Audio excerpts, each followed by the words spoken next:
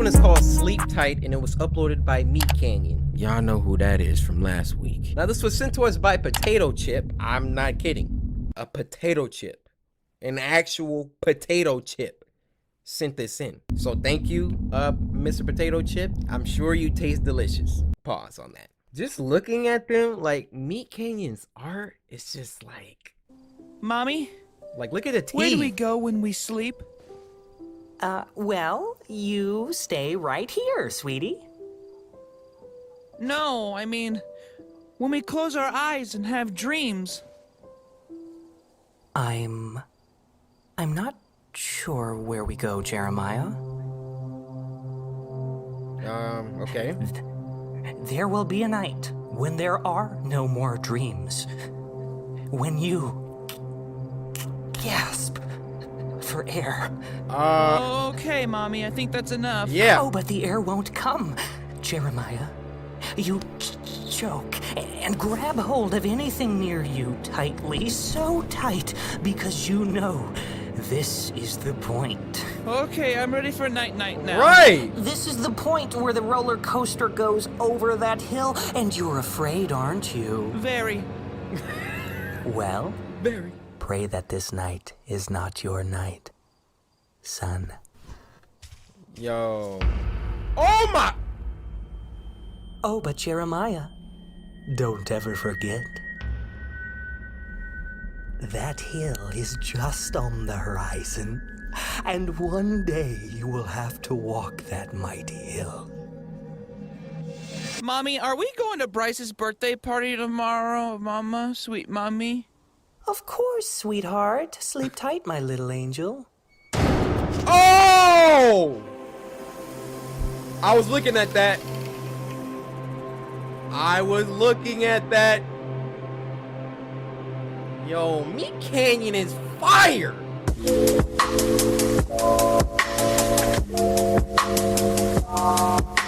Now this next one is called Reflection, and it was uploaded by Daydream Pictures. Now this was sent to us by Kiana, and she said, "Good luck, baby boy." Excuse me? Excuse me? I'm the Shogun himself, the ankle-breaking savage from the Midwest. You never heard of me? Look.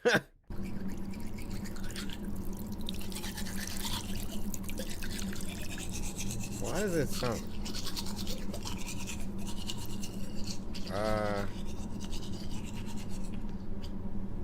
Something's wrong. You ain't rinsed their toothbrush?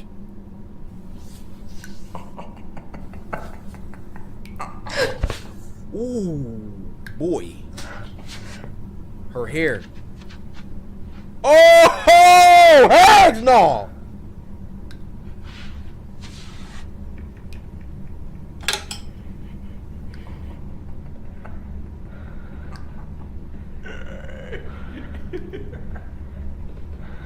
Bro, what if you saw someone standing behind you, bro? But you couldn't turn around fast enough to catch him. Oh my gosh, that face! Oh, that face messed me up.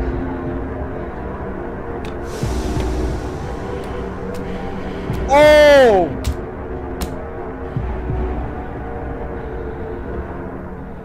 I done did the whole Harlem Shake.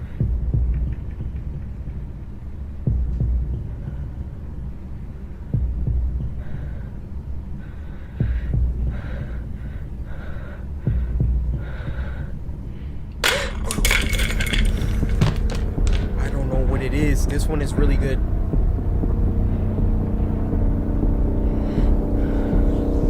Dude, get against the wall or something.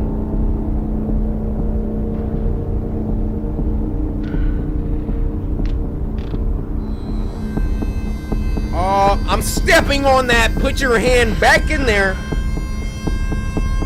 So you gonna let her crawl out? Stupid. I'm not gonna let you get the chance. Look at the neck. Dead now.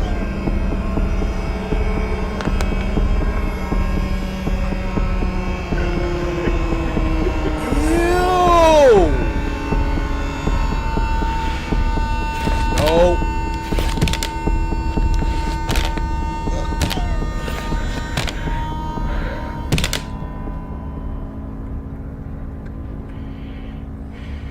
Run towards it. Run towards it.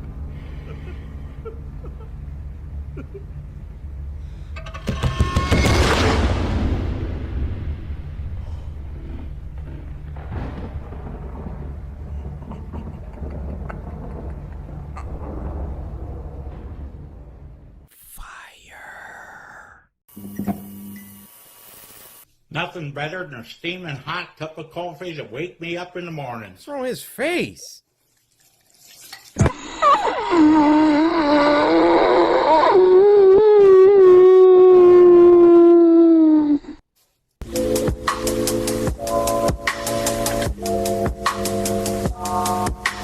Now this next one, get this. Title is Creepy AF. I received a creepy package and found something horrifying inside. Now this was uploaded by Stephen B. Now this was sent to us by Snitch, who said, check your mailbox.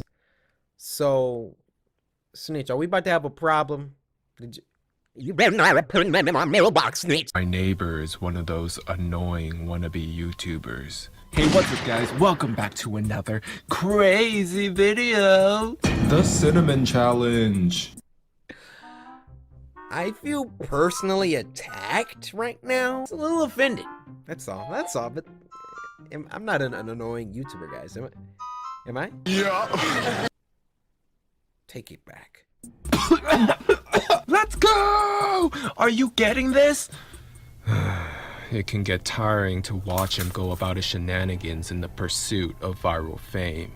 So when he knocked on my door the other day, he told me he was going away for a few weeks and asked that I get his mail. Honestly, it was a relief. Are you gonna pay me? I was afraid his stunts would wind up bleeding over into my life. Things were pretty normal for the first couple of days. Okay. He received a few bills, a bit of spam, and from what I could assume was a birthday card. And then, one evening, I got home to find a cardboard box waiting on his front porch, and in big letters was written, "Return to sender." Now, I'm no small fry, but I admit I had trouble lifting the box on my own. Is he paying really you? Freaking heavy. Getting it across the road to my house was even harder. I decided I'd leave his package in my garage. Bruh. It wasn't like I kept my car in Bruh! there. I already know what time it is. It's heavy, huh? Big old box. What y'all think in that box, huh? I'm gonna give you one guess. A whole man is inside of that box. If I'm right, you gotta slice the like button. Done deal. It was because my garage door refused to open without a good thug and a whack. It was when I kicked the door That again when I fixed. walked in that I lost my grip on the package and it fell to the ground and I heard a light crack inside. I hope I hadn't broken anything important, but figured I just... I know my dude in that box. You right. Brian in the box. All right. As soon as he fall asleep, I'm coming out of his box and kill. Didn't tell my neighbor about it and let him assume that the break happened en route. I dragged the box the rest of the way, setting it in the corner for whenever my neighbor would come back to claim it. And then I forgot all about it. Please tell me you locked Until your garage a door. few days passed, that is.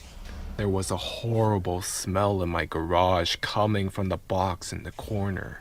I remember thinking it must have been one of those meat of the month subscription boxes and thought it must have gone rancid from being left out for so long.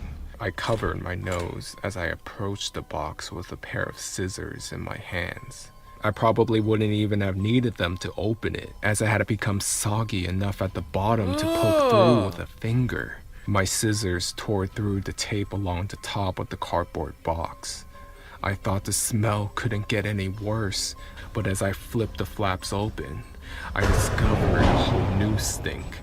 I had a garbage bag in one hand and the strongest cleaner I could find in the other, and I had long rubber gloves on to keep my skin from having to touch what was inside.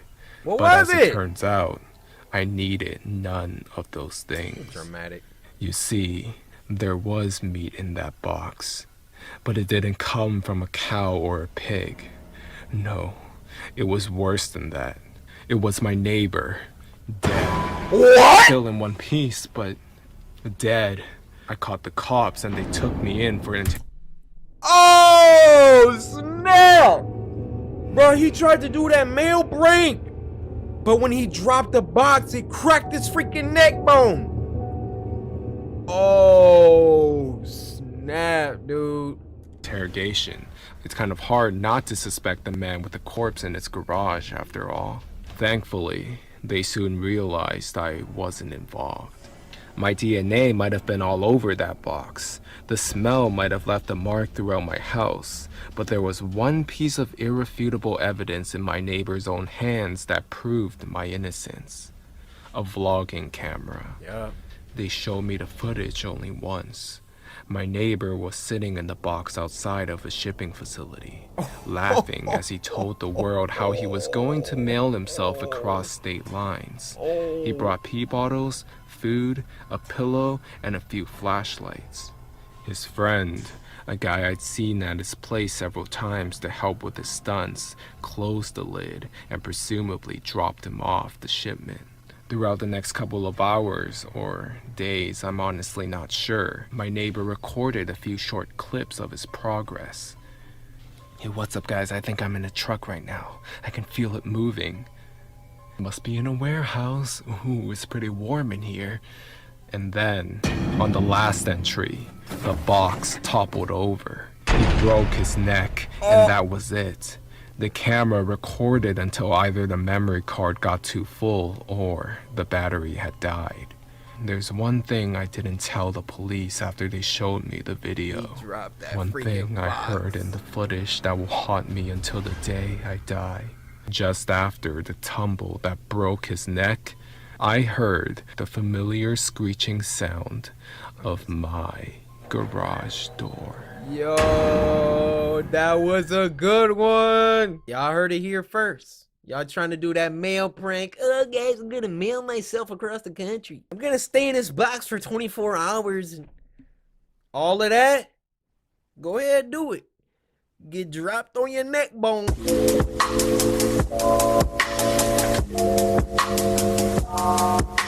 This next one is called Do Not Play Hide and Seek in a Forest. Look at my skin color. You don't gotta tell me that. This was uploaded by Wansi Entertainment. It's been a while. Now this was sent to us by KK Saf on Twitter. KK, I wanna say thank you. When it gets dark outside. Oh, that's This happened a couple of years ago. One night, my mom decided to hang out with her friends at a casino, and my dad was at work. So my two older sisters and I were home by ourselves. My sisters were 14 and 15 at the time, and I was 11. 14 and 15? I'm just saying, they... We were home by ourselves. My sisters were 14 and 15 at the time, and I was 11. After my mom left, it was pretty exciting to be home by ourselves. But an hour later, it got boring. So we decided to play a game. We ended up playing hide and seek. At that point, I was a bit scared because it was 11 p.m., almost midnight. Now don't do it. But then I kind of brushed it off since I thought my dad would come home soon. I didn't want to admit that I was scared. Also, I don't want to be home alone, so I decided to play. Let's just play hide and seek in the backyard, I suggested. Let's play in the house. She refused.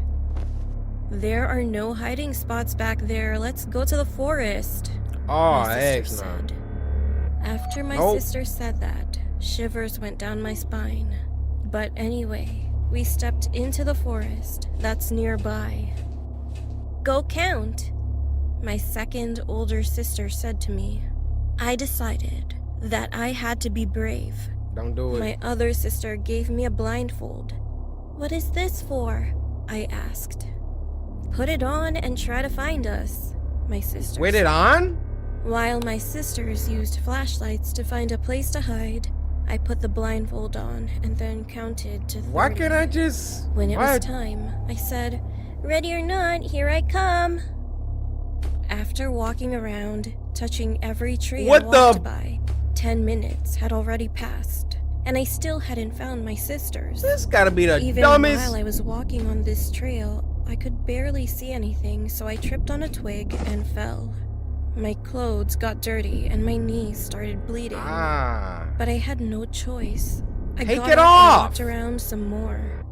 I came across a tree and knew I finally found something. It felt like a person.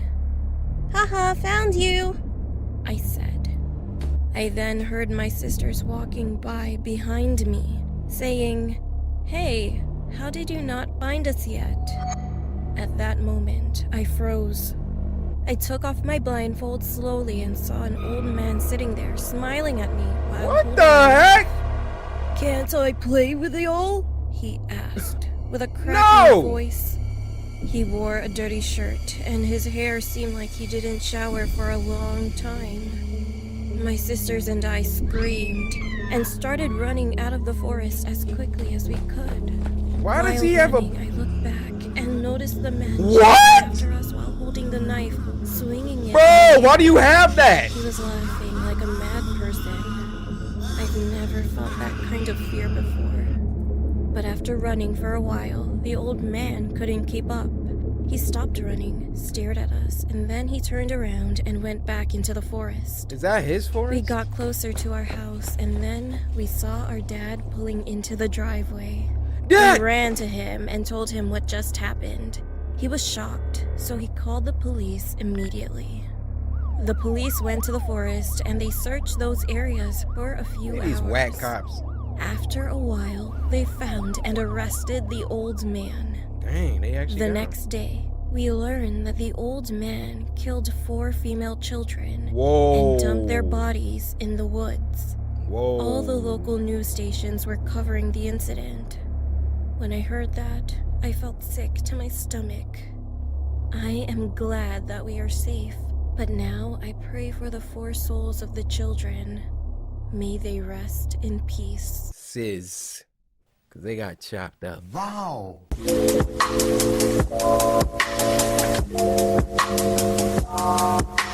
Now this next one is called Abduction Horror Story, and it was uploaded by our good friend Mama Arts. This was sent to us by Victor, who said, "Good to have you back, Corey." Hey Victor, while I have you, did you slice that like button?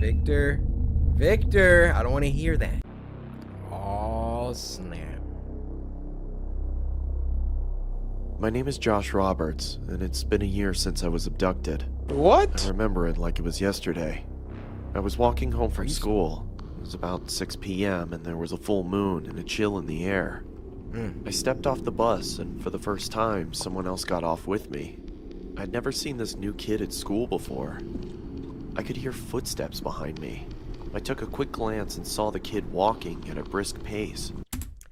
Let me help y'all out, alright? Because I done been in this situation before. You walking somewhere and somebody is a little too close behind you. So here's what you do. I'm giving y'all life tips. This is exactly what you do. Walking, right? You take your phone out. You act like it went off. So you walking.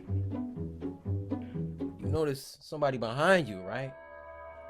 You're like, hey, man, he kind of close. Act like your phone going off. Hey, hello? And then when you pick up, you just... Yeah, hello? Yeah, I got a bad signal. Dude, I'm right at the corner. Oh, I see you. I'm just giving y'all tips. Otherwise, you could just turn around and put your paws up. That's not a bad option either. Turn around. Hey, what you want? Huh? And then if they really didn't want anything, then the worst thing that happened is you just yelled at a stranger. But if they there for something else, you better be stronger than me, boy. And you're not. You ain't about to kidnap me my same height and weight. Man, Shaq couldn't kidnap me. I'm biting your ear. I thought he was following me, so I took a left, which wasn't my usual route. I looked around again and saw him take the same left. See? My heart started pumping and Turn my around legs and started check 'em. shaking at the sound of the footsteps as they got louder and faster. For real? I then panicked and started running. No, don't I run. remembered a shortcut in the nearby forest to my neighborhood, Check them. so I ran as fast as my legs could carry me. Hey kid, wait up! No! A heavy voice from behind No! me. I tried Leave my me hardest alone! not to stumble on the logs and boulders in my path. I could hear the sound of sticks and leaves being broken by some fast, heavy footsteps. My legs started throbbing as the adrenaline wore off, so I took a detour towards a playground. I stopped to catch my breath, looking around for somewhere to hide. Then he went silent. I was doubtful that I lost him. I took my phone out to call the police when I spotted a local news article. Caution, there is a suspicious man on the loose. Oh He escaped my the local prison goodness. and assaulted an officer. Beware, he may look like a teen, but he is in his 20s. If you see him, call 911 immediately and lock your door. My mind started rushing with thoughts. I started to panic. All of a sudden, someone started choking Look me at with their this. arm. I tried to fight back, but they were so strong, I didn't stand a chance. My feelings of hope began to diminish as I slowly blacked out. Wouldn't have called me like that. I awoke to find myself in a dark, damp room that looked like a basement. The floor was hard and cold. There were no windows, but there was a staircase and a bathroom. I tried to move, but I was tied up with a thick rope. Yeah, I got him. How much was the deal? 200? Listen, you gotta do a little better than that. Okay, fine. You'd better bring the right amount, or you'll be tied up like that kid. What? Are they selling me? Oh yeah. The guy sounded mad and anxious to bust with it wide whoever he open was for talking somebody. to. Right after he hung up, he opened the door and walked down the stairs with an evil smile. Let go of me! I exclaimed as he taunted me. My arms started to fall asleep due to the tightness of the rope. He came closer to me and I spat in his face. He looked. Savage mode. One thing I was about to say, if somebody kidnap you and they don't have a mask on, you're probably gonna die. They ain't about to let you walk up out of there with their identity. Your best option is some sort of sneak attack. At me in sheer rage. Oh! Then the doorbell rang, followed by pounding on the door. The guy grabbed some tape and shut me up before I could scream for help. He Lick it. slowly backed off, Get that off signaling me to keep quiet, and ran towards the front door. Man, I'm licking I it. looked around, trying to see what I could use to untie these ropes. I spotted a rusty, sharp edge sticking out of the wall. Be careful. This was my one hope. I successfully tetanus. got up and tried with all my might to reach it. As I was trying to cut the rope from my hands, I could hear the commotion upstairs getting heated. I managed to free myself from the ropes when I heard the front door slam. Let's go. The silence was terrifying. Get the I was roof frozen off. in fear. Footsteps started coming towards the door. I choked and shuffled back to my original position, arms behind my back, wrists tightly locked together. Sneak attack. Now where were we? Said the man. He Sneak walked attack. towards me, grabbed my ankles, and started dragging me when the phone rang. He dropped me instantly and charged upstairs. I wasn't going to lose this opportunity. I untied my feet, grabbed the Yep. closest thing to me, and hid Yep. behind some boxes. Now where did you go? He said as he stampeded Smack you down in the the back of the stairs. head. I heard him getting closer to where I was hiding. I bolted up from behind the boxes and saw him checking the bathroom. As he walked out, I struck him over the head with a pole. He stumbled and fell to the floor. I'm hitting him again. Red pooled around his head. I ran upstairs and out the front door. I stumbled my way to the closest house, screaming. A woman thankfully opened the door. She was shocked and fearful when she saw me. The police were called and I was rushed into the hospital. They're still looking for that man, even to this day.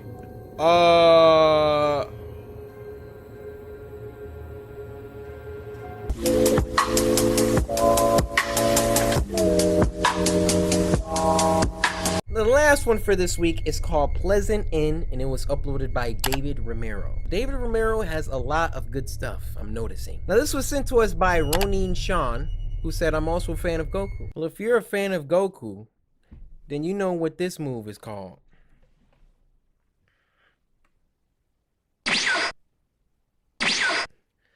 I'm back. Went to go grab me a snack. Uh-oh, it's about to be lit. It's David Romero, guys. Y'all know what time it is. ASMR.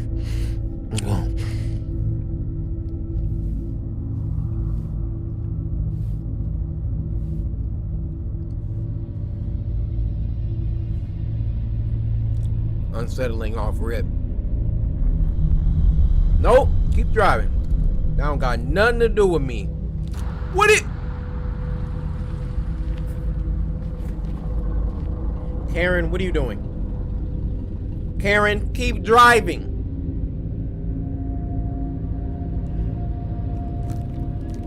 Can't mind your business, huh, Karen?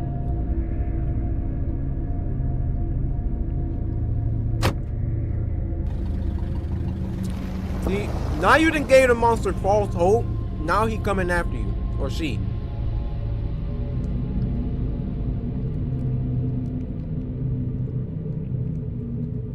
Guys, I know I'm chewing a lot. I'm trying to finish it.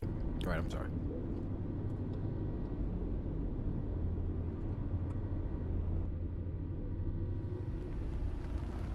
Let me in.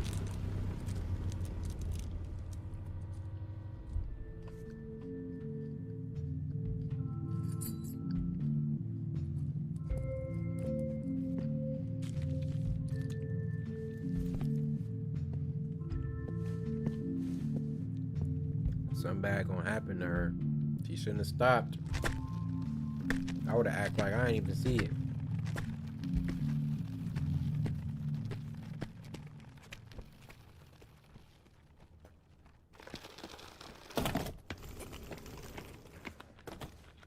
I love David's animation style. Hey! What's going on? What's the point of that? That character's gonna be important.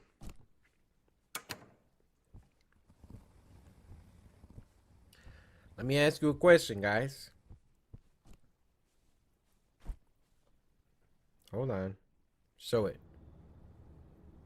That's good enough. What's the first thing you do when you check into a motel or hotel, whatever? It don't matter. Close the curtains and lock the door. And that's facts.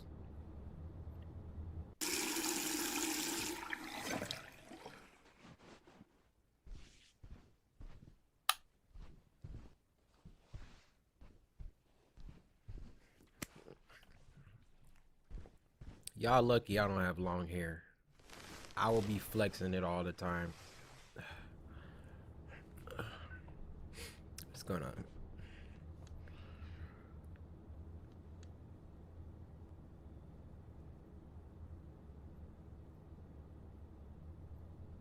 Oh, heck no. That's that girl from earlier.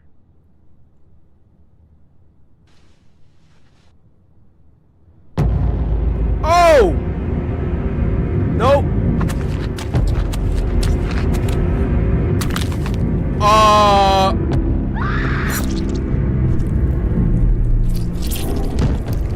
What the?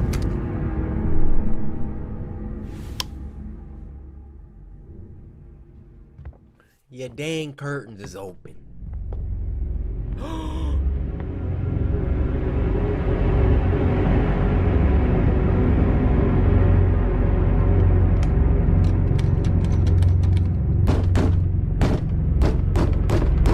Heck no!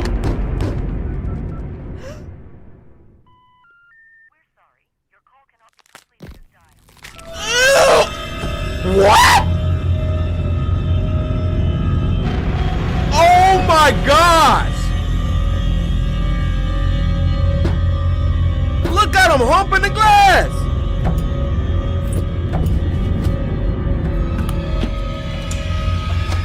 Yup. Look at him. Yup. Oh shoot. You got one shot, do not mission. Woo! Oh my! That thing is moving way too fast. That's like them things from Resident Evil 2. I mean 3. Y'all know them things. Y'all know what I'm talking about. If you ain't on my series, I'm disappointed with you. That guy's head's gone. It's all because you stopped, lady.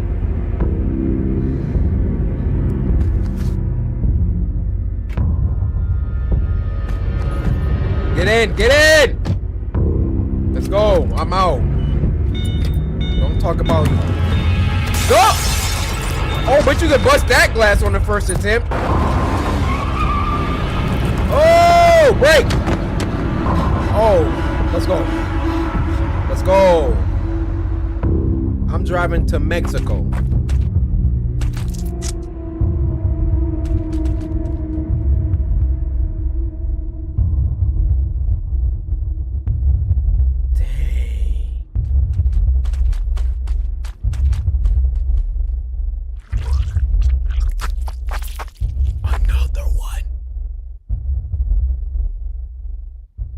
Oh, it went inside of him.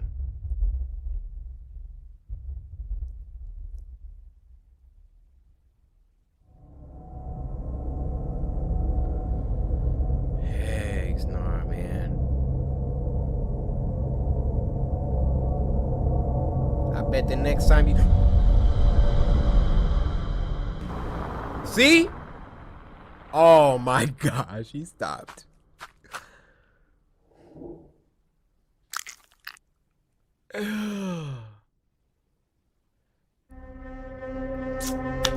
David is a G, bro. I've committed the unforgivable mistake, and it was uploaded by C Entertainment. Now this was sent to us by Maya, who said, I got my snack. Good job, Maya, because I didn't want to have to come for you. Now, Maya, there is still a question that needs to be answered. Did you see when I sliced that like button yet? Maya, before you babble anything out of your mouth, just remember, I know. It's crazy the amount of information you can get off someone just from their Twitter handle. So why don't you make sure you go ahead and do that, Maya? Thank you. I've committed the unforgivable. I'm someone who goes on the deep and dark web constantly. It's not what people Back up from your mic. think, where it's evil and overpopulated with crazy people. That's only a small percentage of the dark web. Okay. Years ago, my girlfriend broke up with me, and I put her personal information on a forum. And soon after that,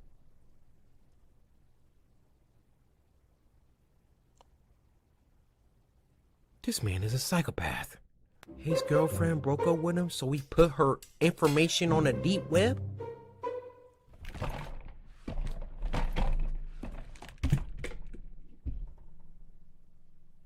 personal information on a forum.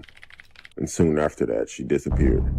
It's been a while since that happened. She dead! And I've ran into people that have disrespected me since. I'm not an intimidating guy, nor do I look intimidating, nor do I ever have physical or verbal conflicts. I always think to myself that these people don't know what could happen to them.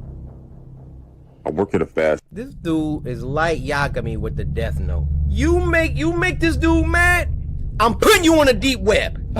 Oh, you stepped on my shoe? Deep web! Oh, didn't match me on Tinder, huh? Deep web! Didn't Samurai slice the like button on this video, Maya? You know where you about to go, huh? Food restaurant. And at the time of this story, my manager was really on my case about everything. I would be late, mess up orders, have an attitude with customers, and some other stuff I could name, but it's so much. I understood that I was messing up, but the tone that this guy would talk to me embarrassed me in front of my coworkers, and sometimes in front of customers. One day, though, that was the last straw.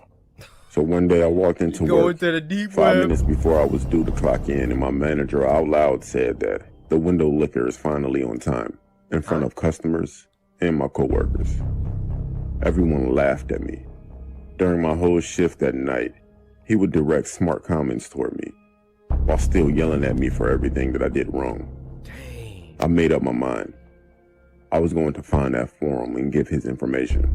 On my walk home, I was going back and forth with myself about whether to do it or not.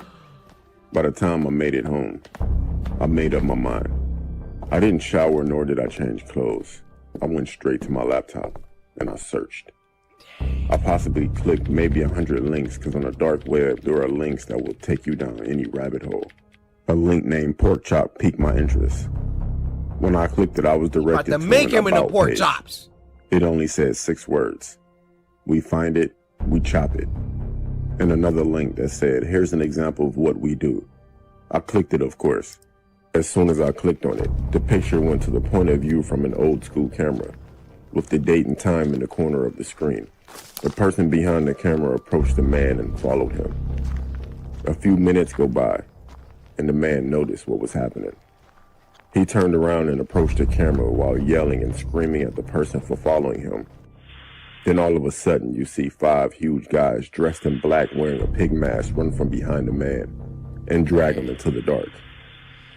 The person holding the camera turns the camera to his or her face and leaves it there for about 5 to 10 minutes.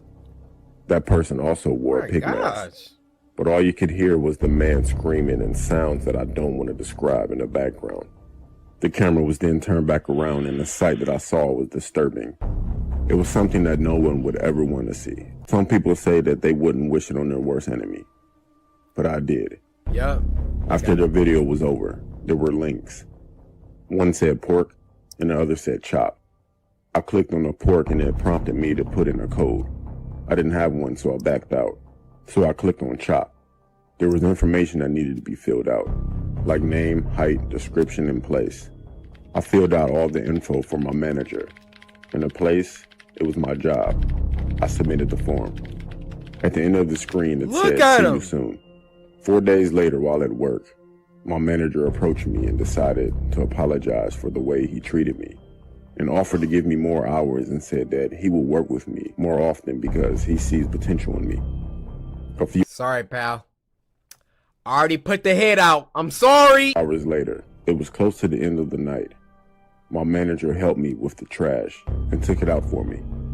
As I were putting chairs on top of the table getting ready to mop, I looked outside and saw my manager looking over at something, but he looked worried. I moved to get a better look and I saw what he was looking at. He was surrounded by 6 people in a pig mask with weapons in their hands. I ran outside as they swarmed him, except for one person. He had a camera. I forgot all about these guys, and then I put his information on the website. I ran outside as they approached him. He looked at me for help, but I ran back inside and called the police. It took them 10 minutes to get there. When I looked back outside, what I saw was the most disgusting thing I've ever seen. I wish I could get the image out of my head. Between the time of me initially seeing them, calling the cops, and running back outside, these guys were gone. But my manager was still there. I went to his funeral the next week. The next day I received an anonymous email that had the whole video. They were watching him this whole time he was on shift. I don't know how they got my email. I never provided any of my information. Till this day, I still feel sick because my manager was starting to be nice to me that day. I can't go back on the dark web.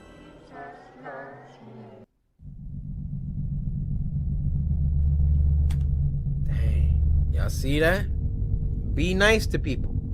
You never know, the last person that you bully just might be the one that put you in the death note, or in real terms, the deep web.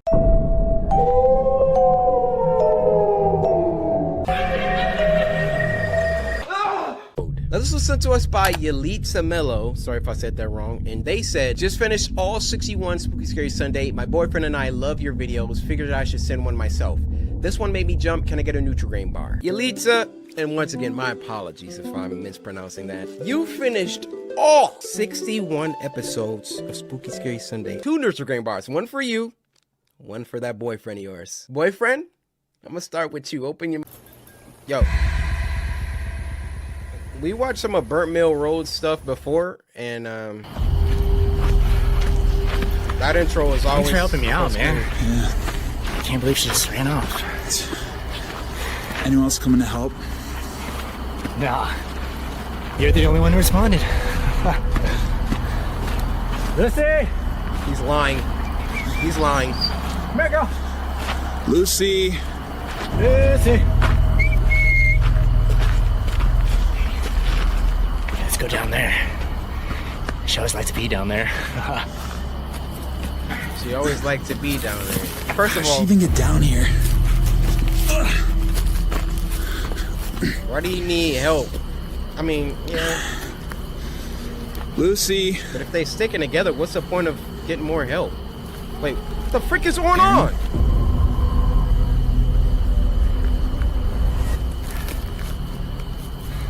I'm going home. I have to tell you something. Don't want to hear it. I'm going home. You're such a nice lad.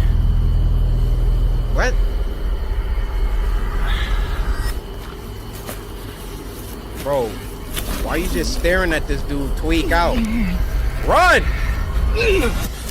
Turn to a freaking werewolf. I don't have a dog. I am a dog. I've never had a dog. Oh, you're too nice, though.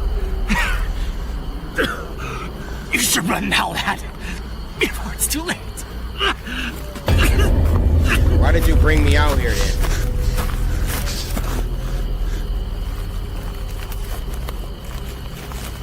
Aaron? Yeah. I don't know who this is holding a flashlight. Oh! That is not a werewolf.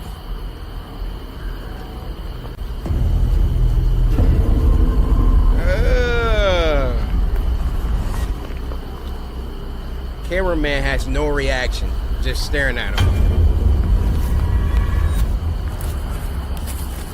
Ugh.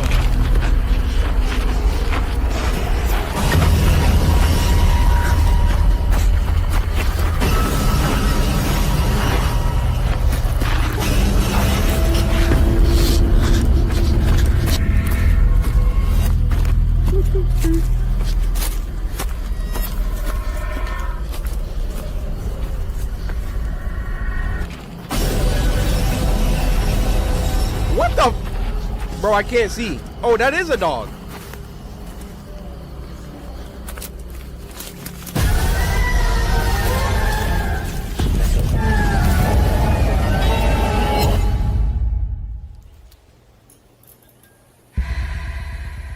Not gonna hold you. Jump scare at the end did get me.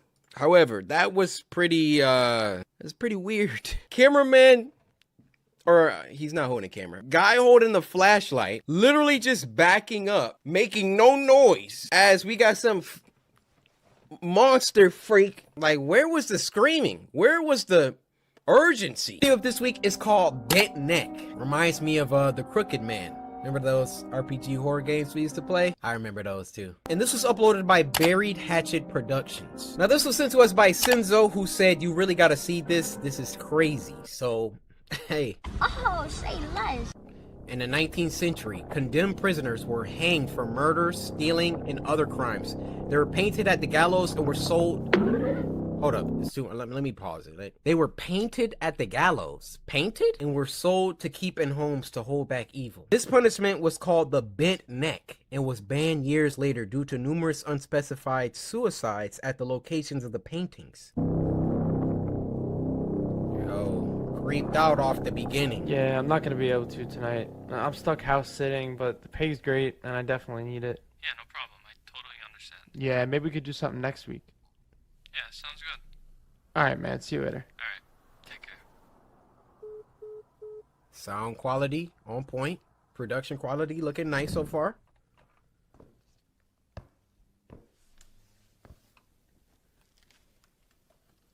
Impressed.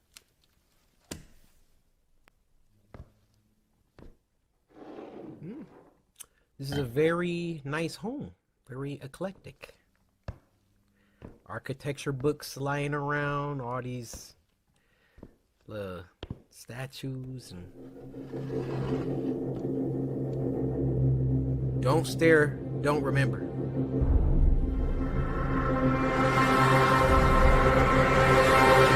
What the frick is that?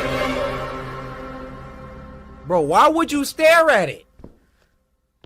Oh, oh, his neck broke.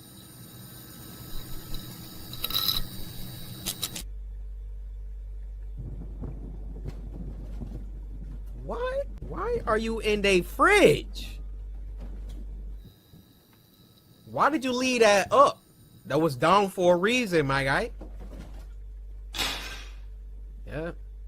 About to get your neck bent now.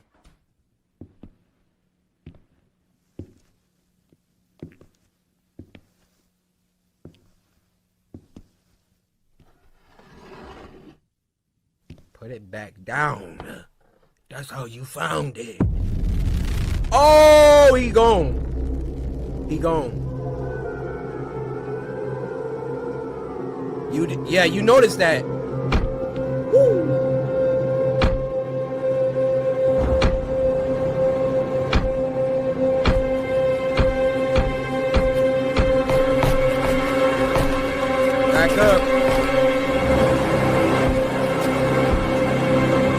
have no fear! Oh, I farted. I am so sorry.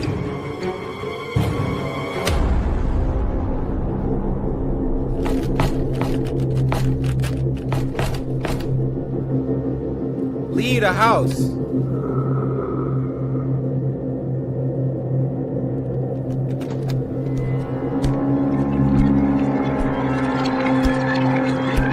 Hello? You're not about to scare me with these ashy feet, bruh.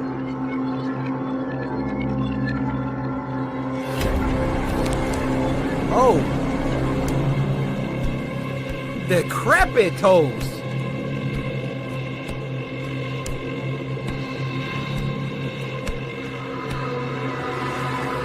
Get out, get out, get out of the house.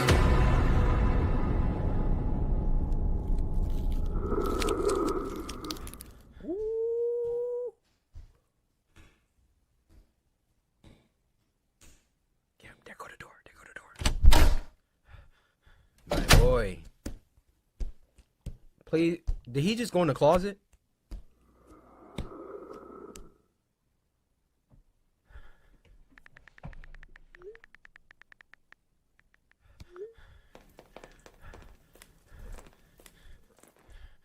What was that?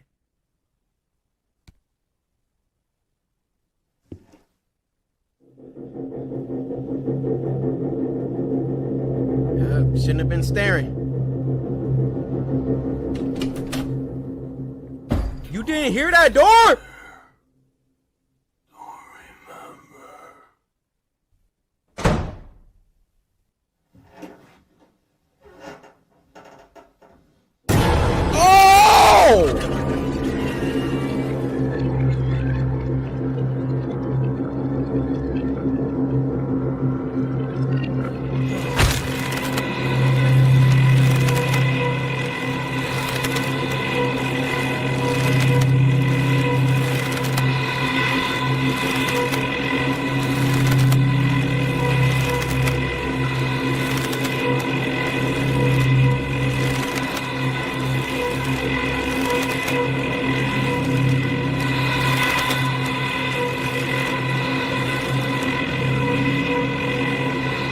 Was nice with that one. Nice little short warm up. That was nice. Next one is called I Got a Message from My Friend Who Got Murdered. And this was uploaded by Wanzi Entertainment. Now this was sent to us by Hare, who said the last one was fire, so here you go, king. I am a black king. What can I say? Thank you for sending me this. Alright.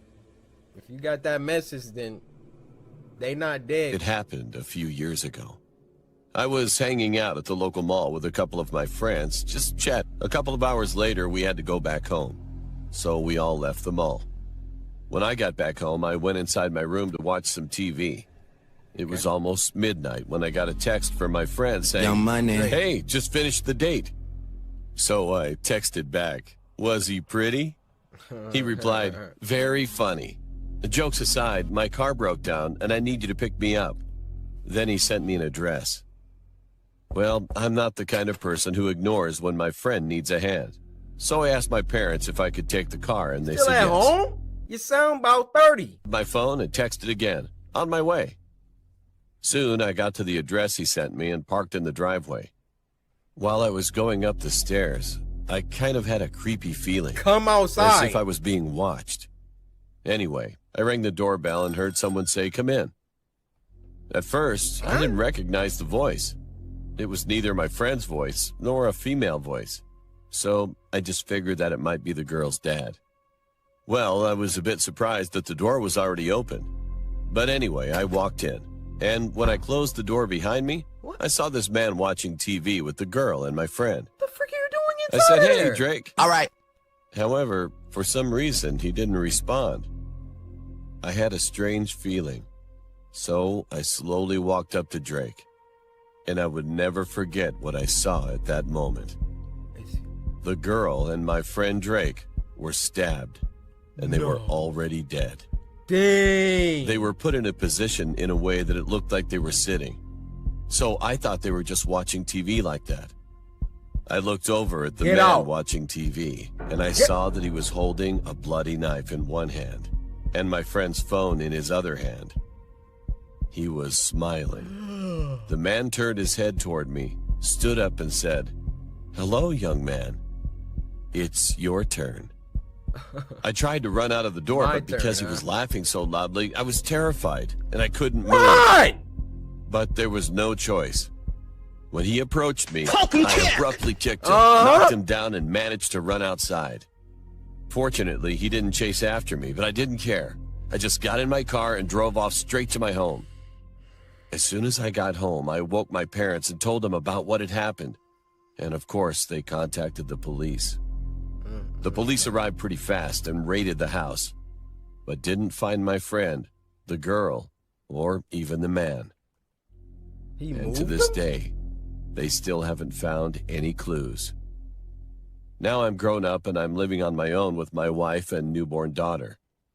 I always think about what would have happened to me if I was unable to run away that day. And my friend Drake, his face keeps coming up in my mind all the time since then. Dang. Sorry, Drake.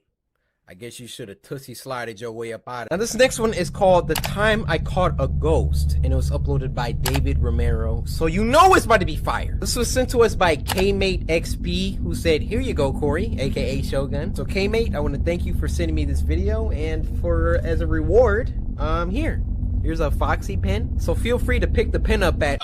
Look behind you. I said, look behind you. And there you'll find the pen. It's raining. I can't leave the house. Is this like a Snapchat story or something? But I caught a ghost. Remember those talismans from the convenience store? I used talismans to trap it in the closet. Oh, this is fire. This is what the ghost looks like. Oh. It escaped. Oh! I forgot to cover the ceiling and floor. Come on, mate. It must be in the attic. Get out of the freaking house then, mate.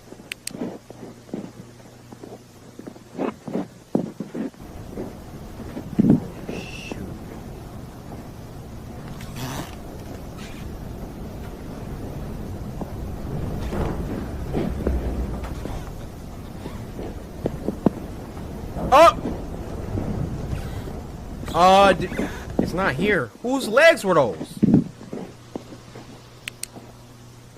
It must have gone down in the basement. Alright, something already fishy here.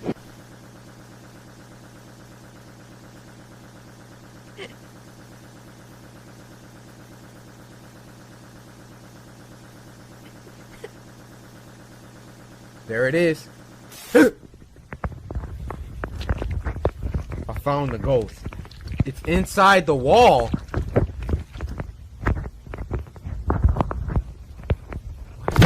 Whoa!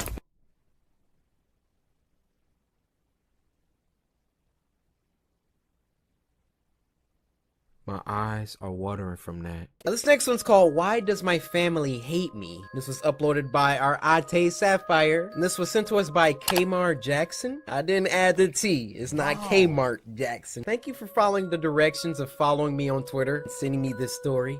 See, the rest of y'all could be getting shout outs too, but y'all just trip. Hey, I'm Sapphire. Wanna hear something scary?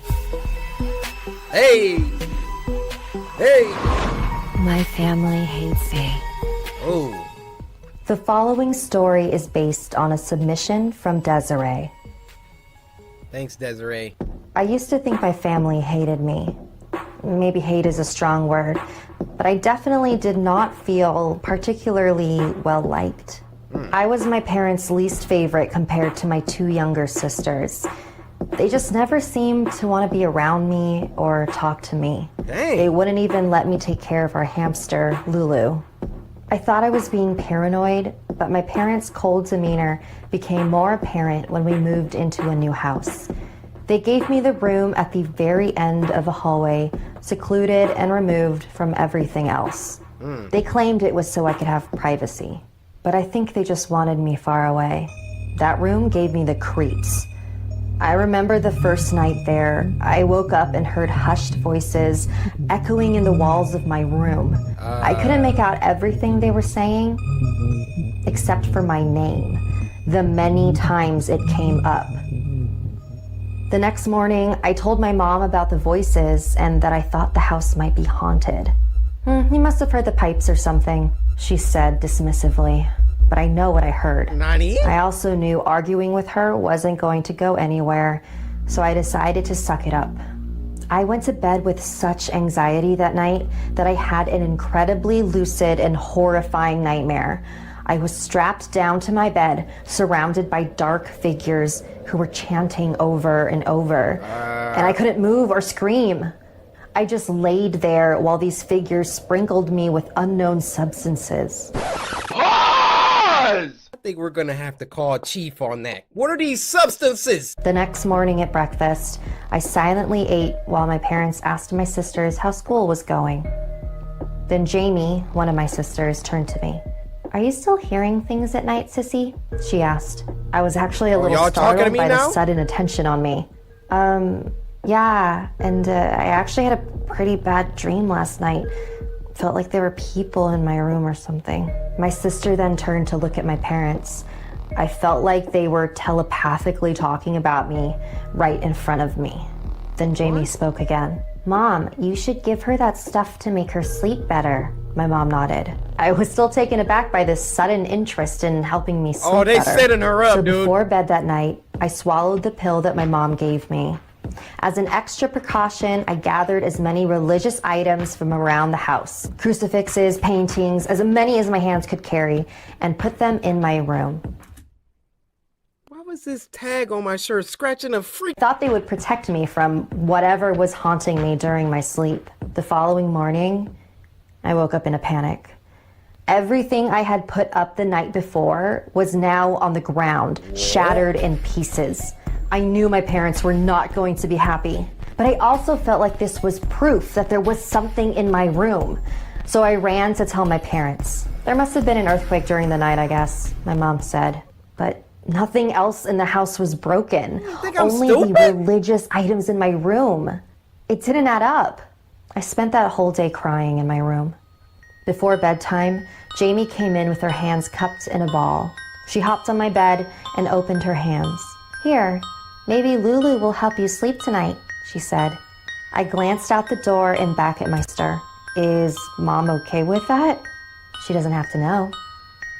I thanked my sister and lay down to bed, snuggling Lulu in my hands. When I woke up the next morning, Lulu had moved. I felt around my pillows and blankets, but I couldn't find her. I realized it was an idiotic idea to fall asleep like that with a tiny animal. Freaking idiot. I figured she must have run out of my room under the door in the middle of the night, so I went looking for her. The rest of my family was already up and in the middle of breakfast. This is why they don't like you. I couldn't let them know I had lost Lulu, so I decided to continue my search after I had a couple bites. But after swallowing one spoonful of cereal, I spit it out onto the table. I suddenly felt incredibly nauseous. I began dry heaving over the table until I coughed up a small clump of brown fur. My family immediately stood up and began praying the Lord's Prayer. You I ate felt dizzy and blacked out. When I came to, I was strapped on my bed with my family standing around me, sprinkling unknown substances all over me. "What are you doing? Why do you hate me?" I cried, frantically trying to release myself. The expressions of each of my family members turned to sadness. "We don't hate you, Desiree," my dad said. "We hate who you become at night." I don't understand. "You've tried to kill each and every one of us in your sleep," my dad continued, "multiple times." "We're trying to help you, Sissy," Jamie chimed in, "but nothing seems to be working." I didn't know what to think. This whole time, I thought that I was being traumatized by a demon in my room, and I was the demon. My family didn't hate me. They're just afraid of me. And I think I am too. So first off, this story was sent in by Desiree. Desiree, is there something you want to tell us? Based on a true story? Desiree? Alright, you guys, that's gonna do it for this week's episode of Spooky Scary Sunday. This one was a light episode. It had a little bit of everything. A lot of variety. I can appreciate that. You know, we had a little John Wick Kung Fu alien action. We have some weirdness with the girl with the pool table head. We didn't watch so many, I can't remember none. Now next week, I want more spooks! But that being said, Karen requires my attention. She gets kind of antsy when I'm away for too long, so be sure to follow me on Twitter. Send your videos. Hashtag Spooky Scary Sunday, guys. I'll see you next week. It's called The Accident POV by The Legends. True horror stories POV, so you know it's about to be a banger. Now this was sent to us by Denzel Todd over on Twitter, who said, I promise this really scared me. Me and my daughter both watch your content and love it. Well, being it that it is a true horror stories POV video, we gotta set that mood right. Turn the volume up, guys. Turn the volume up. And it looks like before we even press play, we got some ad here. Were they selling real estate or something like that? Buy, sell, rent? Mami cakap tak ada susah nak cari agent ni. Sekejap je kat sejak jumpa. Tak payah nak cari lama-lama. Take a long time. Nampak? See?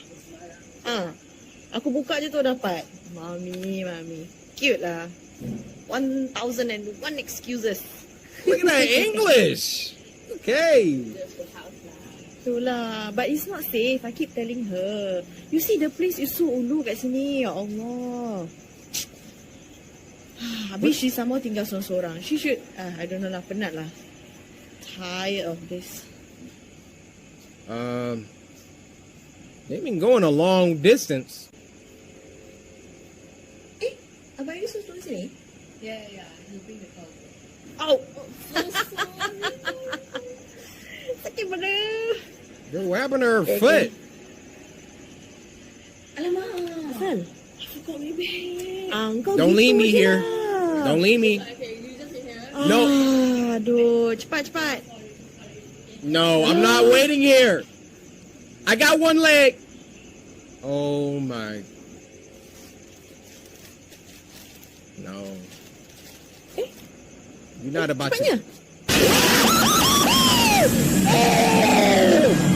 Oh my gosh! Oh my god!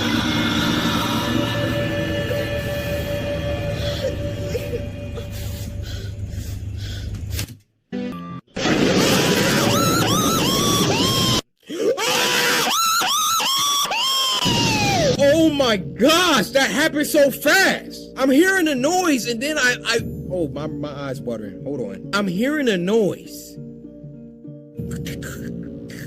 And then she says, oh, you're back already? And then my mind is like, yo, she is definitely not back that fast. We ain't even hear no footsteps walking up, Chief. Then they hit us with the quick.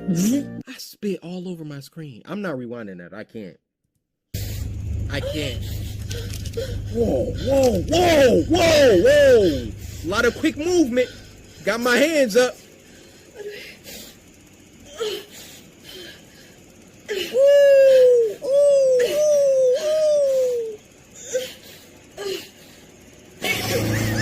Oh my gosh! What's these footsteps?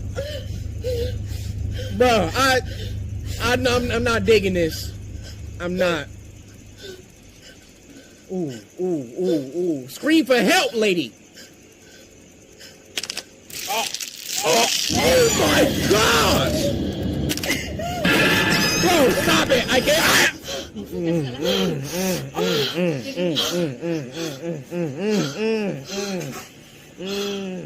Too many in a row. Aduh, ya Allah. Get in a chair. Sakit sih. Bro, stop. Oh my gosh. Okay, kejap. Kasih kat Steve pegang. Keep her in your vision, please. I'm stressed. I'm stressed.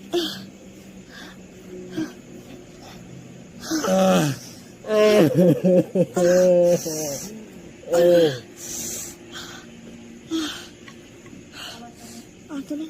Don't leave me. Hold my hand. Thank you.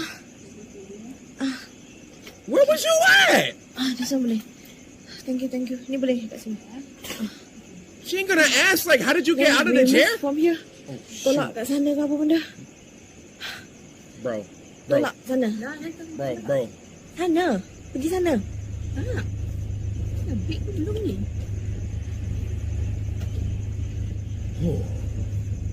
We're good. Tolak. Just tarik. Dia tengah tarik. Tak boleh Well, help me up then. Skip the chair.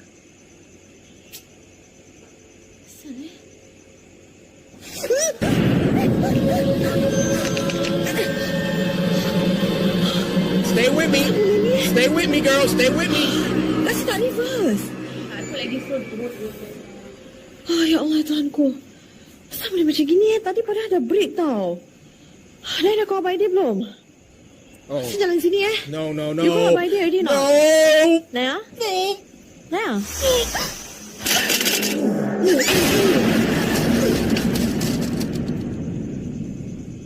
Bro, the turning, I can't. Tolong, kasih dah tu. Kasih, come. Dia abang dia keluar macam kat sini. Allah. Okay. B. Don't put me back in the chair. I'm not getting back in the chair. Okay, buka kat pintu. Allah. I'd rather smell his hot breath than get back in that chair.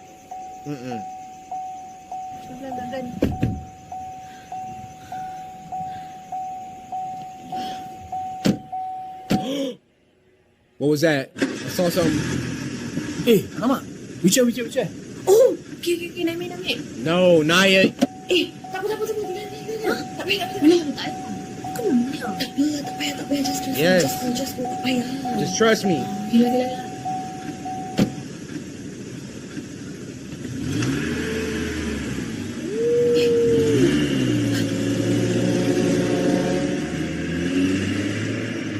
What is it? In the video, please. Stop it. Is it over? I think that's it. Guys, that was the scary. Alright guys, the last one for tonight is called A Disturbing True Snapchat Story 2. Llama Arts, I'm a big fan now. Please don't copyright strike me. All your info is in my description. These things are creepy, dude. This is a short but terrifying story of something that happened when I was Snapchatting Wait, a this is friend. the guy from the first I'm one. pretty young. I'm only 13, still in middle school. A girl I really liked had just recently started snapping me selfie pictures, and we started messaging each other for a few nights. One night when I was watching TV... That sandwich. Is that a, dang, I recognize that sandwich. Alright, maybe I'm tripping. But he got them same flip-flops and socks! She sent me a snap of herself laying in her bed without a caption.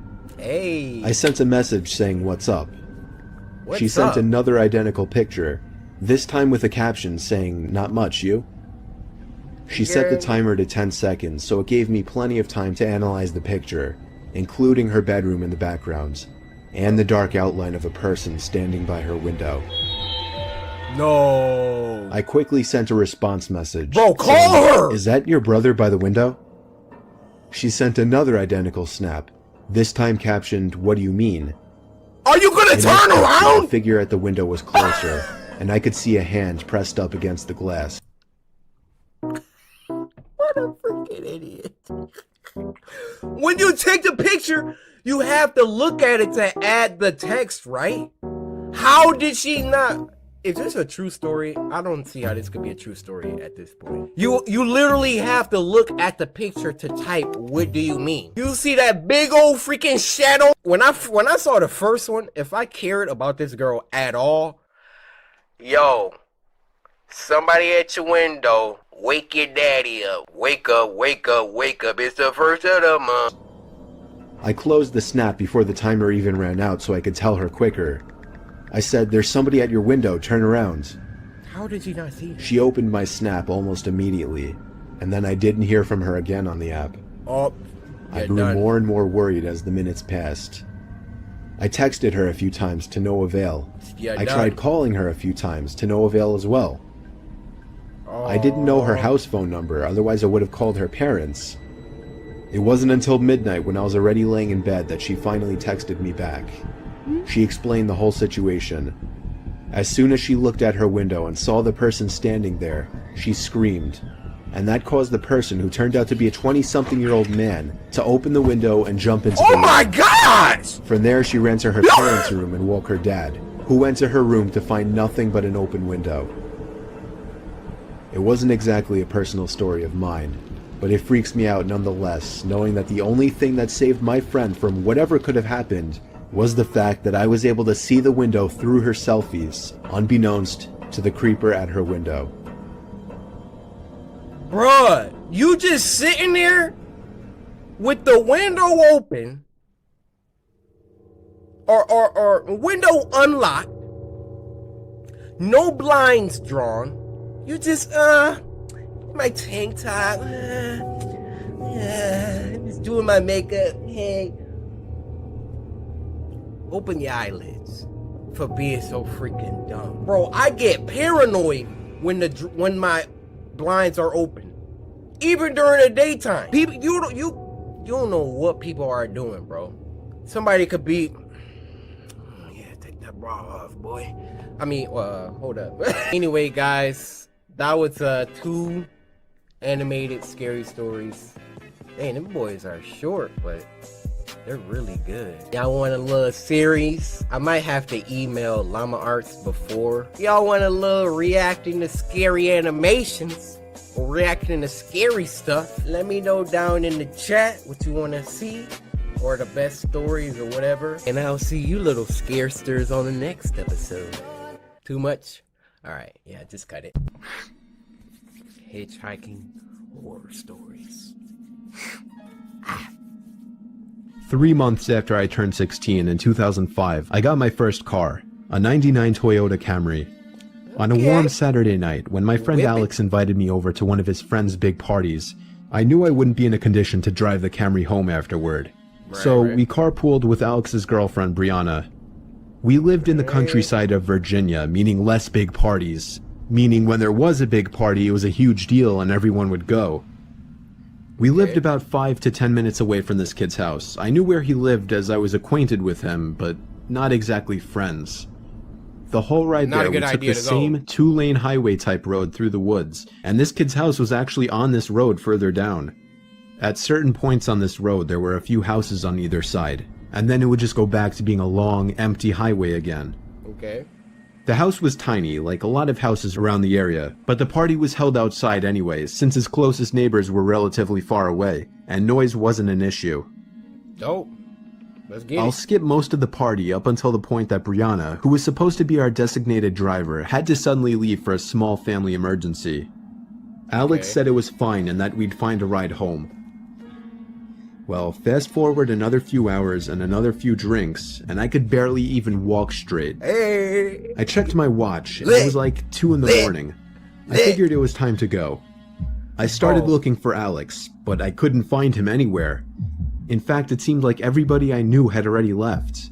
Oh no. I could barely even think straight, but I was still furious at the fact that Alex could have actually left without me.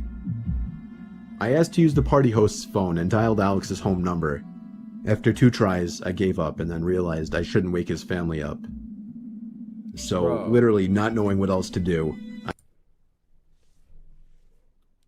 kind of friend you go to a party with where he'd leave and forget about you? It's 2 a.m. Narrator is toasted. He can't drive home. He don't know nobody else at the party. If y'all ever go to a party and you drunk and you just can't get a ride home, you don't got cash for Uber, call me before you hitchhike, all right? Oh, you need my cell phone number? All right, it's 73-800-588-2300 Empire. Today, I dizzily stepped out onto the road and began walking back home. I knew this walk would take anywhere from half an hour to an hour in my condition. Dang. Maybe after 15 minutes of walking down the road, the slight shine of car headlights on the road was fading in from behind me. Jumping for joy inside, I lifted up my arm and stuck out my thumb. Why? As the car neared, it slowed down and came to a stop. You never right know next to who me. is pulling up. The man driving the '98 Ford Explorer rolled down the window and asked where you headed. I told him my house was just down the road and beyond a right turn, probably slurring my words beyond comprehension. You know he drunk. He chuckled and told me to hop in. I thanked him and joyously hopped into the truck. I was exhausted, and I remember completely disregarding things the guy was asking me because I was so close to just passing out. And that's what happened. No. The memories of being in that truck turned to a fog, as I'm sure I passed out. You passed out in his car? Oh my gosh, this dude can take him anywhere. The next thing I remember, I woke up still in the moving truck. The guy looked at me and laughed, but didn't say anything. I looked around. What are you laughing realized at? The road we were on wasn't familiar. I nervously asked, where are we going? He then said, so what were you doing out this late anyway? Answer my question! As the man answered my very straightforward question with another irrelevant question, the sobering reality of the situation hit me. You can let me out anywhere, I told the man. The man You have no responded idea with a where you firm are. No. I felt like throwing up as he said that. No, I really actually felt like I was going to throw up. Well, I started to gag as I felt more and more nauseous by the second. Yeah. The man took his eyes off the road to look at me, and that's when I thought of the perfect distraction. Yes. I turned in his direction as I continued to gag, and he started to kind of lean away and slow down the car. He like, oh. He kidnapped some dude. He started freaking barfing. He's like, oh, dude next to him. I just started spazzing.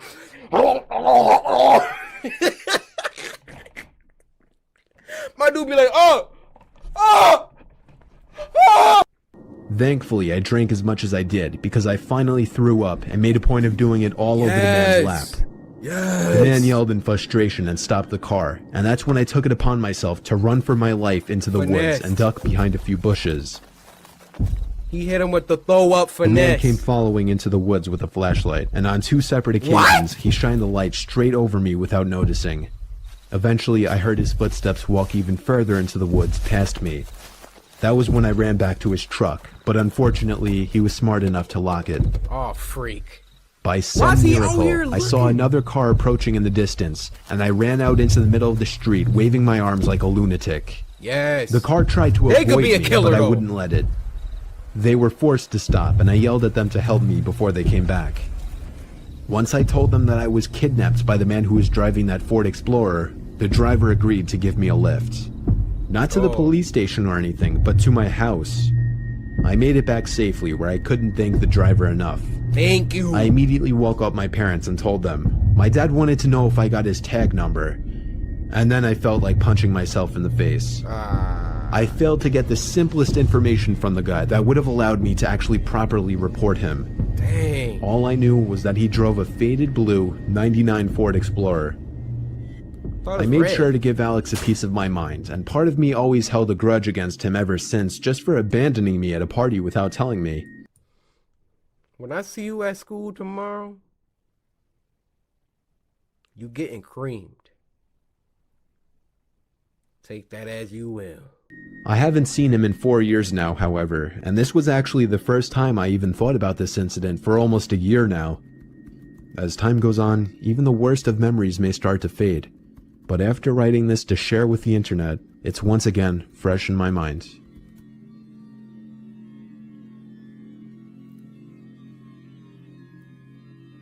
That music. Yo. Clap that up. Llama Arts and Mr. Nightmare, which I learned is the narrator, or the narrator. It's like a 2-hit combo.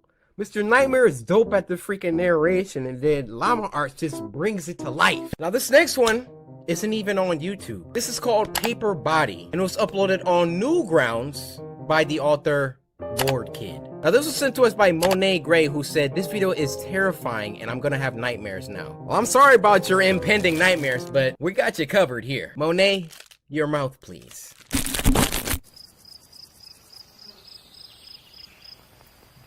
This art is beautiful. The visual.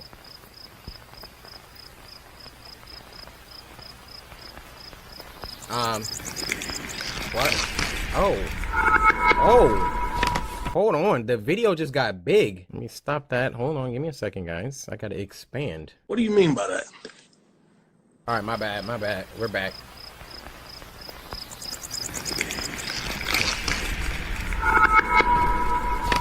What? Okay. This is so cool.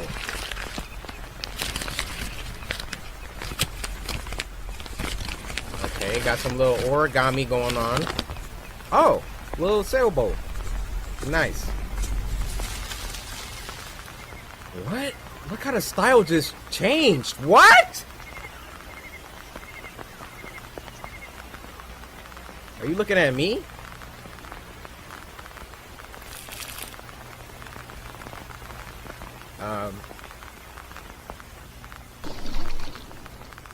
This is crazy.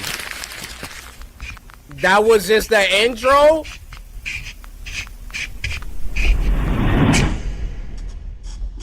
Okay, time out. Bored kid. You just out here making stuff like this? 5,000 views? Do you have a YouTube channel? Oh, they have a YouTube channel. Yeah, I'll be linking that.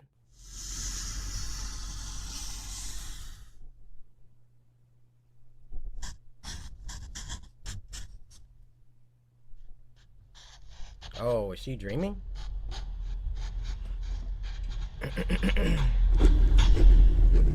Hello?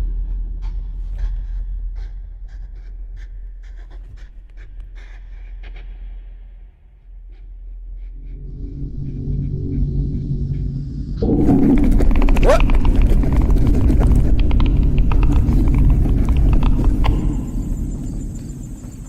What does that say? Missing? Well, I think so.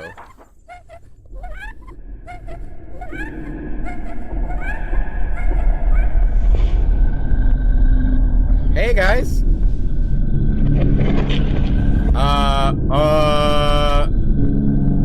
Attack on Titan?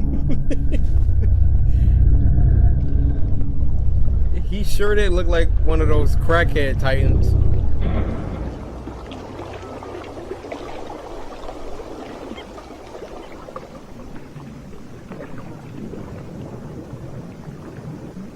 Alright, she's having some sort of like... She probably has some Taco Bell for dinner. Having all these lucid dreams. Hello? I'm gonna censor those. I don't know what you are. No disrespect. I just...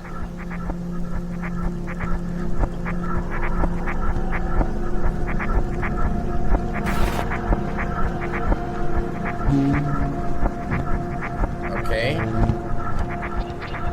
Go there.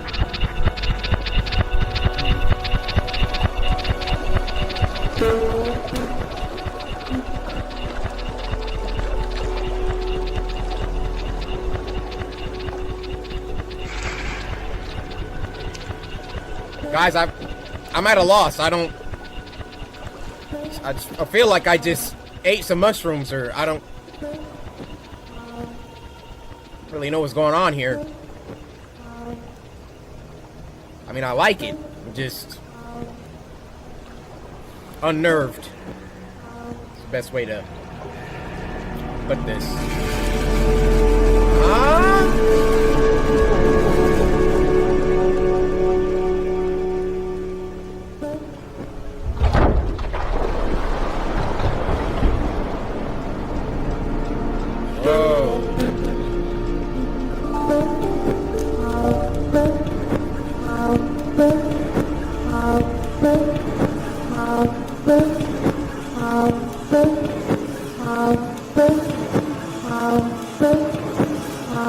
What's happening?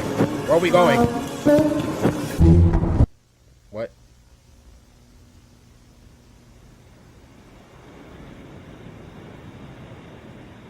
What was that? What was that? You're not about to... No, you're not about to escape by that.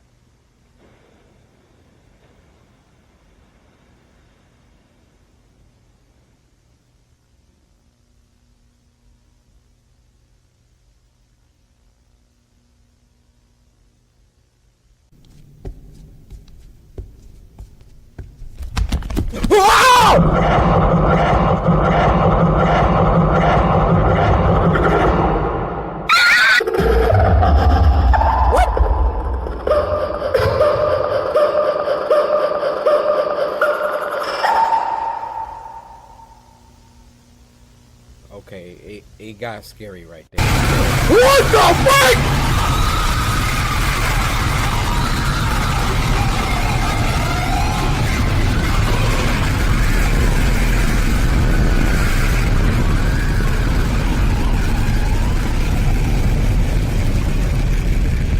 She killed her whole class.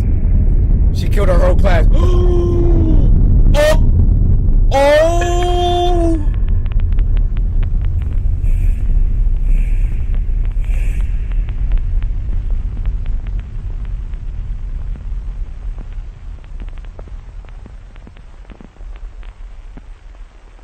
She's like, it was just a cut. It wasn't just a cut. It wasn't just a cut.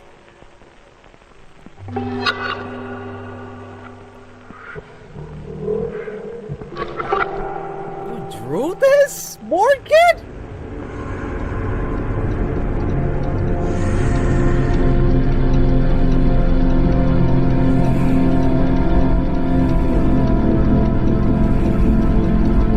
Did she forgive her? Oh, psych! You thought you were forgiven.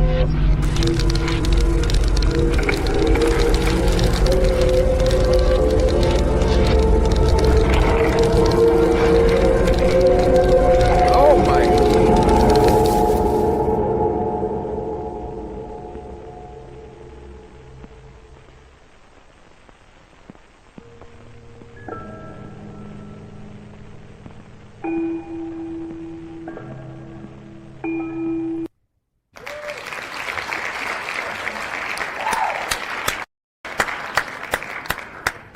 There were so many different animation styles beyond even the plot of what we just partook. This looked like it was a lot of work.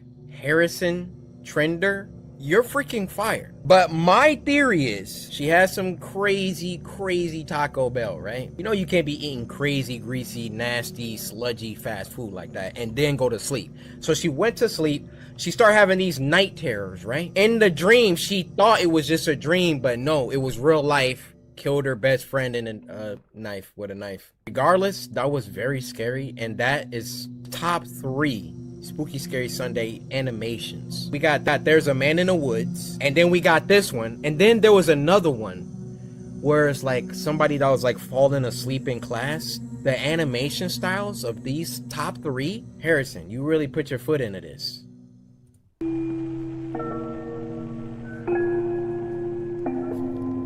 This was freaking wild. Monet Gray, thank you for sending us a gem. Art assistance by Rachel Ryan. Shout out to Rachel. What? Alright guys, this next one is called Hitchhiking Horror Stories Animated. I am an avid non-supporter of hitchhiking. Hitchhiking Horror Stories. 3 months after I turned 16 in 2005, I got my first car, a '99 Toyota Camry. On a warm Saturday night, when my friend Alex invited me over to one of his friend's big parties, I knew I wouldn't be in a condition to drive the Camry home afterward. So we carpooled with Alex's girlfriend, Brianna. We lived in the countryside of Virginia, meaning less big parties. Meaning when there was a big party, it was a huge deal and everyone would go. We lived about 5 to 10 minutes away from this kid's house. I knew where he lived as I was acquainted with him, but not exactly friends. The whole ride there, we took the same 2-lane highway type road through the woods, and this kid's house was actually on this road further down. At certain points on this road, there were a few houses on either side, and then it would just go back to being a long, empty highway again. Okay. The house was tiny, like a lot of houses around the area, but the party was held outside anyways, since his closest neighbors were relatively far away, and noise wasn't an issue. Dope. Let's get I'll it. skip most of the party up until the point that Brianna, who was supposed to be our designated driver, had to suddenly leave for a small family emergency. Alex said it was fine and that we'd find a ride home. Well, fast forward another few hours and another few drinks, and I could barely even walk straight. Hey. I checked my watch, and it was like 2 in the morning. I figured it was time to go. I started looking for Alex, but I couldn't find him anywhere. In fact, it seemed like everybody I knew had already left. Oh no. I could barely even think straight, but I was still furious at the fact that Alex could have actually left without me. I asked to use the party host's phone and dialed Alex's home number. After 2 tries, I gave up and then realized I shouldn't wake his family up. So, literally not knowing what else to do, Kind of friend you go to a party with where he'd leave and forget about you? It's 2 a.m. Narrator is toasted. He can't drive home. He don't know nobody else at the party. If y'all ever go to a party and you drunk and you just can't get a ride home, you don't got cash for Uber, call me before you hitchhike, all right?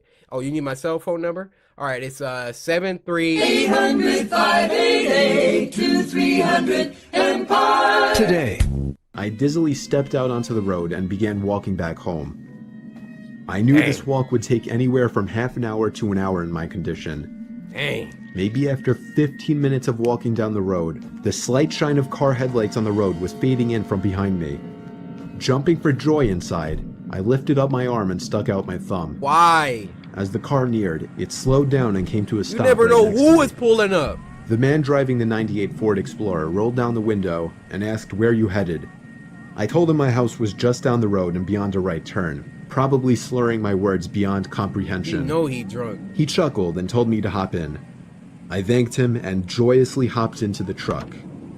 I was exhausted, and I remember completely disregarding things the guy was asking me because I was so close to just passing out. And that's what happened. No. The memories of being in that truck turned to a fog, as I'm sure I passed out.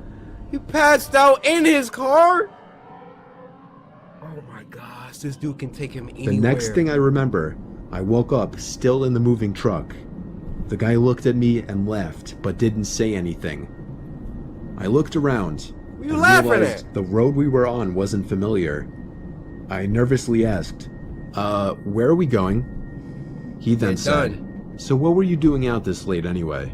Answer my question! As the man answered my very straightforward question with another irrelevant question, the sobering reality of the situation hit me.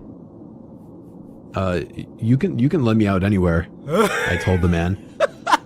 The man You have no responded idea with a where you firm are. No. I felt like throwing up as he said that.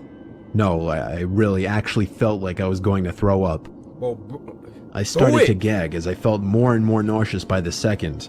Yeah. The man took his eyes off the road to look at me, and that's when I thought of the perfect distraction. Yes. I turned in his direction as I continued to gag, and he started to kind of lean away and slow down the car. He like, oh. He kidnapped some dude. He started freaking barfing. He's like, oh, dude next to him. I just started spazzing.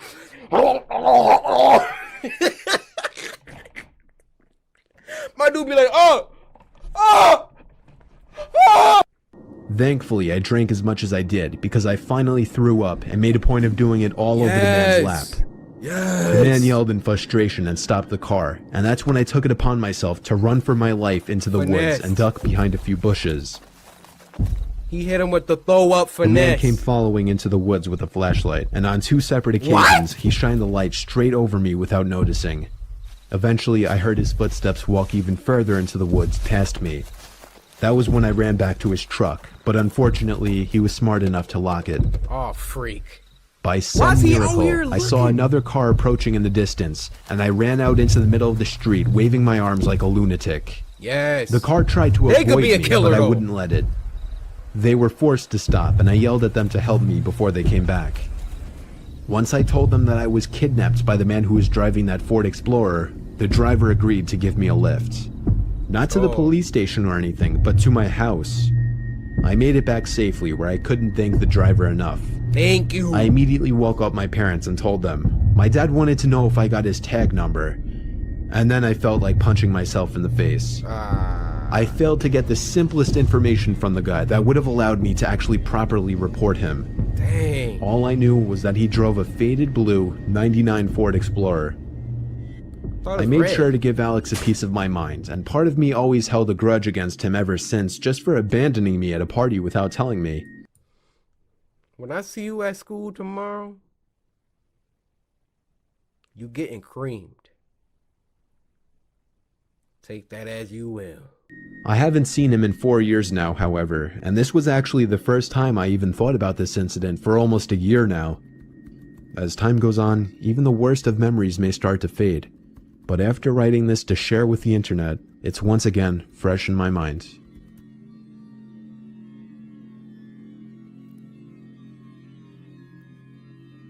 That music. Yo, clap that up. Llama Arts and Mr. Nightmare, which I learned is the narrator, or the narrator. It's like a two-hit combo. Mr. Nightmare is dope at the freaking narration, and then Llama Arts just brings it to life. Y'all want to do one more? All right, let's just do one more. This next one is called Ice Trays, and it was uploaded by, and it's on the screen, Deformed Lunchbox. Now, this was sent to us by Shelb, who said, "Hey, Corey, I think you're really gonna like this one. Also, Nutri-Grain bar, please." Shelb, you didn't even have to tell me. You already know, baby. Nutri-Grain bar going down your gullet. Shelb, open up wider.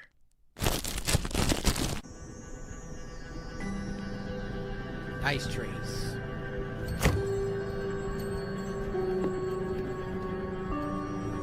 Off the top, I hope that's red Kool-Aid in there.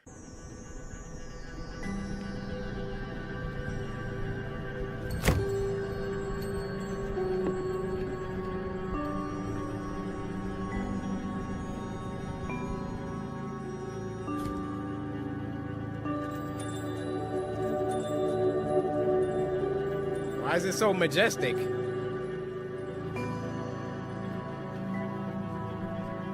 The freak?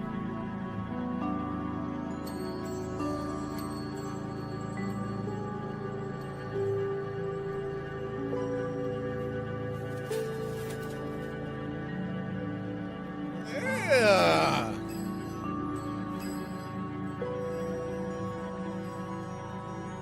It looks like freaking cranberry. What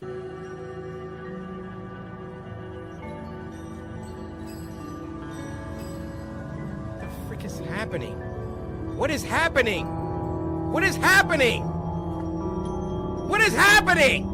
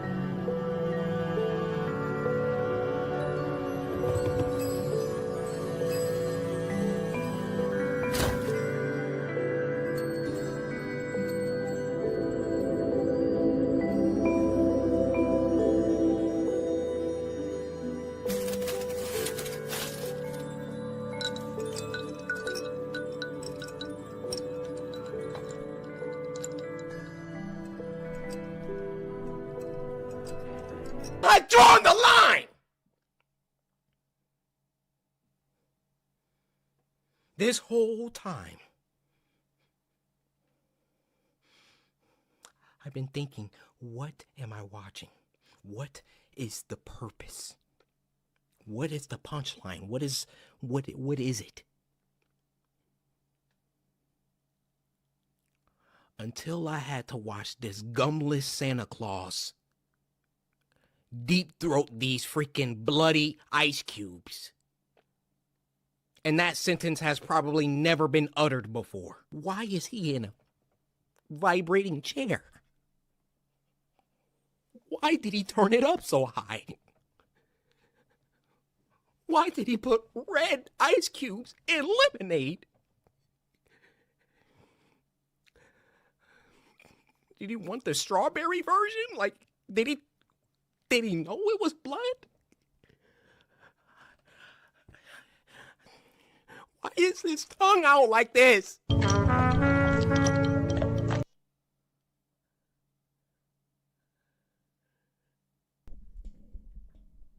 The form lunchbox, who hurt you?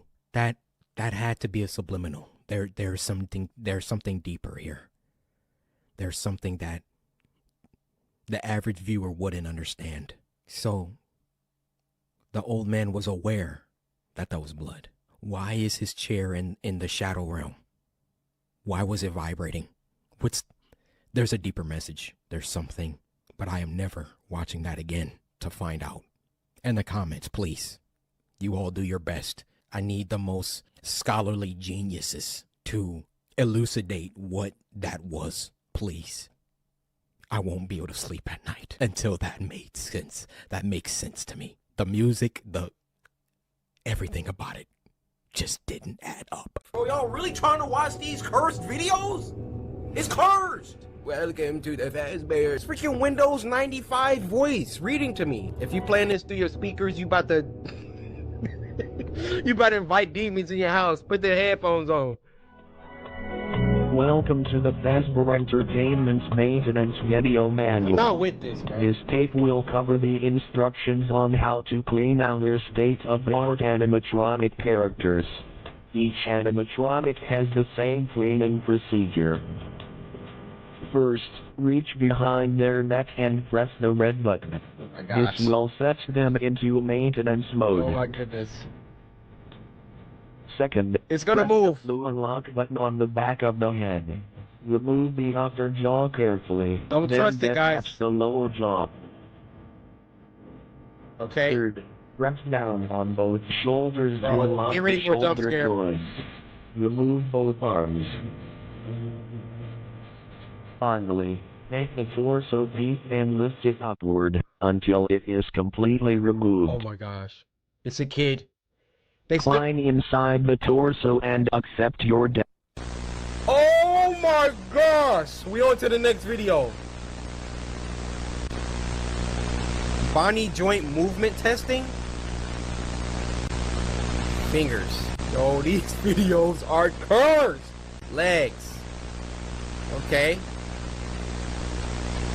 Got a little articulation. Nope. Uh-oh, eyes. Uh-oh. Is it looking at us? Oh my goodness. Whoa!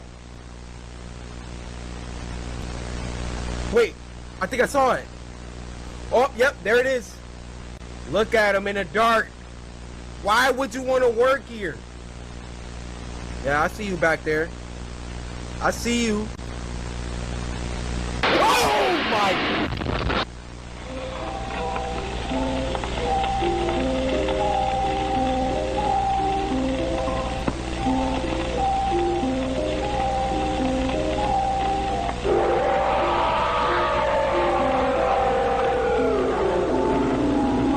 You're inviting demons in your house.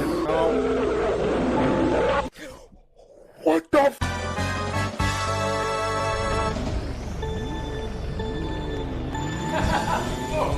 Oh, shoot! Oh my God! Come back! Oh, hello there. I'm just kidding. Oh, hello there. I'm just kidding. I totally know how to ride one of these. And you guys remember Spooky Scary Sundays? This would be a good time to implement a series where every Sunday we watch some scary videos. That's like I say every Sunday.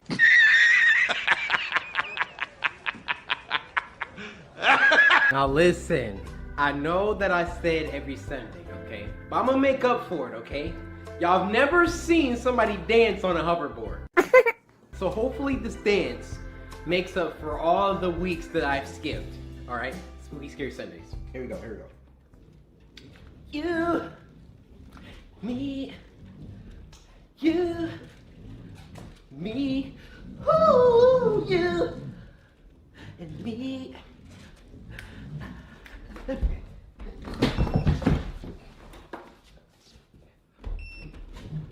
And me. You. And me. So today we're going to be taking a look at Crypt TV. Now, Crypt TV is a YouTube channel that hosts a bunch of scary horror films. Now, a few of their reps have reached out to me and asked me, shout out Alex and Darren. This video should have been up in October, my bad. They've asked me to react to A Door in the Woods and something called Look See. This video is sponsored by Crypt TV. So, I'm gonna get a whole bunch of hot and readies now, thanks. Click the link in the description if you wanna see their channel. We're gonna get some snacks. All right, so ain't no shame in my game, all right? Y'all gonna embrace me for who I am, what I have for dinner. Oh, okay, a little Salisbury steak. Look at, I'm eating banquet meat. The real snacks. This is how you enjoy movies. All right, guys, so the last one for tonight is 2 disturbing horror stories. Llama Arts, I'm a big fan. We went over this, but I gotta say it every time. I'm a big fan. Please don't copyright me. Appreciate you. Okay, right into it. Over the weekend, about 15 coworkers and myself had our company. Is this the same guy? His voice didn't drop 8 octaves. But y'all know I can also make my voice deep as freak. And when I get up on a mic like this, you know. Trip to the Stanley Hotel in Estes Park, known for being Stephen King's inspiration for The Shining. We took an 8 p.m. ghost tour where we joined about 15 other people to get guided around the property and told stories about its history and creepy things that are said to have happened. We were told to take a lot of pictures, I'm sure to try and capture orbs or ghosts. Many green orbs were caught in pictures, but I don't think anything is as creepy as this photo taken by my coworker. A little girl in a hot pink dress who was definitely not on our tour. Who and is apparently, years ago, a young girl who was 12 to 13 by the name of Lucy was squatting in the basement of the concert hall, which is where this photo was taken, and she was discovered upon plans to begin some construction. She was forced to leave, and the night got below freezing. Dang. So she froze to death. Everyone on my tour has vouched that this girl was not on our tour. I mean, who wouldn't remember someone wearing hot pink? The man pictured as our tour guide, no one would have been in front of him. I am convinced that this is the ghost of Lucy. Just one more added note, though I doubt anyone would believe me. But there was only one time throughout the tour where I felt any strange energy or feeling. And it was right there, headed down to the basement of the concert hall. Oh. Oh, that's it. Oh, narrated by Corpse Husband. You got a nice voice, brother. This happened a few weeks ago when I was walking home from school, excited that my freshman year was coming to an end. It was a Tuesday night when I was turning in my last essay for history. I left it to the last minute and the teacher actually made me complete it before I could go home. I hated my teacher for that. Around 8 p.m., I had finished that essay and was walking home. The rain had stopped and there was a beautiful sunset. Suddenly, I noticed something. There was a red 2016 Toyota Camry right behind me. I got goosebumps thinking it was following me. I didn't look back and started walking in my apartment's direction. Yeah, I wanted to go to a run. busy road to feel safer. Just then, the car sped up, stopping right next to me. Oh, a heck middle-aged no. man asked me where I was headed and suggested to drop me off. I said no thanks, but the man wouldn't leave and insisted. I wanted to tell the man to just fuck fuck off, but I took off running instead. There you go. I heard a loud noise and at the same time felt something I can only describe as a sharp vibration hitting my flesh. Got tased. I fell to the ground not knowing what happened. Out of adrenaline, I was about to get up and run again as I felt a heavy arm grab me by the mouth. No. Then the pain set in. I realized that I was shot. Dang! There was another man next to him that searched my pockets. Oh, this he guy's grabbed my a phone creep. and threw it on the ground as he He's tied my legs Snapchat. and taped my mouth. They quickly put me into the trunk of their car and then started driving. Oh my I god. could feel that we were going very fast, and I'm sure that we hadn't stopped at all for a good 30 minutes. I was feeling my blood soaking into my shirt, which scared me the most. I was certain that I was going to die. I was thinking about my parents and what they would feel when they heard that I was missing. Then the car came to a stop. By some miracle, I heard a police officer asking for IDs and driver's licenses. Let's go! I wanted to yell for help, but nothing came out. Just then, Bro, lick I that- heard 3 to 4 gunshots. I heard an Oh my god! Stay out there busting! Yo, first of all, if your tape is... Calm down. If your mouth is... I'm just trying to give y'all escape tactics, alright? You gotta get that tongue out, girl. And you gotta lick all the tape, man. If you do that, poof! Please don't take this out of context.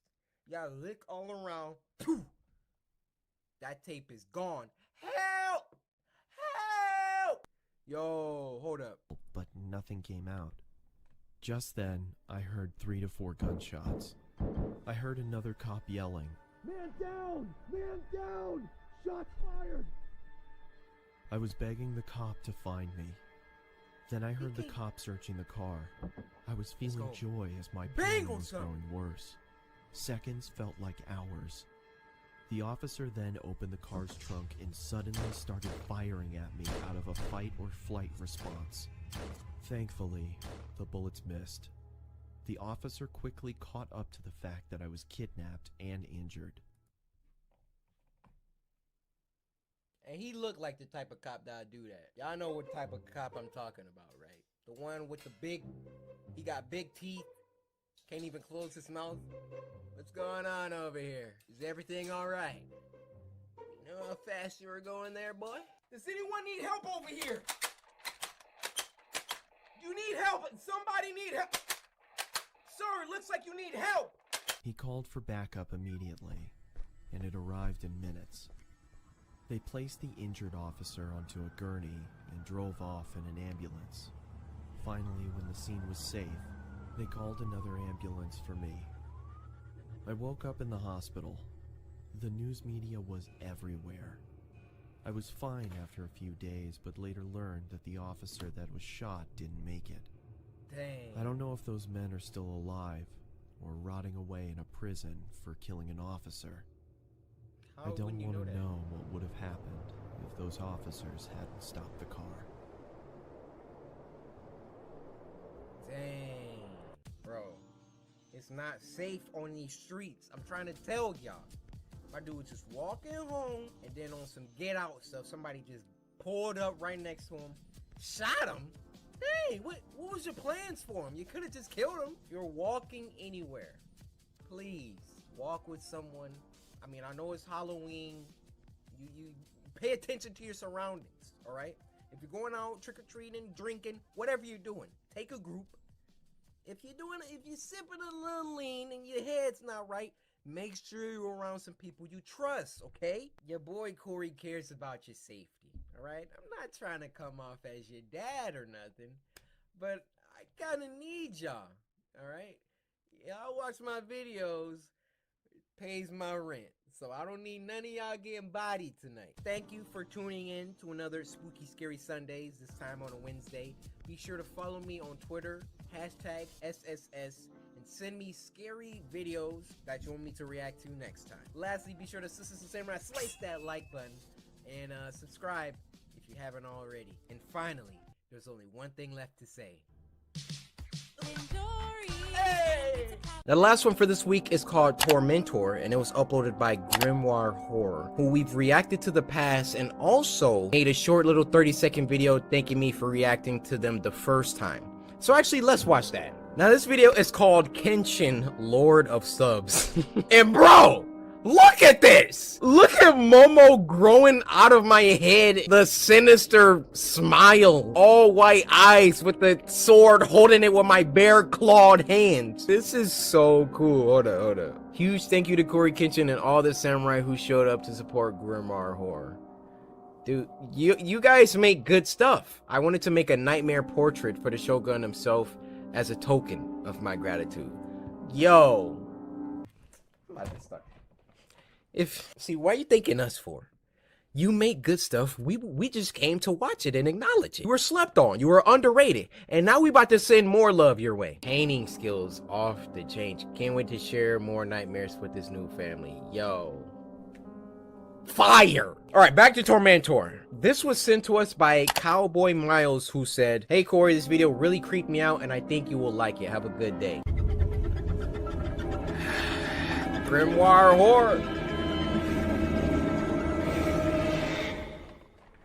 Y'all just make good stuff. Look at this. Look at the production quality. You got that bear canister over there? The acting.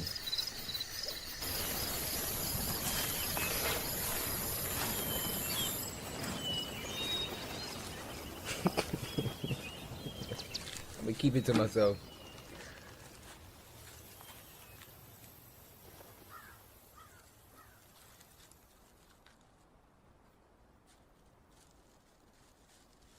It got real quiet all of a sudden. I'm just putting that out there.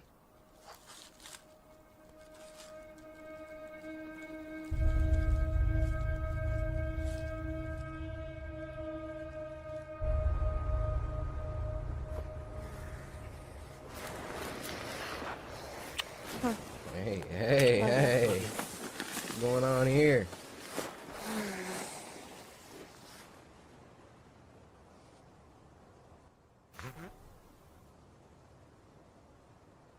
Did you fart? Eric, what the f***? Stay over on that tenement tent. This side smells bad. No, it's fine. Get out. How you gonna fart in a tent? How selfish are you? Black Air Force activity, bro. What was that?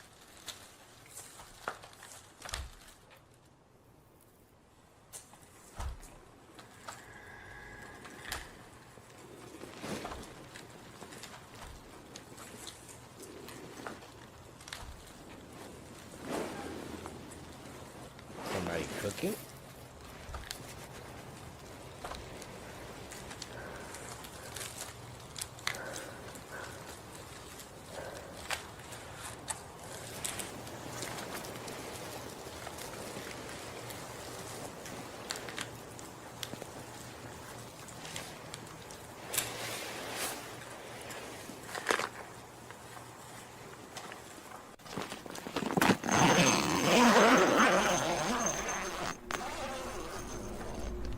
Loud. See, this is why I can't go camping. Whoa, wait, what?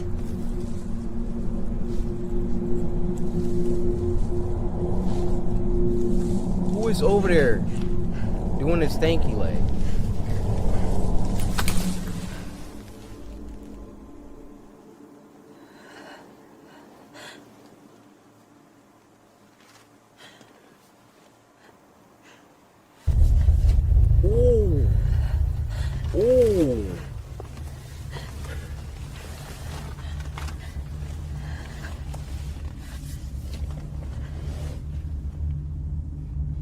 Time to get up, Aaron. What you finna do? Hello? Why?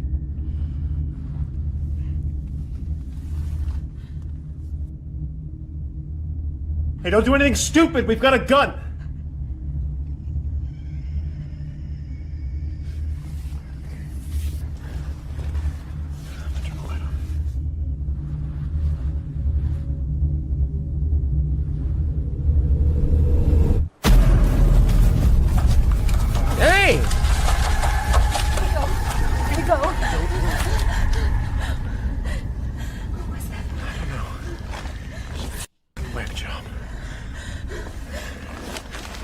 No, do split up. Stay here. I'm gonna check it out. It's gonna be okay.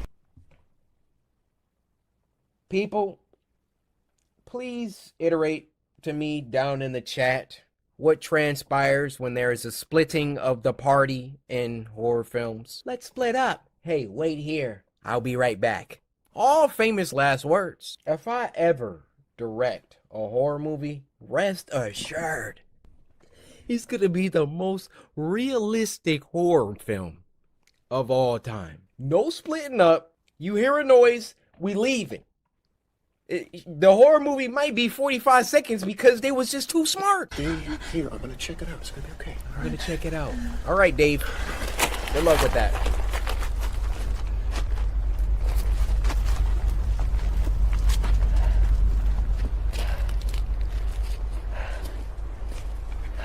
Let's see how well this goes for you. Excuse me, Aaron. Aaron, I don't know where Dave came from.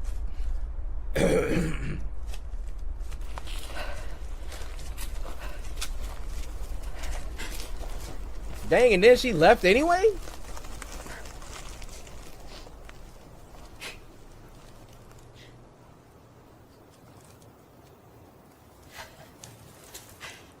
What?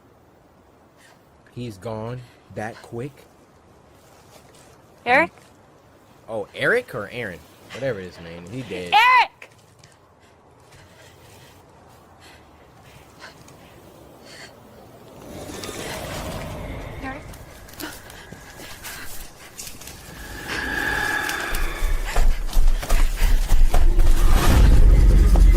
Look how heavy these footsteps are!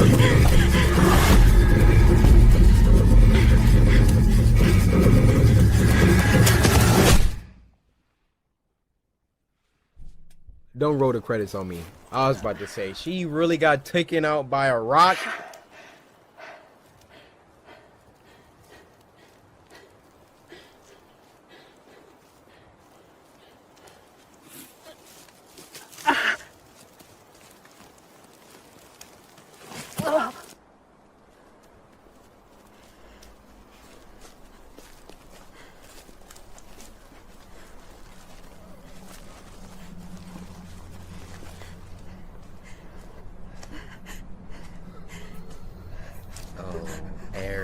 Eric.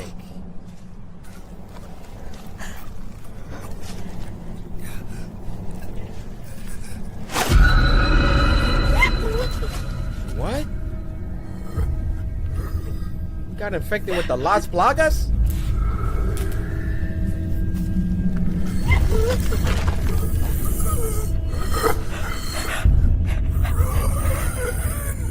Are his eyeballs gone?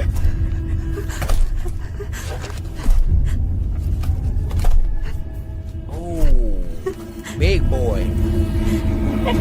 Oh my!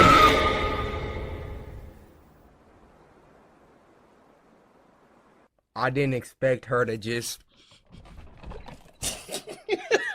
If you getting grabbed like this, they mean business. Grimoire Horror, you didn't disappoint 2 times in a row. This week, I'm gonna give y'all a 9. Next week, I want it to be an undisputed 10. This one is called The Devil's Passenger, and it was uploaded by Flix Horror. Now, this was sent to us by Ricky Myers, who said, I have a whole list of videos I want to send for Spooky Scary Sunday. Y'all hear that? Ricky trying to flex on y'all. He said he got a list. Now, I have to ask, if you see this, what would you do? I guess we about to find out, Ricky. Yes, sir. Flix Digital. The Devil's Passenger. Actually, hold up. Let me turn this up. White van. Already spooky.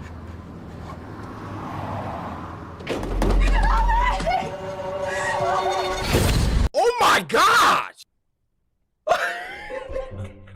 This how we popping this episode off? Can I get a play-by-play? Like... Oh, that was a glove. Okay. Dang.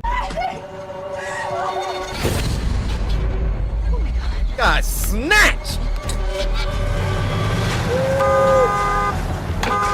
It just turned green. Dang. Oh my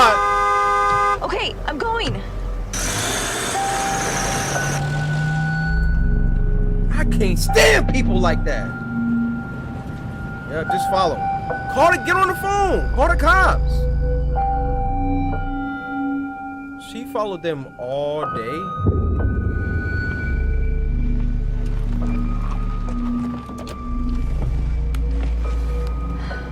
Come on, come on, come on, come on. No, come on. You just now thinking to do this? And you're just gonna park right behind them like they not watching you? You gotta go, you gotta go. You gotta go. Oh, God. Okay, okay. I hope you got a heater, Karen. She grabbed a pipe.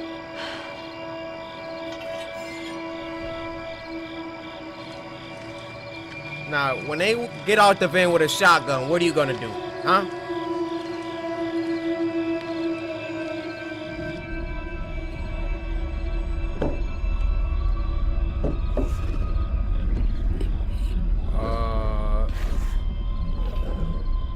Y'all hear that?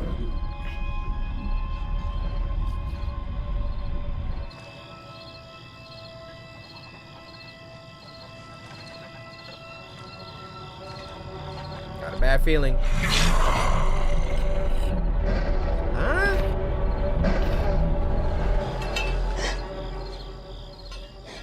What the? Watch your back. What the freak? Spider webs?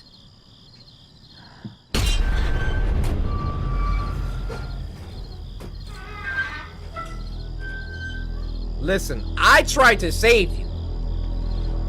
It seems like that girl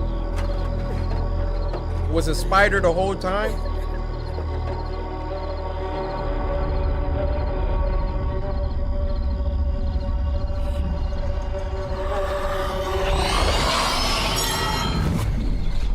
Huh? What is he, an X-Men?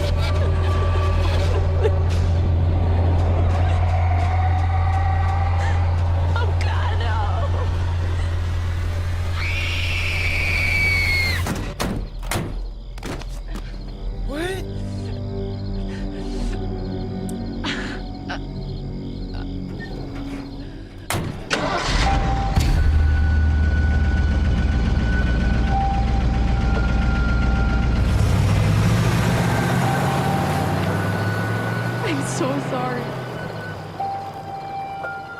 What?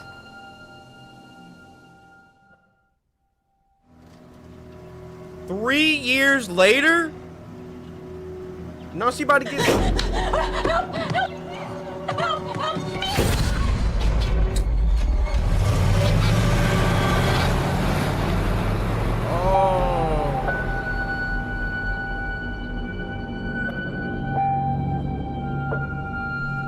Dave, you lost me. Okay, so I get that they have to go through this little ploy in order to get a new person. But what the freak is... What was the spider webs? What was the levitation and freaking... Moral of the story, kids? Never walk up on white vans. Facts.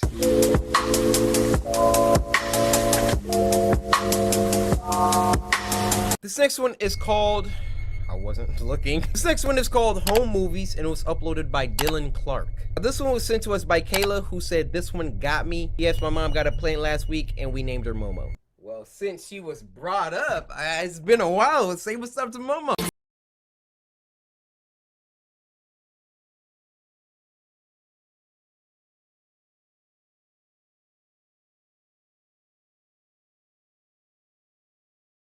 Taking care of you, girl. Look at you, getting all tall on me. You just remember, Momo, it's me and you against the world.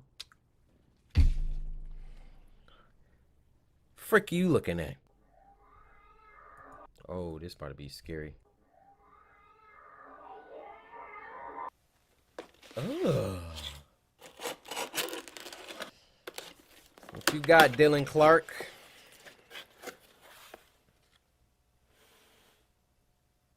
Yep, I would have put that right back in that box.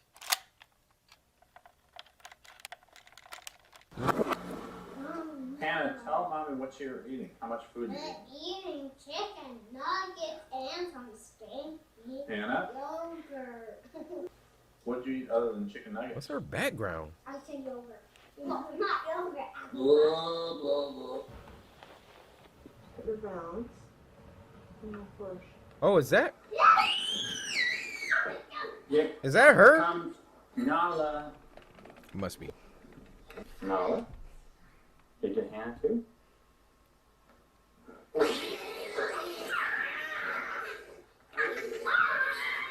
Aww.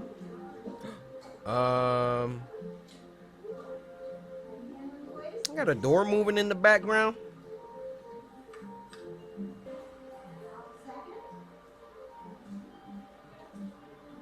Nala. Should we go find Hannah?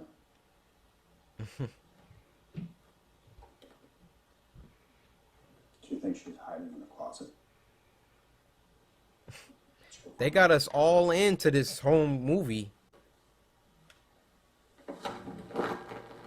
What the frick is that?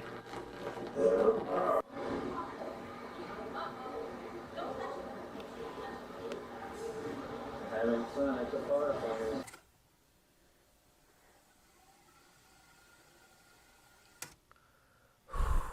The atmosphere is really good.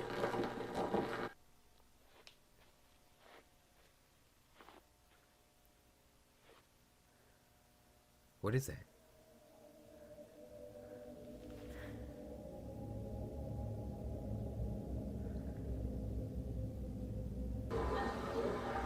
Who pressed play?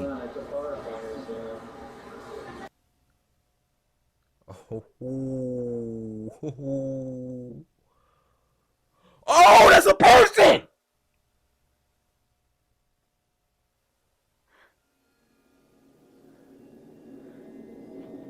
Oh my gosh. Do you not see that person in the doorway?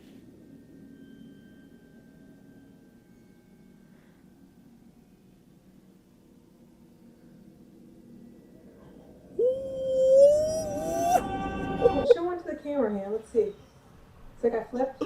Nah. It's time to butt up or shut up. Bro, I'm trying to tell y'all. I see somebody in my house. You gonna have to kill me. I'm about to give you everything I got. You better be stronger than me. You better have a weapon. You better have something that I don't. It ain't gonna be no talking, no get out of here. What are you doing here? I'm just coming at you, boy. Get on my... I would go into a frenzy. I would become animalistic. You're gonna die. I'm not calling the cops until you're dead. Coming up in my freaking house. Show one to the camera here. Let's see. It's like I flipped. Flip on him. Oh, look at this treasure trove. What the freak? Yes, smart. Get the freak out of Dodge.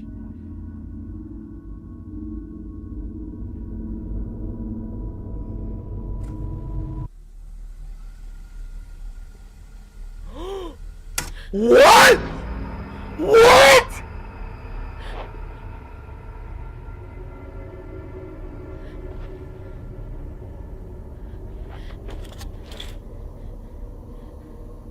The camera controls?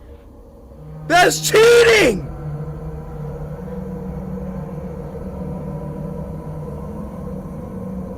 It brought her back down.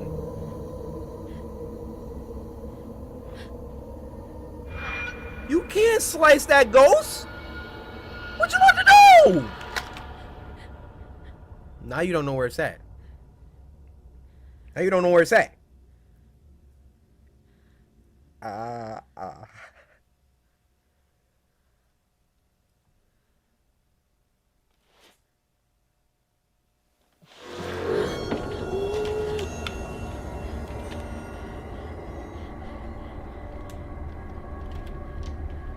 Ya done, no?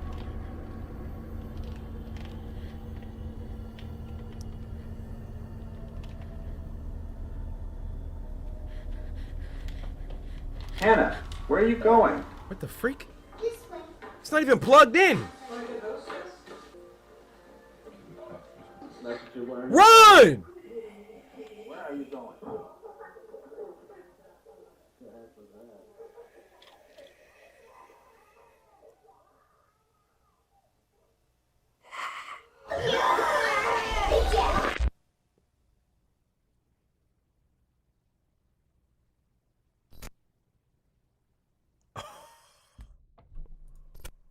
That was on some paranormal activity stuff. Wait, wasn't the girl's name in the video Hannah? Hannah Clark, Alice Clark, Dylan Clark? This was for real a family home movie. Stellar work. Stellar. That was a good one.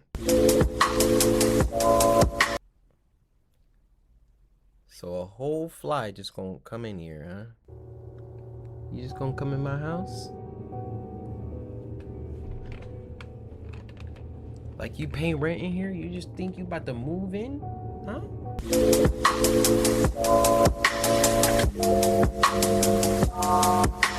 This next one is called I've Committed the Unforgivable Mistake, and it was uploaded by Juan C Entertainment. Now this was sent to us by Maya, who said, I got my snack. Good job, Maya, because I didn't want to have to come for you. Now, Maya, there is still a question that needs to be answered. Did you samurai slice that like button yet? Maya, before you babble anything out of your mouth, just remember, I know. It's crazy the amount of information you can get off someone just from their Twitter handle. So why don't you make sure you go ahead and do that, Maya? Thank you. I've committed the unforgivable. I'm someone who goes on the deep and dark web constantly. It's not what people Back up from your mic. think, where it's evil and overpopulated with crazy people. That's only a small percentage of the dark web. Okay. Years ago, my girlfriend broke up with me, and I put her personal information on a forum. And soon after that,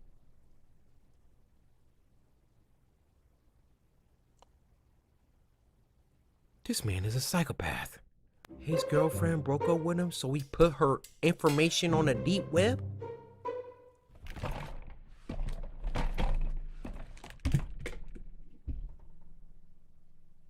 personal information on a forum. And soon after that, she disappeared. It's been a while since that happened. She dead! And I've ran into people that have disrespected me since. I'm not an intimidating guy, nor do I look intimidating, nor do I ever have physical or verbal conflicts. I always think to myself that these people don't know what could happen to them. I work at a fast. This dude is light Yagami with the death note. You make this dude mad? I'm putting you on a deep web. Oh, you stepped on my shoe? Deep web. Oh, didn't match me on Tinder, huh? Deep web. Didn't Samurai slice the like button on this video, Maya? You know where you about to go, huh? Food restaurant. And at the time of this story, my manager was really on my case about everything. I would be late, mess up orders, have an attitude with customers, and some other stuff I could name, but it's so much. I understood that I was messing up, but the tone that this guy would talk to me embarrassed me in front of my coworkers, and sometimes in front of customers. One day, though, that was the last straw. So one day I walked into work to the deep 5 web. minutes before I was due to clock in, and my manager out loud said that the window liquor is finally on time, in front of customers and my coworkers. Everyone laughed at me. During my whole shift that night, he would direct smart comments toward me, while still yelling at me for everything that I did wrong. Dang. I made up my mind. I was going to find that forum and give his information. On my walk home, I was going back and forth with myself about whether to do it or not. By the time I made it home, I made up my mind. I didn't shower, nor did I change clothes. I went straight to my laptop and I searched. I possibly clicked maybe 100 links, because on the dark web, there are links that will take you down any rabbit hole. A link named Pork Chop piqued my interest. When I clicked it, I was directed to make him an into about pork page. chops. It only said 6 words. We find it, we chop it. And another link that said, here's an example of what we do. I clicked it, of course. As soon as I clicked on it, the picture went to the point of view from an old school camera, with the date and time in the corner of the screen. The person behind the camera approached the man and followed him. A few minutes go by, and the man noticed what was happening. He turned around and approached the camera while yelling and screaming at the person for following him. Then all of a sudden, you see 5 huge guys dressed in black wearing a pig mask run from behind the man and drag him into the dark. The person holding the camera turns the camera to his or her face and leaves it there for about 5 to 10 minutes. That person also wore a pig mask, but all you could hear was the man screaming and sounds that I don't want to describe in the background. The camera was then turned back around and the sight that I saw was disturbing. It was something that no one would ever want to see. Some people say that they wouldn't wish it on their worst enemy, but I did. Yeah. After the video was over, there were links. One said pork and the other said chop. I clicked on the pork and it prompted me to put in a code. I didn't have one, so I backed out. So I clicked on chop. There was information that needed to be filled out, like name, height, description, and place. I filled out all the info for my manager. And the place, it was my job. I submitted the form. At the end of the screen, it said, "See you soon." 4 days later, while at work, my manager approached me and decided to apologize for the way he treated me, and offered to give me more hours and said that he will work with me more often because he sees potential in me. Sorry, pal. I already put the head out. I'm sorry. Hours later, it was close to the end of the night. My manager helped me with the trash and took it out for me. As I were putting chairs on top of the table getting ready to mop, I looked outside and saw my manager looking over at something, but he looked worried. I moved to get a better look and I saw what he was looking at. He was surrounded by 6 people in a pig mask with weapons in their hands. I ran outside as they swarmed him, except for one person. He had a camera. I forgot all about these guys, and then I put his information on the website. I ran outside as they approached him. He looked at me for help, but I ran back inside and called the police. It took them 10 minutes to get there.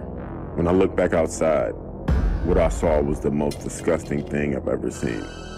I wish I could get the image out of my head.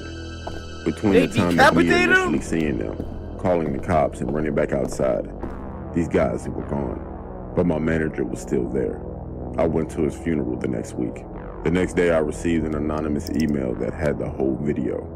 They were watching him this whole time he was on shift. I don't know how they got my email. I never provided any of my information. Till this day, I still feel sick because my manager was starting to be nice to me that day. I can't go back on the dark web.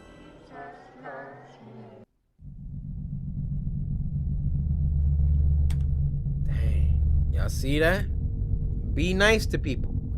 You never know, the last person that you bully just might be the one that put you in a death note, or in real terms, the deep web.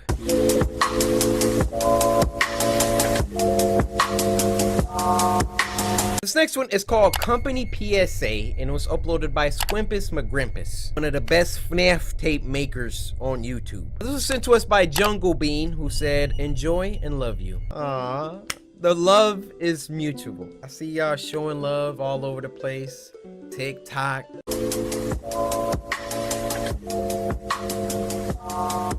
The Spooky Scary Sunday sound trending. Y'all be sending me tweets, videos, y'all getting all your snacks and going in the living room and watching it with your family. And yo, shout out to all of y'all, man. Welcome, Fredbear's Family Diner employees. Ever since the unfortunate incident from last week, we've been deciding on where the company should go from here.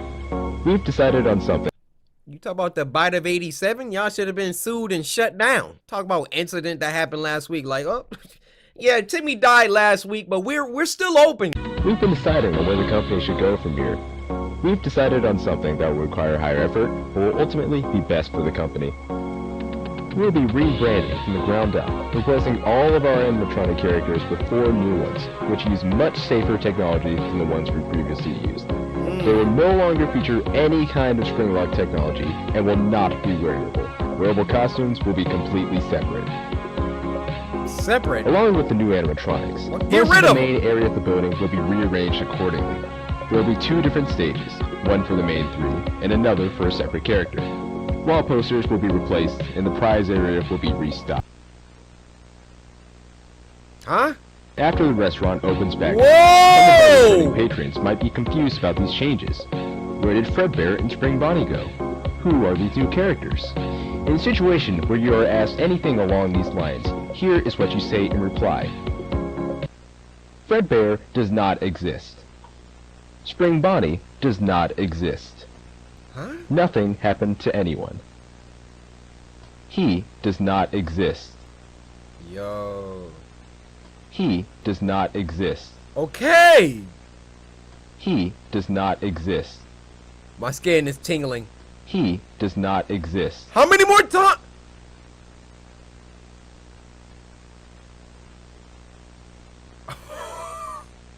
I don't exist, huh? You said you were sorry. And that you loved me. But I know you're lying. You don't love me. That's what you always said. Don't. It's coming closer. Alright. Get ready for the jump scare. Oh boy. Oh. Golden Freddy. Hey, listen. I just work here. Gold. Oh. Oh. Ooh. Ooh. Hey. I don't love you either. Alright. And I'll take you with me. But I don't want to go. I'm just... so you'll know how it feels. I don't want to know how it feels. To stop existing. Oh!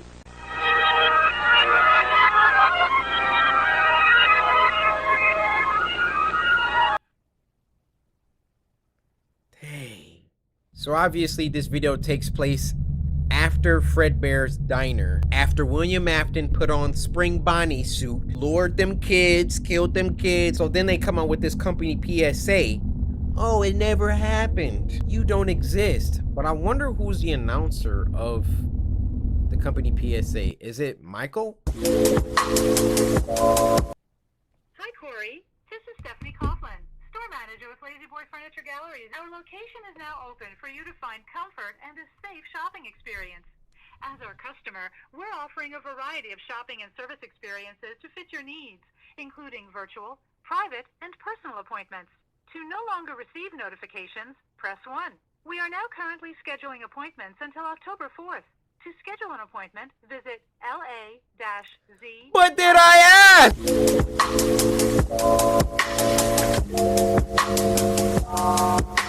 The last one for this week is called No Through Road, and it was uploaded by Endrin Cole 3. There's even a little synopsis. On December 17th, 4 17-year-old boys were found dead in their car at an abandoned farm. This video contains the unedited footage from the camera belonging to one of the boys. So, rip? Now this was sent to us by Eric, who said, "Be careful driving." Will do. I've had my fair share of accidents. This is my car. Getting towed.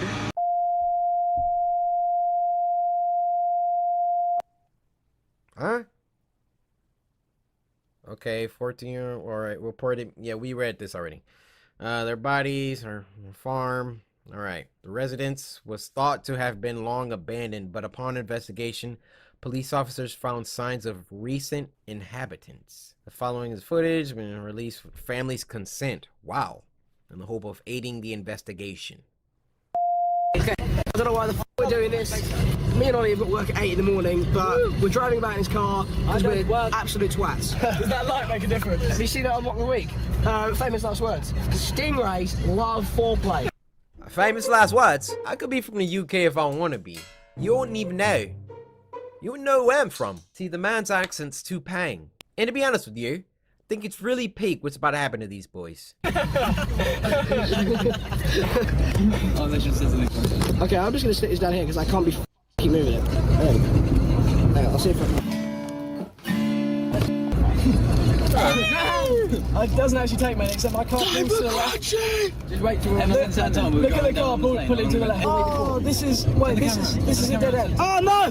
Oh, my coat spilled everywhere. Oh, my lap. Oh, it's cold.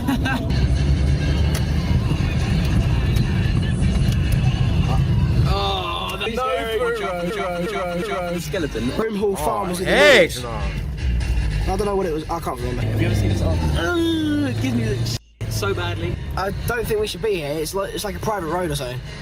I agree with you. And roll backwards. It's nearly half full. We need to get home, mate. Wait, no, Ollie, wait. This is traffic. Do you want to just try and turn around this bit? Can we please agree that we don't ever go back to this archway? Okay, agreed. This is what? Nothing. That's full beams. What about this? Woo! Woo! Do it again! Turn it back on. Do it again! There's like a bloke in the middle of the road. I would not be in a car with because it them. will actually happen. What's the sign say? It says We need Stevenage. It says walking. Bennington. This is why every group of friends needs one black. It's a black friend in the car. He's already on top of the situation. Guys, y'all either about to lose me as a friend or we about to turn this car around. It says no through road. The freak are you doing still stepping on the gas? That is no... I don't even know where that is. That's nowhere near us. Right, let's go. That's ridiculous. I've never even heard either of those places. Someone tell me a joke to cheer me up. Knock knock. Who's there? I don't know. I'm really lost. We are actually now lost.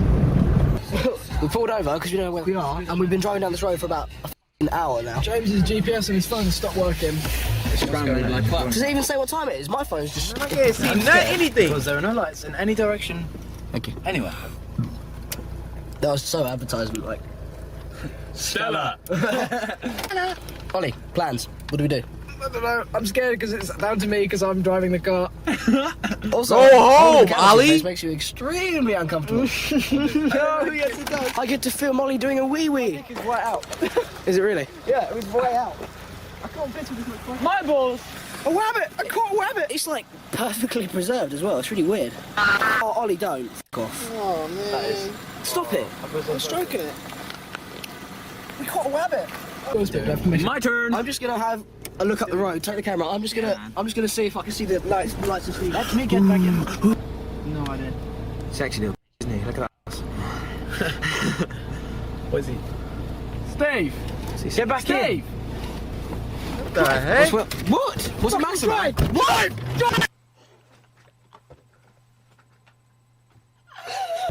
What's the matter? What the hell? Stop joking. Stop being a brick, man. This isn't funny. Oh, there was someone, and he was like wearing some sort of mask. Oh! Really want to get home now. Another car for like an hour. More than that. It's scary how it's kind of my responsibility to get us home as well. Jesus. Every corner feels like the same. It's so familiar, isn't it? There's no way to say it, right? Have you not got a signal? no, Look, it's a sign. It's a sign. Okay, slow down. Penance? What is it? Bennington again. Oh. What? Nah, if it was. No. Oh my god. I know. Wait, stop. No. Yeah, no, we just got in a little circle, so... We didn't... Bennington's in the middle, that's all it is. Bennington is to the... We've been going in a straight line. No, we haven't. It's been left, I swear. Absolutely swear. We didn't take any turns. No, it doesn't matter. The road is curved. Relax, man. No, it's... Do you want to go to Bennington to prove it? Then go left. Do we turn Stop around? saying man. It's like... That's like your f***ing... Why not? Oh my goodness. Oh, I can't... No. I'm turning the camera off. No, I swear. Oh, f***ing hell, what's that building? Jesus. It's like a prison. It's a plan. I think the only thing we can do is keep driving until... in a straight line. And not take any corners until we end up somewhere. Must have been going for about 2.5 hours now, maybe 3. And I had no idea what time it is. And it's winter, so the sun doesn't come up till like 8. Don't go to the Wicker Man town. Can you stop talking about the Wicker Man? We're in the middle of the country, there's going to be pagans running after us. Wait, what sign is this? No, stop. Stop! It's the same sign, dude. Oh my god. Oh, you're a bunch of twats. Pull over. No! Steve, I fell asleep. You've just driven past it again. No, we're not That's horrible. Hazards. Stop doing it, like I'm so annoyed. I'm checking that sign. It cannot be the same. Just go, I don't want to stay here. But... Oh, Chris, stop, look. Oh. Ollie, I don't want to drive down this road anymore. We've done it 3 times and we haven't got anywhere. Okay, should we try that way then? Let's try and go towards bottom. You put the radio on? Yeah, but might as well. Hang on a sec, Ollie, I can't get the seat right. What is this? Oh, it's like the scariest thing ever. What station was that? Pirate FM. I don't know, it's never been It was Pirate, that was some... Does it, like, worry you guys that we haven't seen another car for about 2, maybe 3 hours now? Haven't seen another car. I see lights. Y'all on the Twilight Zone. I see a roundabout. Nasty dreams. That's it. Look, guys, look. Oh my God, Stevenage. Yes. Ah, finally. Can you see it? We're finally getting there. Oh my God, headlights. Oh, love. Car. Jesus. Hello. I wanted to be a baker, but I couldn't make the dough. Because I've got fucking leather hands. Stevenage. Welcome to Stevenage. Wow. Hey guys. Stevenage. Hey guys. Last. Turn the lights on.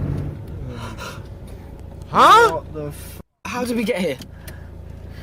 We were just on the phone. Just reverse, Ollie. Reverse, go on. What do we do? Why do you Just turn don't the say car it, off? I don't want to see. Oh, for fuck's sake.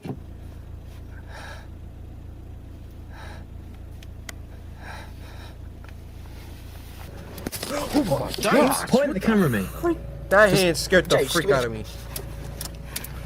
What are you doing? Turn it back on. It's not me. I can't. Turn the bloody lights on. What? No! Turn. What? What are you doing?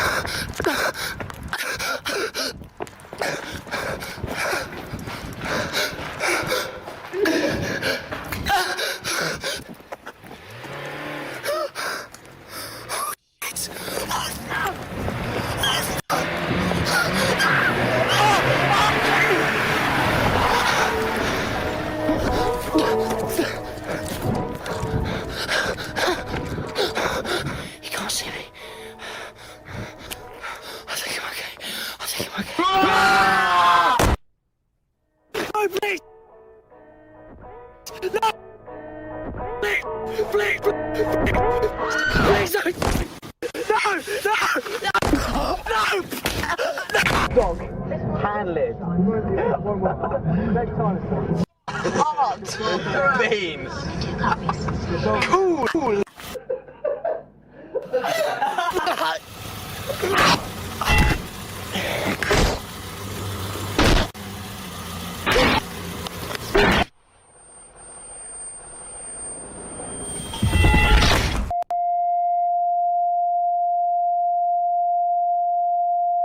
Whoa!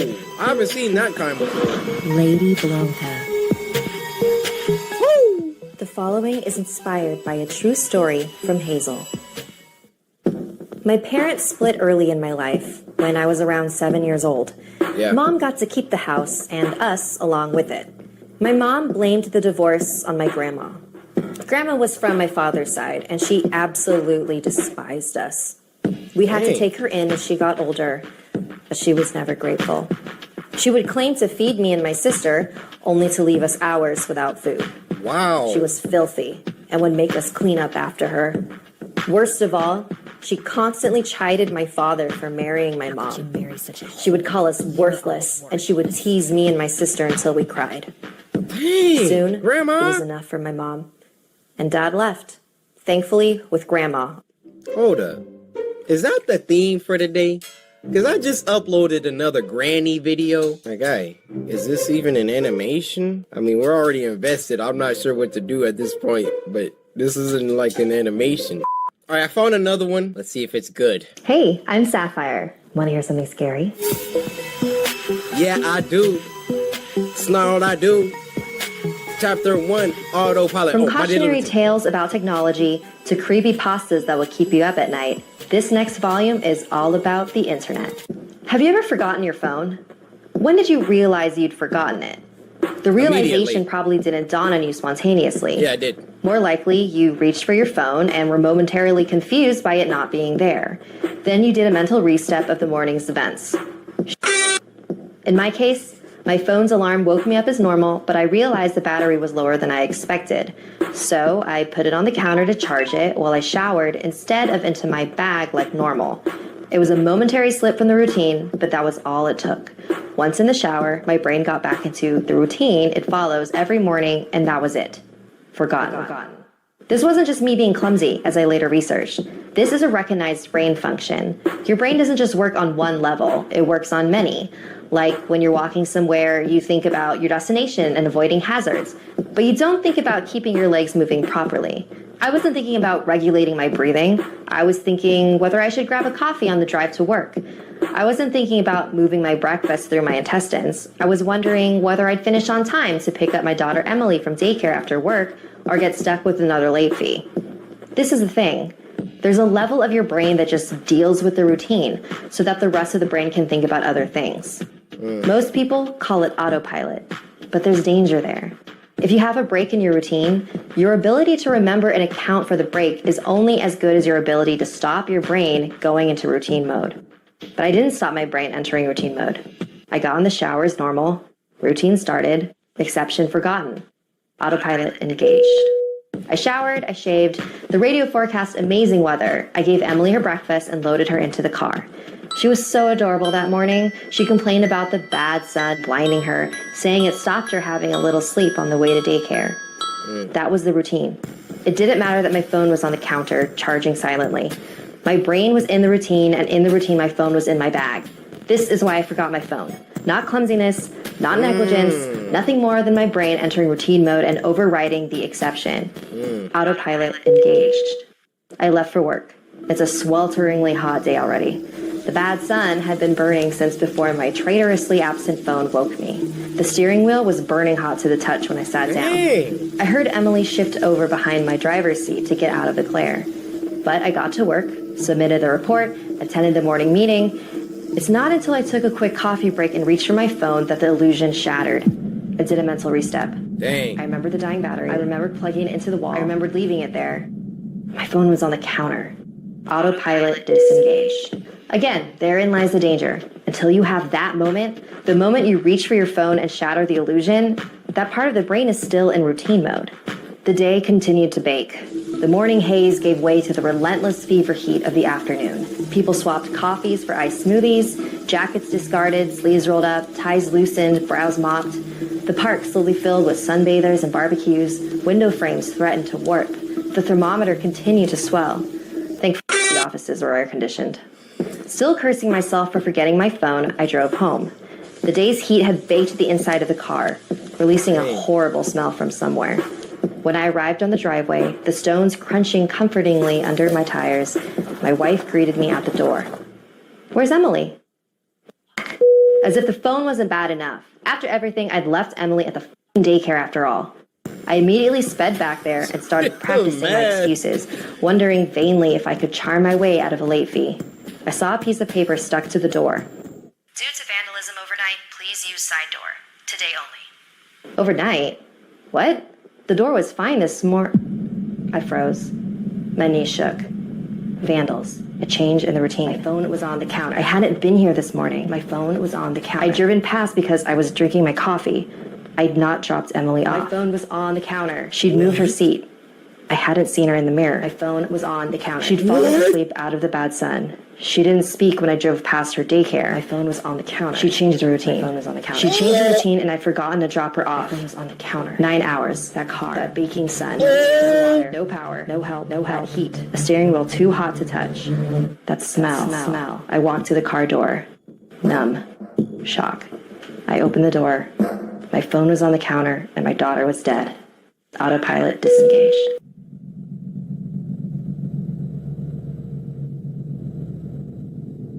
Bro, I'm about to start crying. My eyes are watering. Oh my gosh, bro, this man left his daughter in the car when he went to work for 9 hours. I mean, if he got child locks on, she wouldn't have been able. Oh, parents, don't leave your freaking kids, pets, anything organic inside of a car. I got a quick story. There was this one time this actually happened to me. It wasn't for 9 hours, but my dad, we were in Detroit, like downtown Detroit, and my dad was getting his haircut at this place. He always went to the same raggedy place. He left me in the car because he said, like, in a barber shop, they smoke a lot and blah, blah. So he left me in the car. He was like, be right back, about 20, 25 minutes, which is like even still a long time. Daddy, I'm an adult now, so we don't got to call Child Protective Services, but I was in that car for like 2-3 hours. Now this next one is called Cleanup, and it was uploaded by Burnt Mill Road. Now this one was sent by Kai Gainley, who didn't really say anything. So Kai, I'll just say thanks so much for taking the time out of your day to send in a submission for this Spooky Scary Sunday. And somebody slice that like button. Oh! Little production studio intro is nasty. Are we rolling? Yeah. Great. Hi, I'm Sandy Moyer. I've been doing trauma cleanup for the last 2 years. My lovely boyfriend is filming. Shout out to As the you boyfriend. can see, I am in my cleanup gear. Oh, But the Tim's on? can't forget the airtight mask because there is a lot of debris and chemicals in there that you don't want to breathe in. So this helps. Nice little So we found got the call footage. in like last Sunday. Uh-huh. Person was found in the tub. Oh, dang. Rip. She about to get sturdy in them Timbs, though.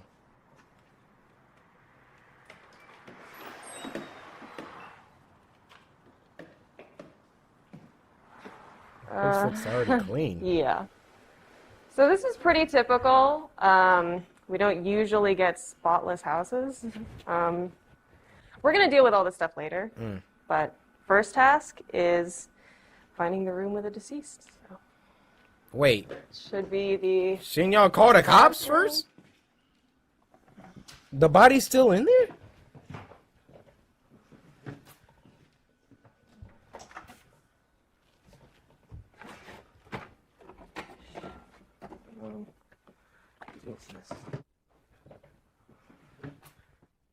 Ah, bathroom. Found it. Okay. Yeah. So this is pretty typical for how long she's been here. Oh my. You okay? Yeah, I probably like 5 days. She is so longest chill. I ever dealt with was a whole month. She melted right through the floor. Spillage diameter was like 30 feet. Oh my goodness. It gets easier. After the first month, She is not new to it this. much easier. Okay, so the body has been extracted. Okay. Like, I do it because I feel like I'm respecting the person. You know, when you're like cleaning their house and organizing all their personal belongings, it's like you're giving them a final closure. I mean, like, it's admirable in a morbid kind of way, you know? Giving them a final closure, you know? Plus dealing with, you know, a task that nobody else wants to do. So, oh, I forgot my gloves. Can you go back to the car? Thank you. What are you gonna do while I'm going back to the car?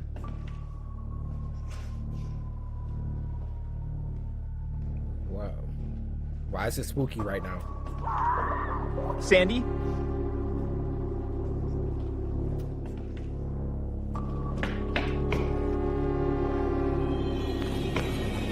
What? What? Oh my.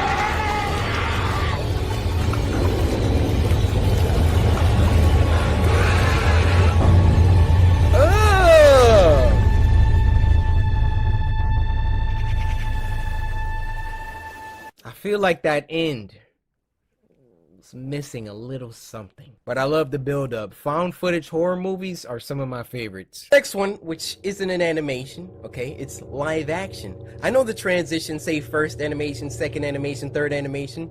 Well, it's not. They're not all animations. What are you gonna do? Fight me? Well, put your paws up, because I don't have time. This section's called Rue, and it was uploaded by Alter. It's good, guys. I wasn't even recording. That's a nice save. Now this was sent to us by Wavy Guy. I can only call one God, so I'm gonna just say Wavy Guy. Wavy. You know what else is wavy? Ruffles. You know, the wavy ones. Man, those things get your mouth really dry though. And they kind of scratch. You know, Captain Crunch always gets a lot of flack for, oh yeah, you want the inside of your gum scratched when you eat them. Ruffles? Y'all right there with them though. All right, this is being sidetracked. Wavy, thank you. Alter. Here we go. It's about to have a twist at the end. Man, Alter videos, they always go crazy.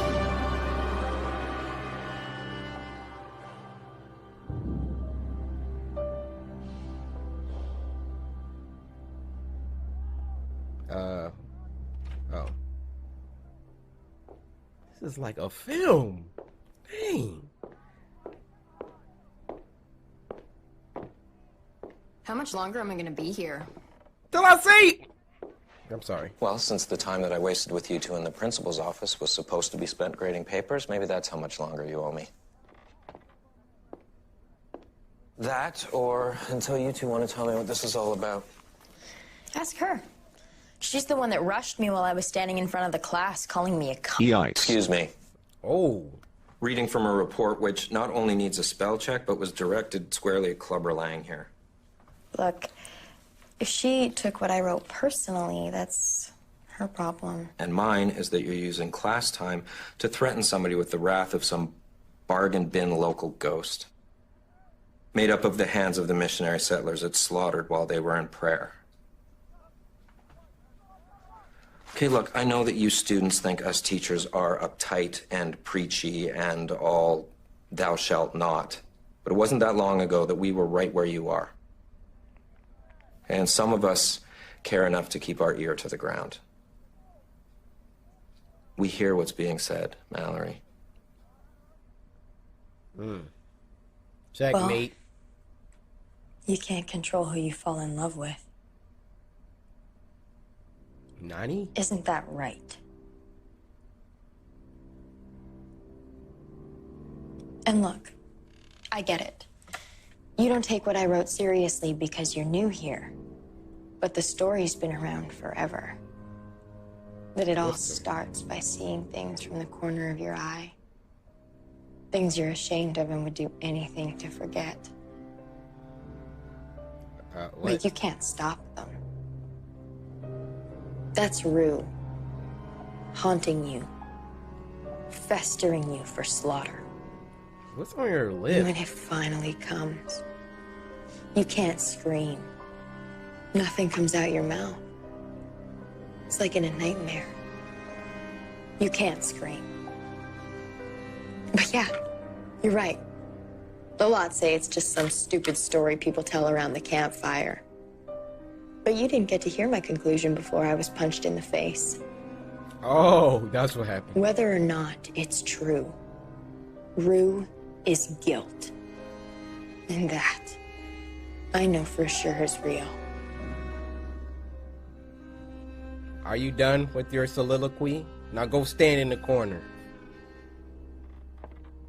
Get up, go!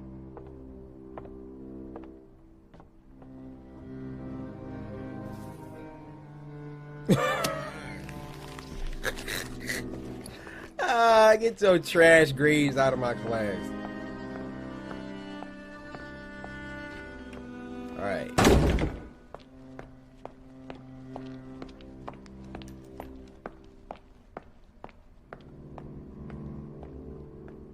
So she wrote a paper, and then the girl punched her. I'm not really following the story too well.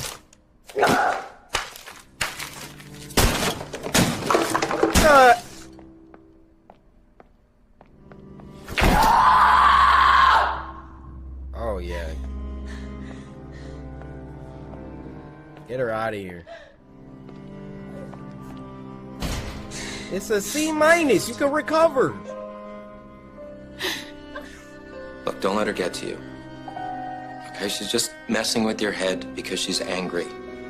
because she likes you more than a friend should, and you're not willing to reciprocate that. All right, she's the one that should be feeling guilty. She's the one that this ghost would be after.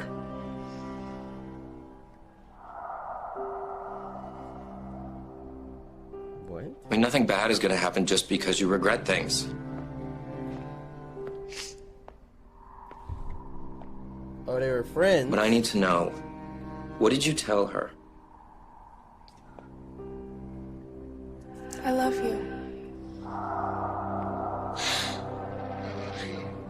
I love you. Why'd you do this? Why?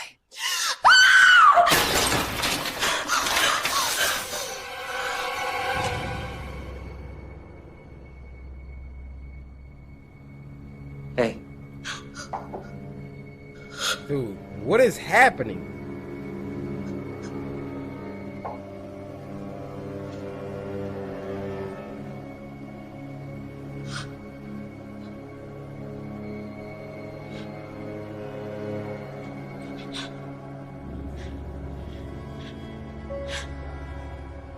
Bro.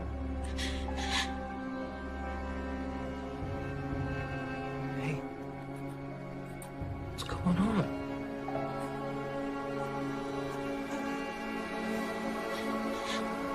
What?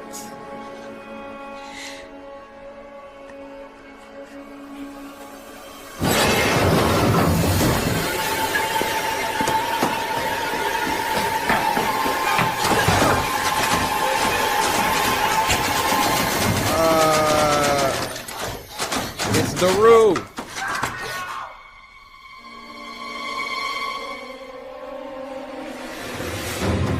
Dang, he was just trying to be a good teacher.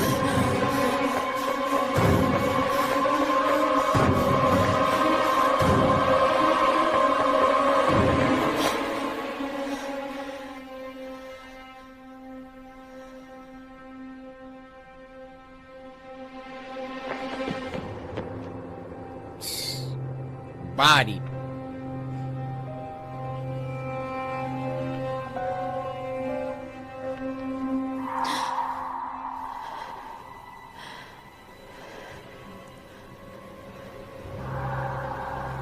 Oh, whoa! Bro, I can't see.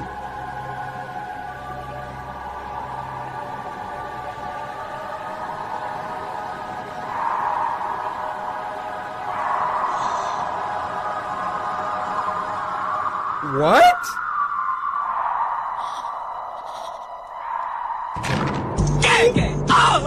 Oh.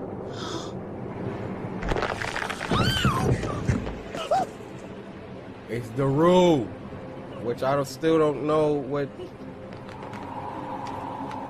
Bro, run! Look at her, just standing there. She about to glitch. She about to move. Oh my gosh. Why'd you do this?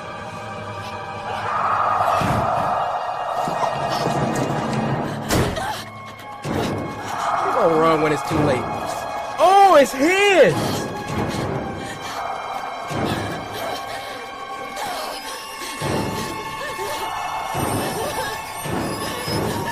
Oh.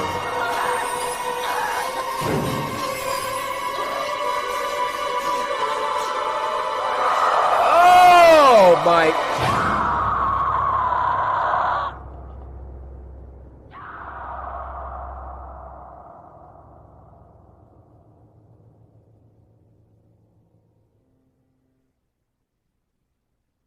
What the Alright, you guys, we're gonna end this spooky scary Sunday right there. This week was a nice week. A very well balanced week. That llama arts one, I don't know, guys. I don't know. It was just so well executed. The narration coupled with the animation style and the build up. I'm gonna need more fire from y'all next week. Go to Twitter. Follow me at Coryxkenshin. I'll give you a second. Hashtag Spooky Scary Sunday, and then link me the scariest video that you know. Doesn't necessarily have to be an animation. Just something spooky. Since we missed last Sunday, I might drop a triple S in the middle of the week. Who knows? Stay subscribed and hit the bell. You don't want to miss it. Spooky Scary Sundays, guys. Spooky Scary Sunday. Hello, welcome to Spooky Scary Sunday. This is the 2021 Halloween edition, so please enjoy.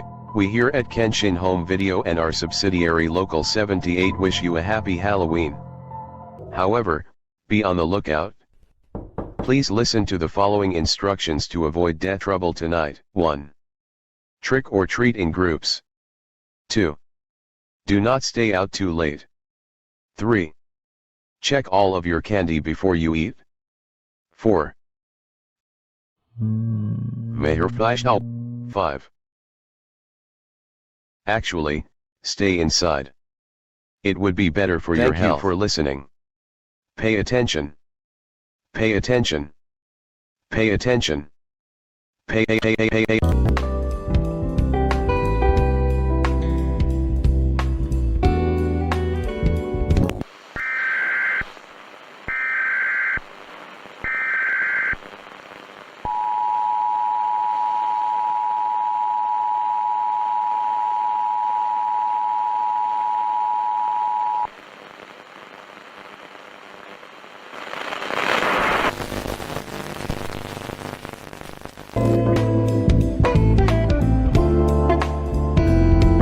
Guys, how you doing? Welcome.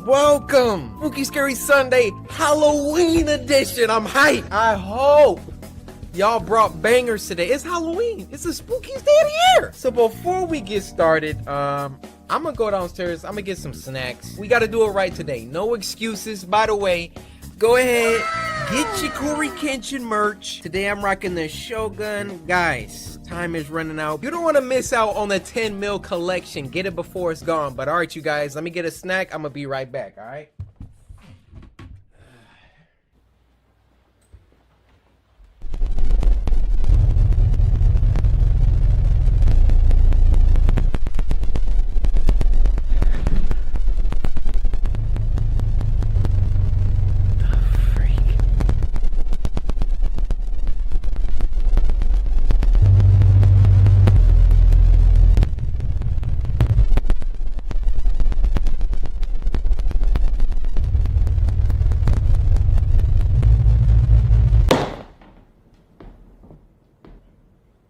Look, I don't know who planted this schmuck right in my space, but the same thing that happened to him, this was gonna happen to you, alright?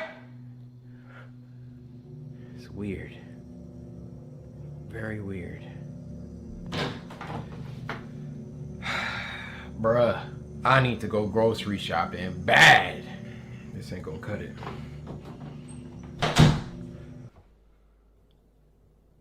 Freak is you looking at? Do we have a problem? Huh? Good game.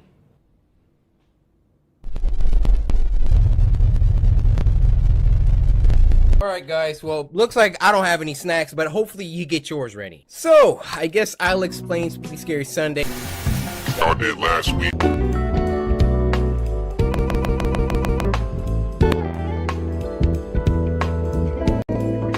Spooky Scary Sunday for the new folks around town. It's a show where every Sunday the samurai come together as the beautiful tribe that we are. We come together and we watch some scary videos sent in by you guys via Twitter using the hashtag Spooky Scary Sunday. You go to Twitter, follow me at Coryxkenshin, use the hashtag Spooky Scary Sunday, and leave a link to the scariest video that you know. And if your video gets picked, you get a shout out. So sit back, relax, grab some snacks. Y'all probably got a whole bunch of Halloween candy, which I got some dots, some Swedish fish, and probably some Micah Nikes, huh? And with all that being said, first video. One I'm pretty excited for. It is called the Mandela Catalog Exhibition. The next installment in the Mandela Catalog, so naturally uploaded by Mandela Catalog. Now this was sent to us by Cindy over on Twitter, who said, I'm currently sat in the corner of my room after watching this. This is about to be bad.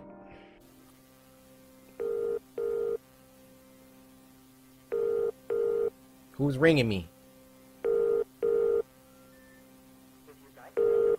Pick up.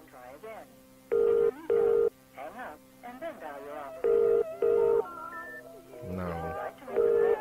I don't like it. Is there something on the screen? It's a lot of noise. Okay. Noah went out of his house for some fresh air. No, not again. Not again.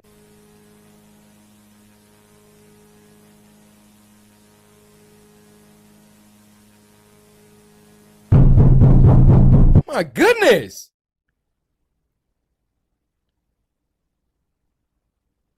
Not the imposter.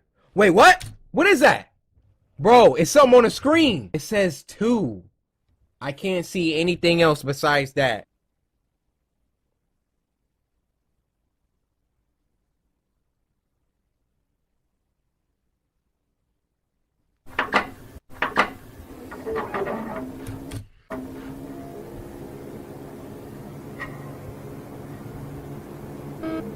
Mandela Catalog Crime Investigations 92. Heathcliff versus Altercation Evidence Reel. Case 432. Evidence Reel. Okay, so there's an altercation. Agency, Mandela Company, Police, Collector, Lieutenant Thatcher Davis, item 17, time 321. Location, Mark, y'all remember Mark from before? Personal camcorder. I think Mark is offed himself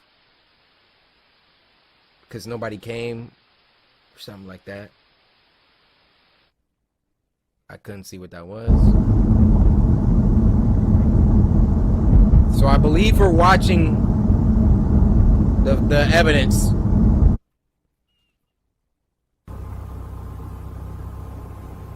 What? What is that?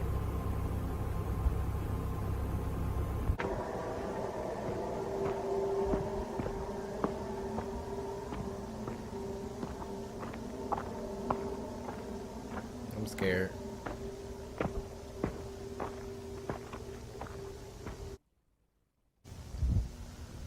Wait, what? He went to a church? It's the same church that was in the picture.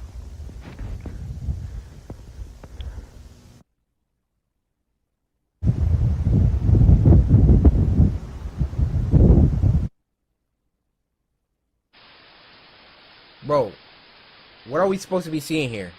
Is that a face back there?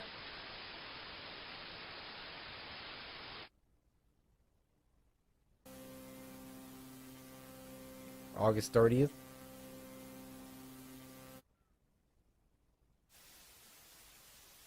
What is that? Get back. Sit back. Nope. Mm-mm. 2 eyes? Is that what you are? Huh?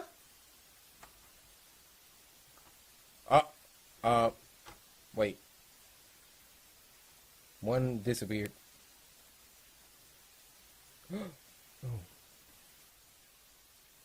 It was a doorknob. It moved. Oh, shoot. This is like Five Nights at Freddy's 4, dude. Okay. I'm not making sense of this, guys. I'm sorry. I don't know what's happening. We're at a church. We're in a bedroom. We're going down some stairs. All of this is supposed to be an evidence tape.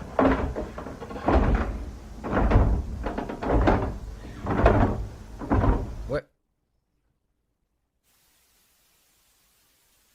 Oh, brother. Oh, brother.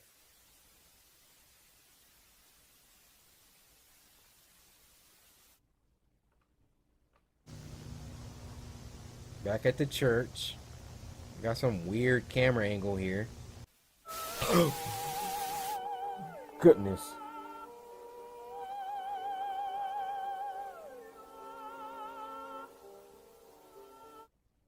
What was that? What is that? What is that? Somebody's got their head poking out the top. Roger that, roger that. Remarks. Footage implies that Heathcliff has been paranoid for a prolonged period. Reasons are implied.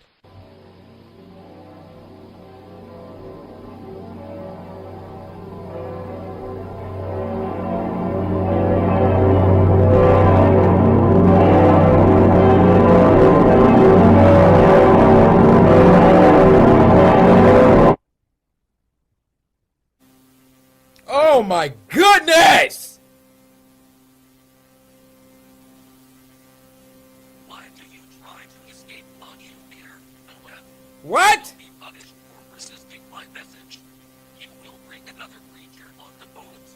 What? You won't notice it at first. Just wait. Wait. We can do some captions here. Where are the captions? Where are the captions? Oh my gosh, I gotta stare at this thing. Be punished for resisting my message. Oh. You will bring another creature on the bones. Okay. You won't notice it at first. Just wait. Wait until you start to feel something. Uh-huh. A change happening in your mind. Uh-huh. You won't even realize it has Yep. taken form until you see it. Uh-huh. When you see it, there is no return. Uh-huh. It will give you a message. It will be your last message. Uh-huh. Yep. What else?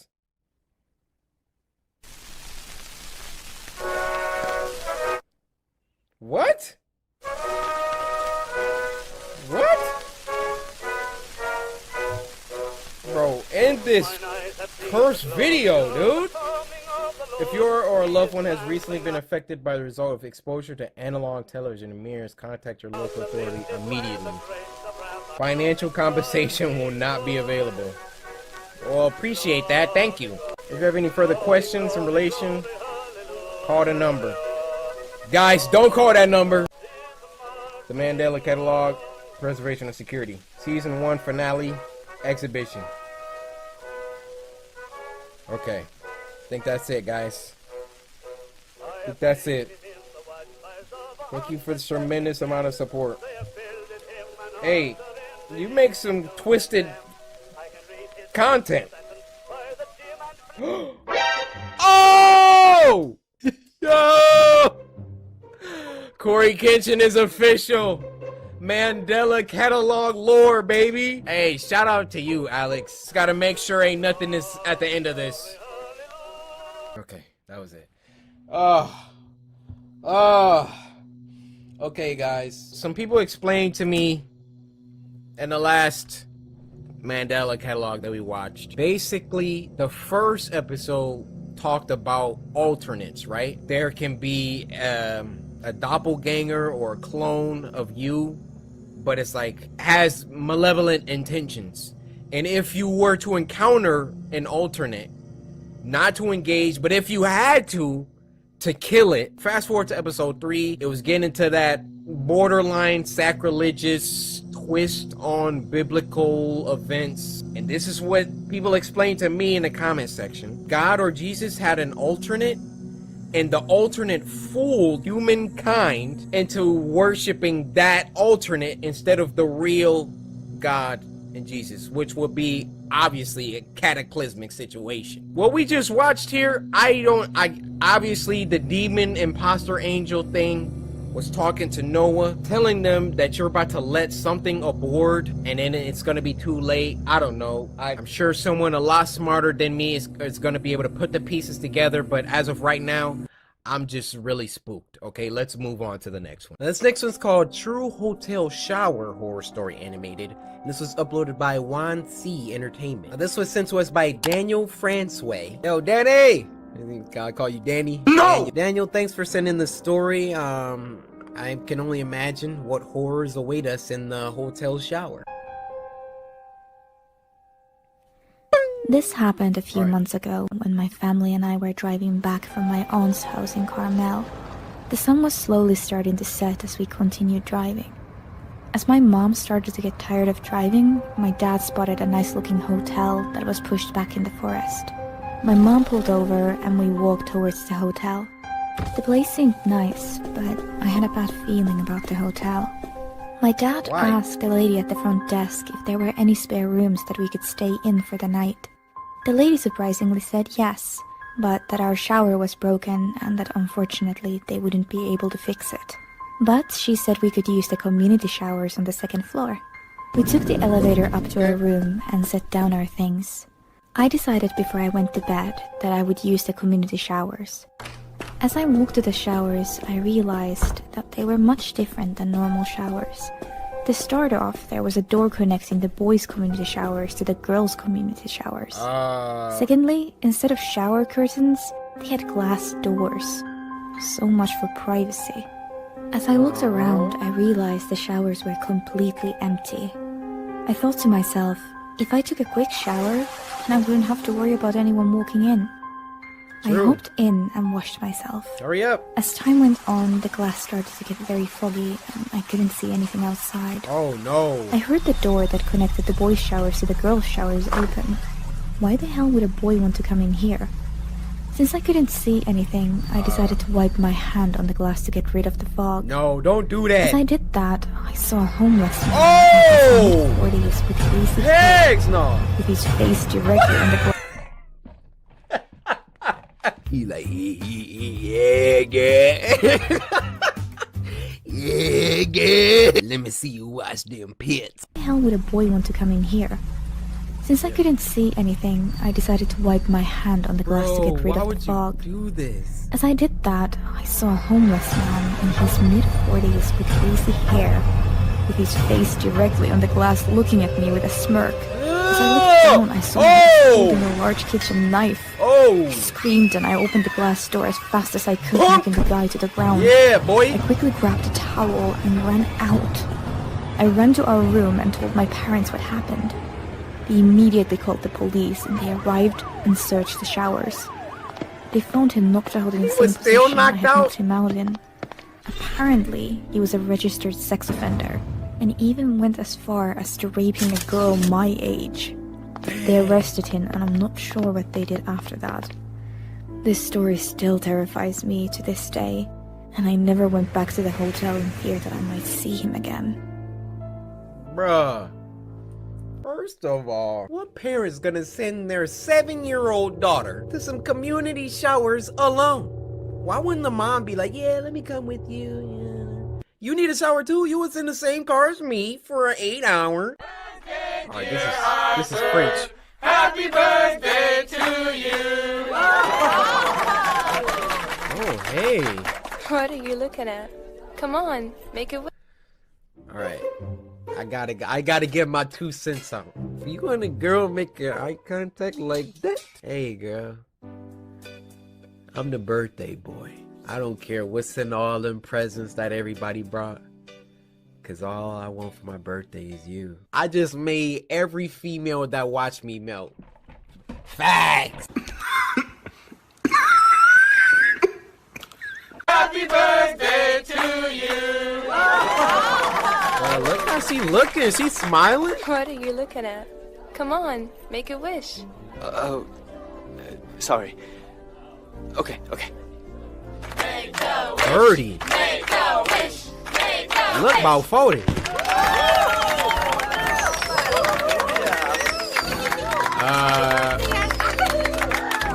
Okay. We live in Adventure Time world. Thank you guys. That's amazing. Thank you, Kemi. You're so silly. We're your friends, and that's what friends are for, right? You can all.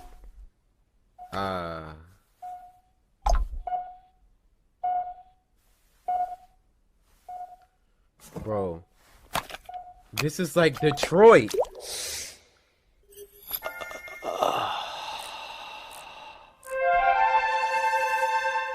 Best friend. Aww. He really doesn't have real friends.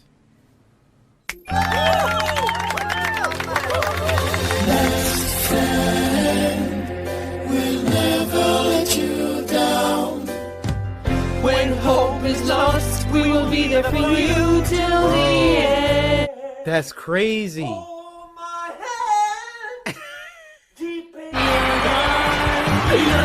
Look how many he's popping.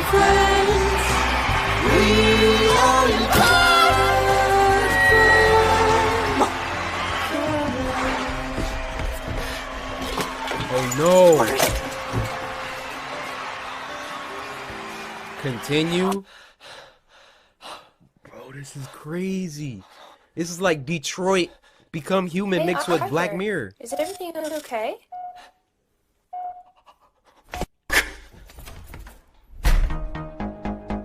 You gotta buy some more. Are you still looking for a better friend? Now, we can give you the best. The friend only you can see. Best friend. Never be alone.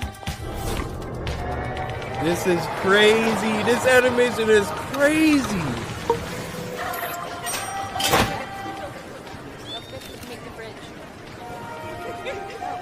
Everybody got their friend. Everybody was just Wait, 10 people. Would you like a cup of tea? No, I need another machine coming. Sure, follow me. Come here! Come on, stop glitching around.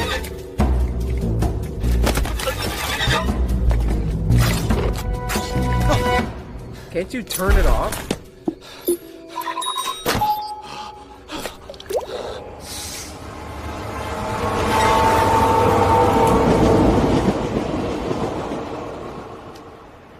Dude, you get addicted Hey, to Arthur. that. Cammy! Oh, thank God you're back. I really thought I was gonna lose you. What? Come on. I'm not going anywhere. We are your friends. And that's what friends are for, right? Friend. Nah, fam. I don't got none for you. Oh my God. Bro, this is why you have to lift. The freak off me. You wanna go? Put your paw. Oh, bro. Oh my. No. Are you serious?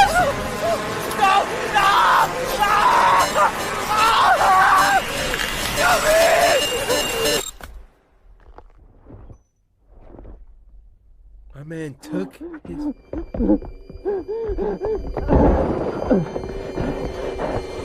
She's mine! Hey! Get off me, man! What's your problem? Oh, T's on.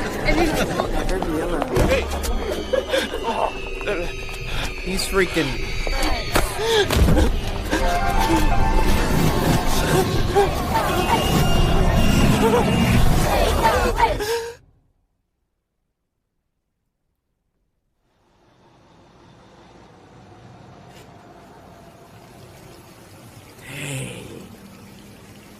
This is why y'all gotta live, man. I'm trying to tell y'all.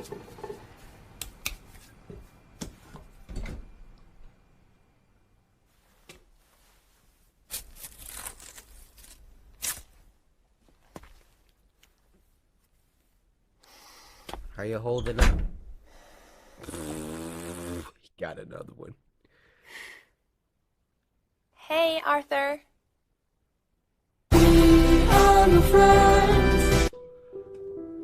That was crazy. I mean, wasn't really spooky scary. Well, that one part, I thought his neck was gonna get slit. Tell me why that's gonna happen in the future, all right? We already got the VR coming in. Then we gonna get a little chip right here. I ain't ever gonna have to leave the house again. I'ma just be posted up at the crib. Have my little chip in. Oh, hey, Megan Good. How you doing today? You all right? Oh, Tsunade from Shippuden? Oh, man. Oh, you want to go for a swim? All right, girl, I was in the middle of recording. Oh, who is that? Who is that over there? Jennifer Aniston from 10 years ago? Oh, my gosh.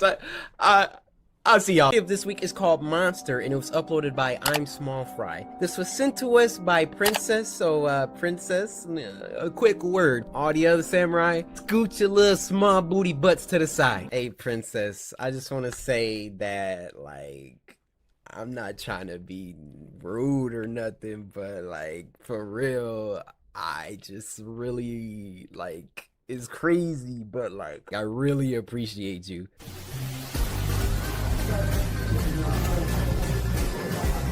The freak?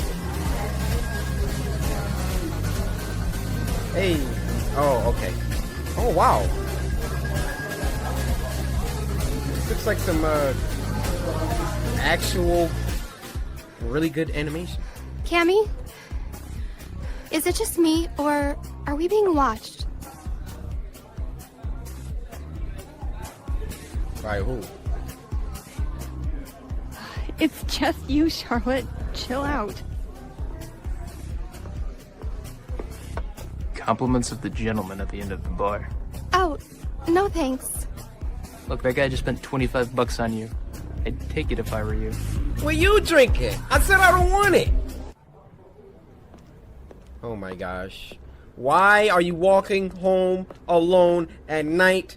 Why? Why?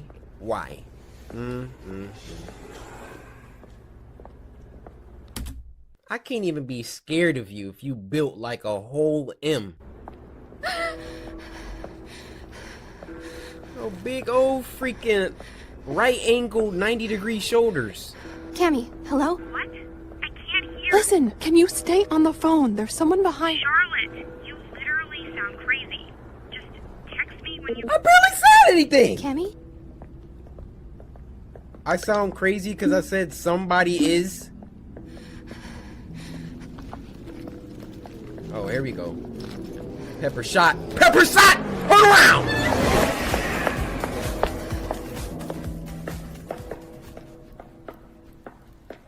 Was she really tripping? Oh, nope, she wasn't.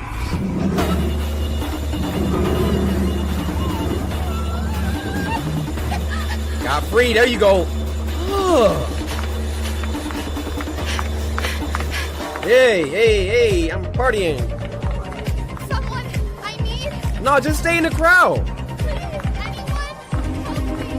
Why is everybody going? What the freak? Whoa there, sweetheart. Didn't anyone ever tell you it was impolite to push? Oh, she freaking.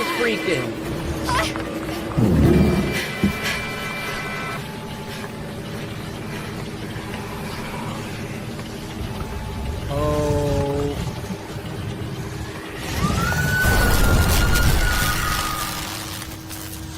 Chidori? Oh.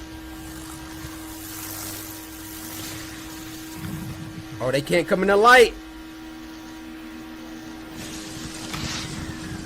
Or...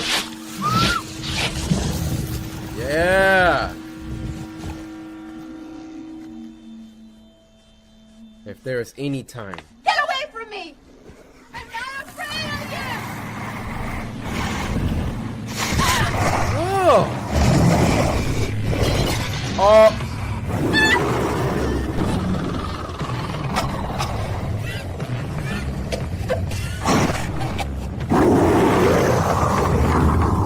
What is happening?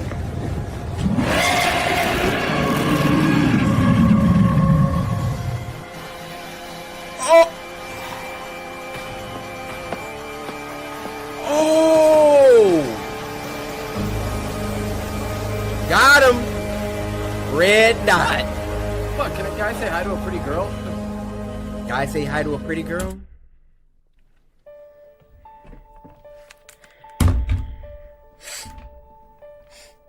You know, I feel a certain kind of way about a man that wants to put his freaking hands on a woman. You wanna put your freaking hands on a woman, huh? You wanna put your hands on a woman, huh? Huh? Put your hands on a woman?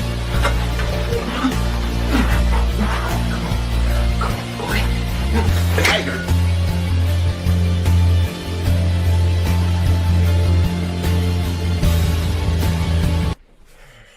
Sorry.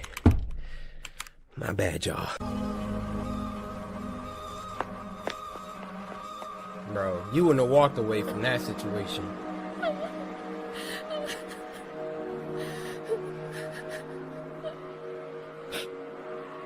Dang.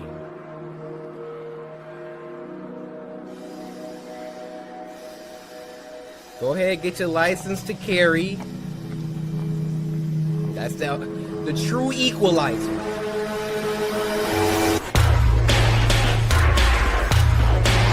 I'm Small Fry. That was a really dope animation. Alright, so this next one is called Hitchhiking Horror Stories Animated. I am an avid non-supporter of hitchhiking. Well, I guess my boy got what was coming to him for what he did to them hamsters.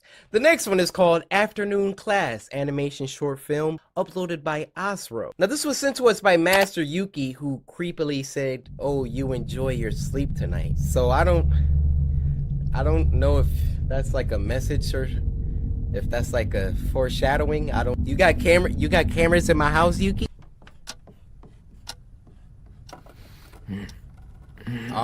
Already love the animation. Bro, I remember those days. Falling asleep in class. Afternoon class. Oh my. Ugh. How the whole class knocked out? Why is the teacher not even talking? Oh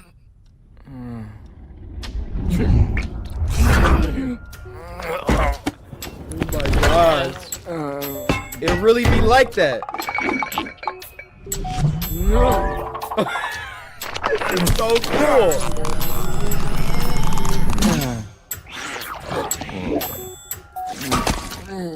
Oh my gosh.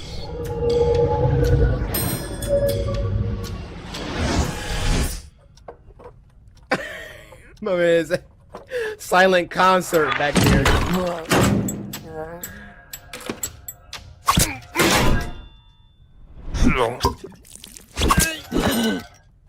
Bro, he's really stabbing himself?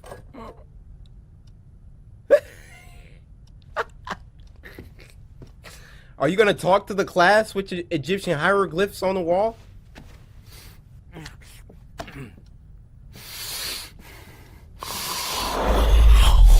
Dude, he's losing it, man.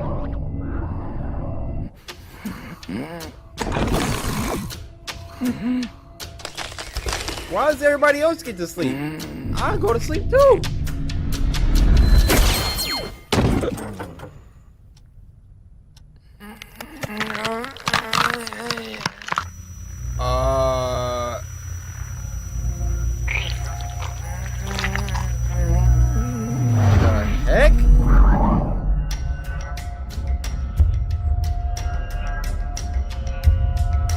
This is crazy.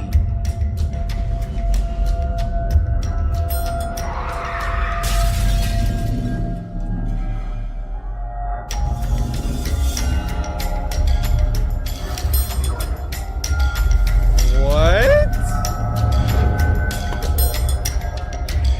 I hope this is like a dream, because he's like assaulting people.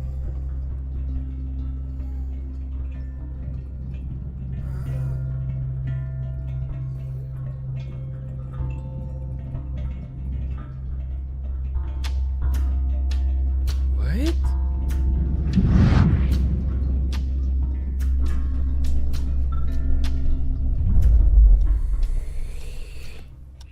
Okay. Dude, everybody's asleep. Your class sucks. You don't even talk.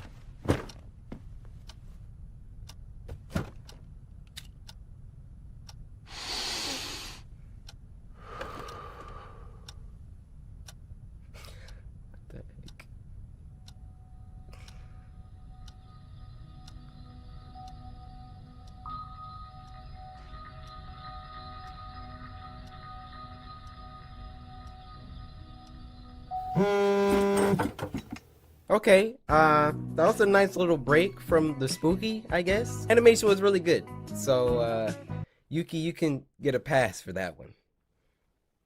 But this is Spooky Scary Sundays.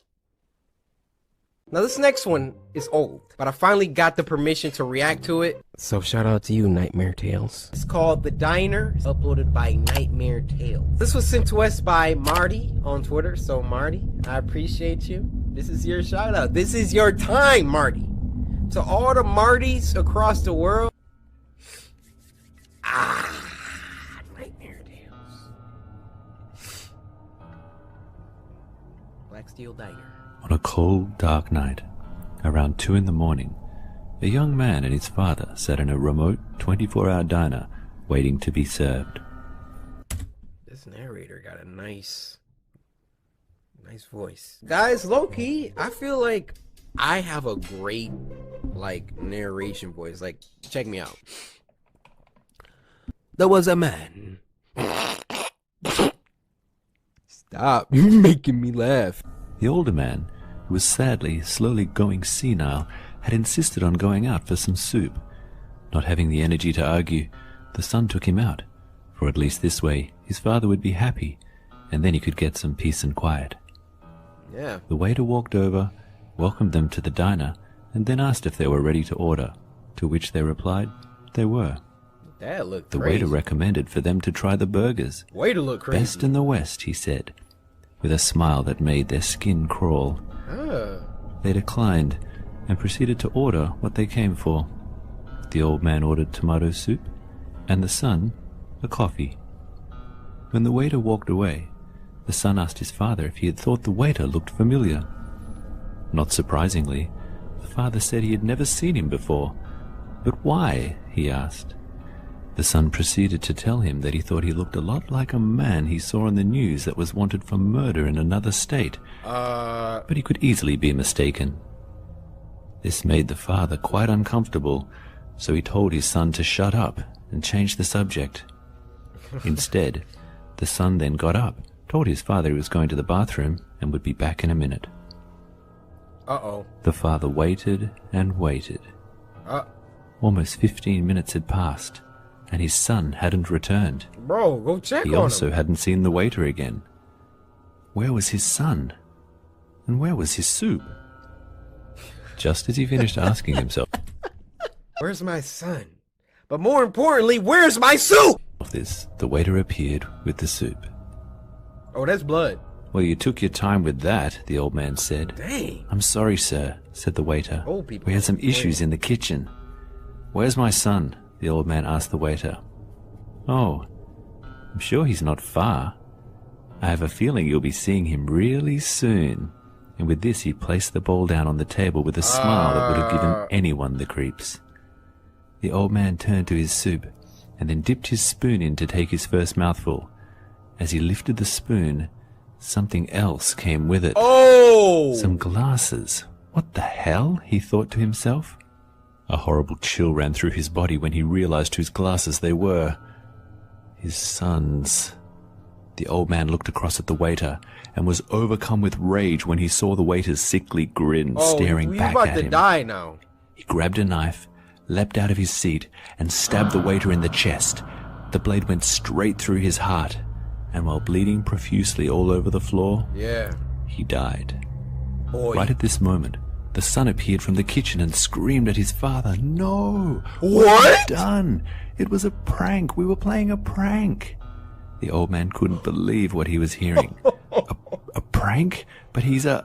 Oh my God, he thought to himself as the reality quickly set in. I've killed him. The father and son had to act quickly. They grabbed the body and decided to stash it in the cool room. Yo! No! Call the police! No, that's on y'all, alright? That ain't on the dad! To buy them some time.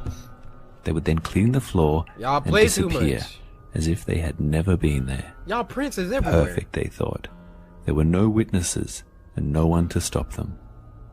Well, that's what they thought, until they slid back the door to the cool room and were greeted by a sight so shocking it made both of them wish they were dead. They had disturbed the waiter's brother, hard at work, making meat for burgers. The best in the West, apparently. Not that they would ever know.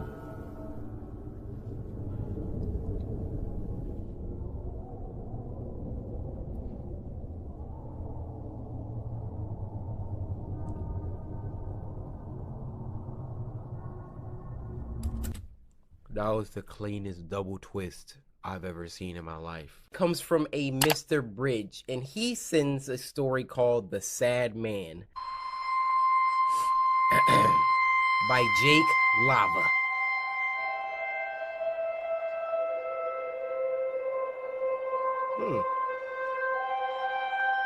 Very strange. Snowing just like it is out. What the frick did you send me, Bridge?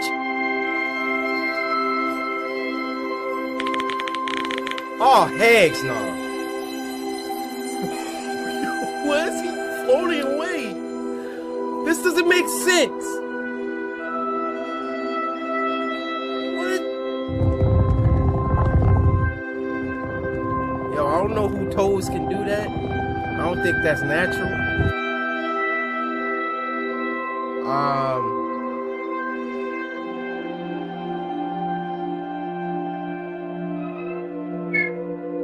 Look, I would feel more sad if his face wasn't the opposite of that. But I guess he's alone. Ew?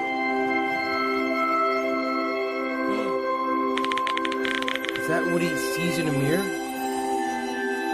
Oh, he's wearing a mask. What are you doing? Oh my gosh! Oh my... What the freak are we watching?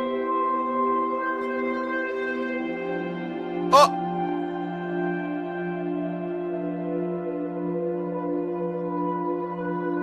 How did you get up like that, my boy? What are y'all sending me?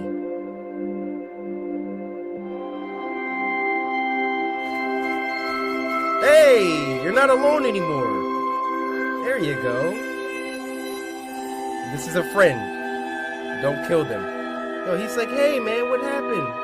Let me help you. Yeah. Please don't kill him. Okay.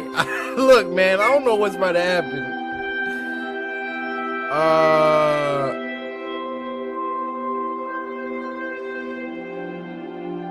Is that a dead cat?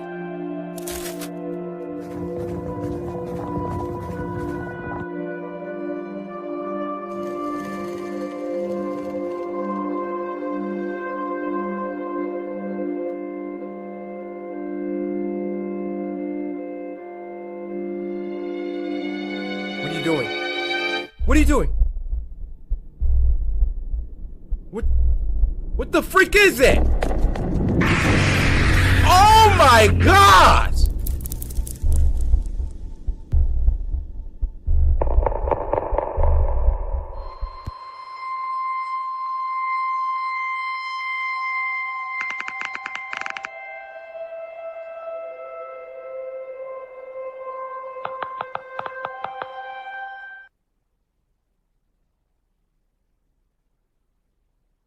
This next one is called Kenshin MP4, and this was uploaded by Baddington. Obviously, from the title of this video, Kenshin, look down in the description. Baddington said this video he made was inspired by me. So immediately I'm gonna need y'all to go over to Baddington and subscribe and like this video. Baddington, you're a legend, man. I don't know what we about to watch, but thank you for making this. And this was sent to us by Molly on Twitter, who said, yo, this is a special one for you.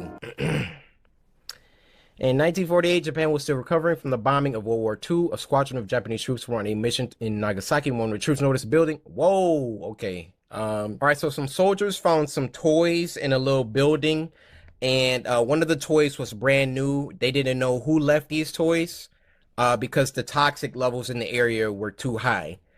Squadron said they felt a sense of dread around this toy, and they called it Akuma no Bushi, the Devil's Samurai. Oh, I don't like that. I don't like that. So it has supernatural properties that cause anyone around it to commit seppuku. These next clips are from 30 years ago within that facility.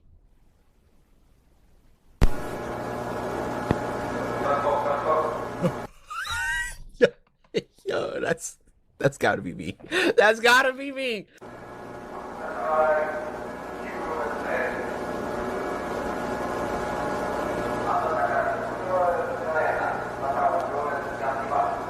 Uh-oh.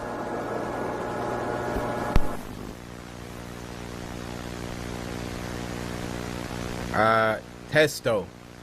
So it's a test.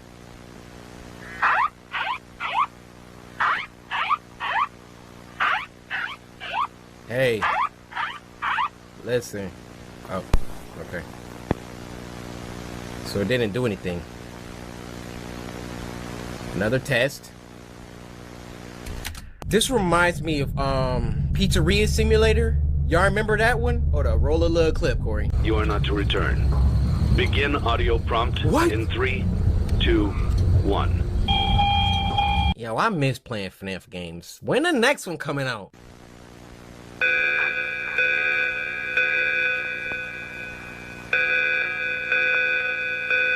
Alright, nah.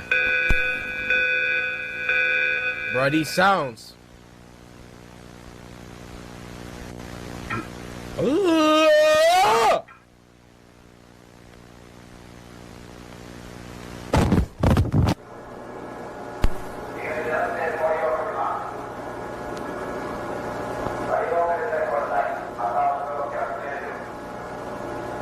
Bruh, imagine being one of the people getting sent into the room. Another test.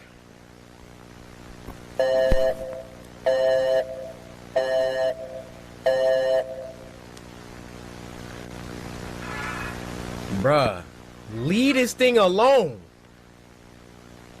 What did that headband say? It says killer.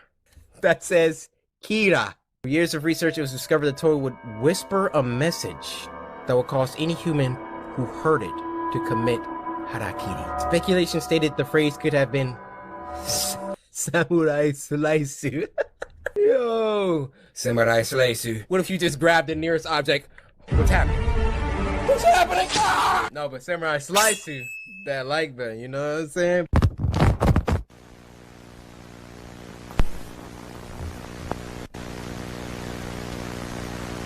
Another test.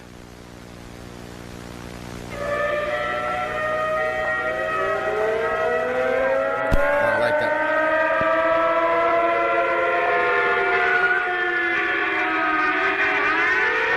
I don't like this. My skin is crawling right now.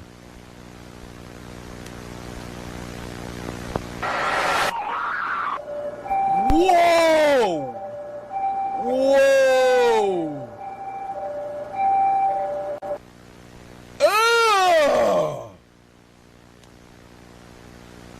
Oh, bruh. That is nasty looking. I see you, Corey. What the freak? What is this? Yo, what the freak? Oh.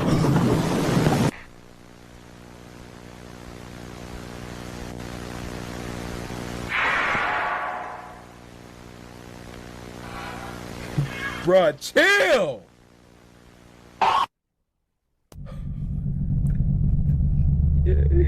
Yo, that was so fire, man. He even put the little annotation in there because he knew. If y'all don't subscribe to this man Baddington right now, he's at 51.5K. Can we get him to 60K, please? Dude made a whole animation for this. Salad Fingers 11, Glass Brother. Sent in by Sad Rainbow Sparkle or Rainbow. Either way, don't be sad, all right?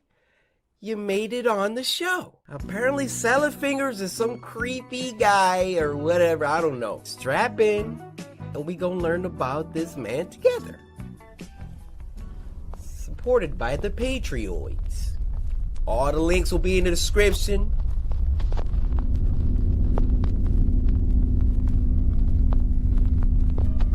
Rainbow Sparkle, what did you send me? What is this?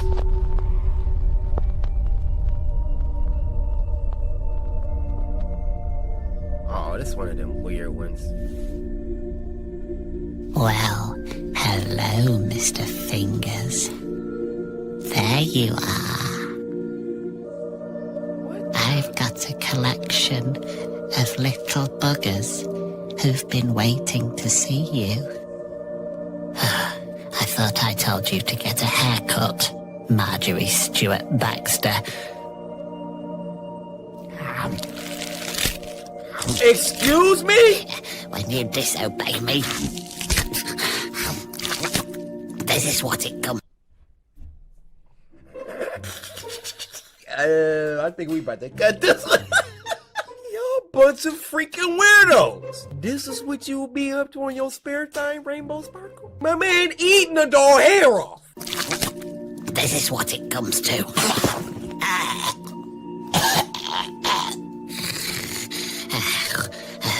I suppose you find this amusing, do you? No! Hubert Cumberdale.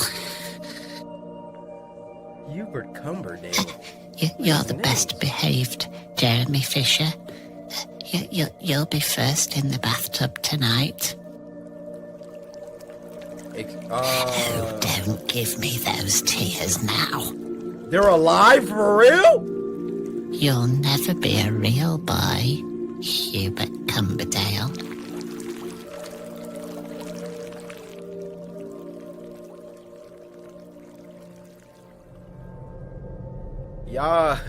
Y'all really be sending them, huh?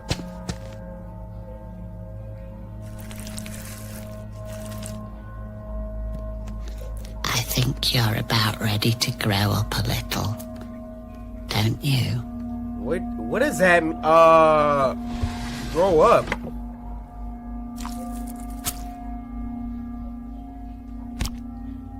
What is that? Oh my gosh. I hope y'all don't barf watching this. Cause I'm gonna be alright.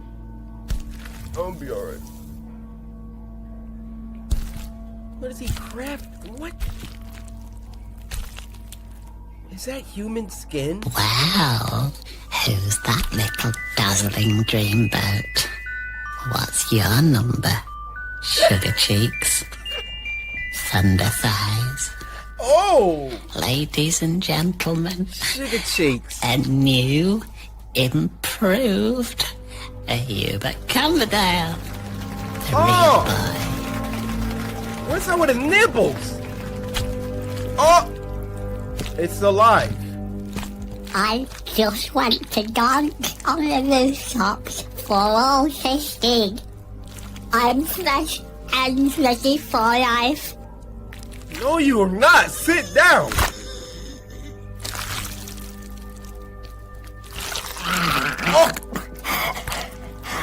I'm a big boy now. Bruh.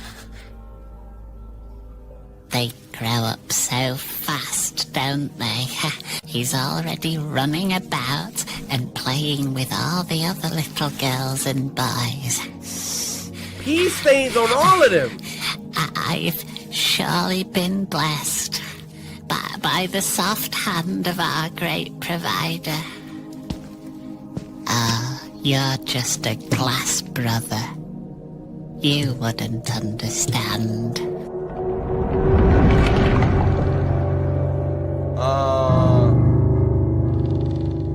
Who's that? You're a stupid boy. Yes, Mother. I am a stupid boy. I'm sorry, Mother. Fetch me a bowl of porridge. Yes. Glass, Mother. Porridge? Well, how is she existing in the shadow realm of the mirror?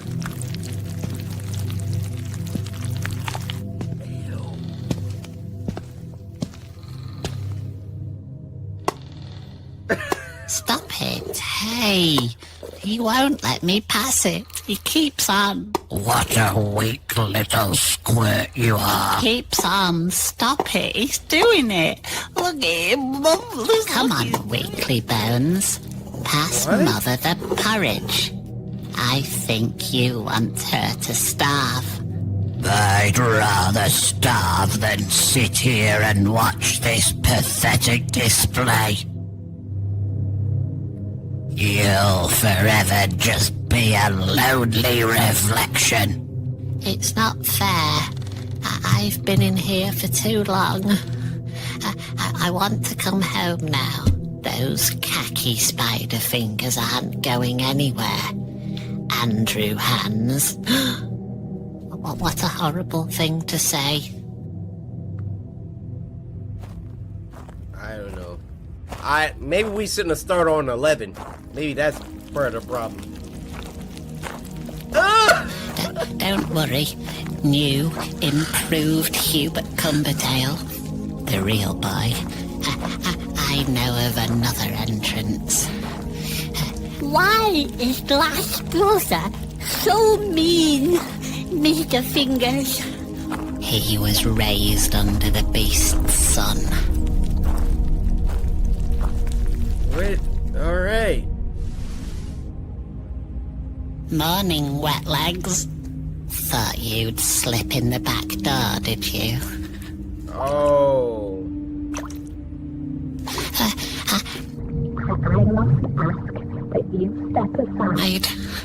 I absolutely shan't.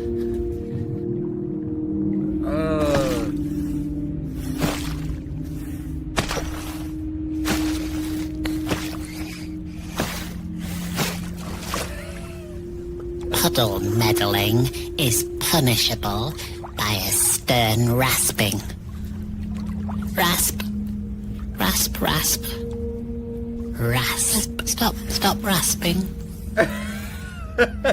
You're making me uncomfortable. Don't worry, Mr. Fingers. I'll clean it up. Where'd your eye go? Lad. Who are you talking to?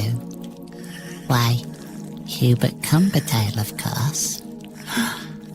Ah. Hello there, little boy. He's my real-life flesh boy. The most beautiful boy in the world.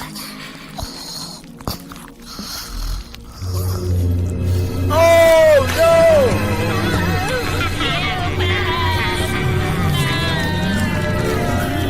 He'll make a good broom, lad. Stick him in the coal shed. Oh, no! Dang. Straight abducted him.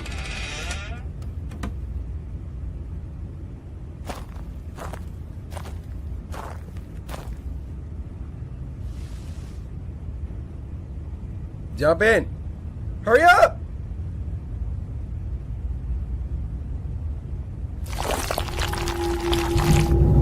I'm in, bud. Hello. What brings you here?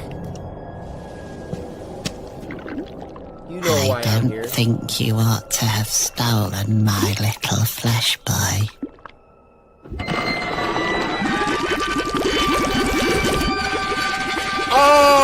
What the?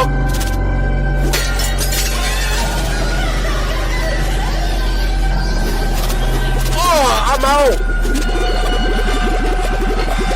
Oh my gosh.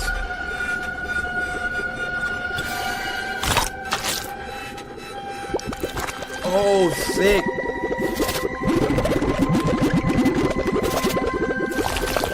Bye. Clean it up. Dude, clean it up so they can't come. You ungrateful little swine. That'll be 8 months in the slag house for you, you rotten little pigeon.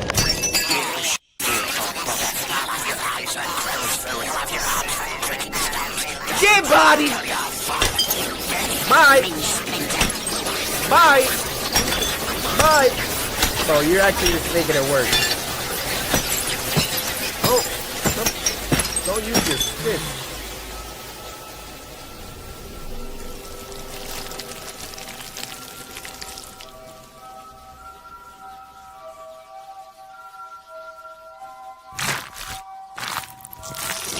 What the heck?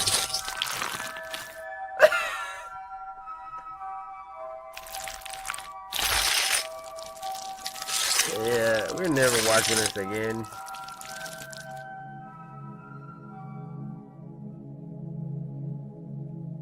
my man's over there?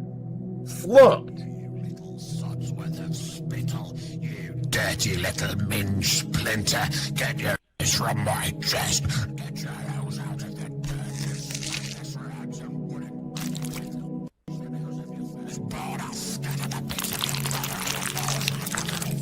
you little bugger. I'll have your eyes for crow's food. I'll have your arms for cricket stumps.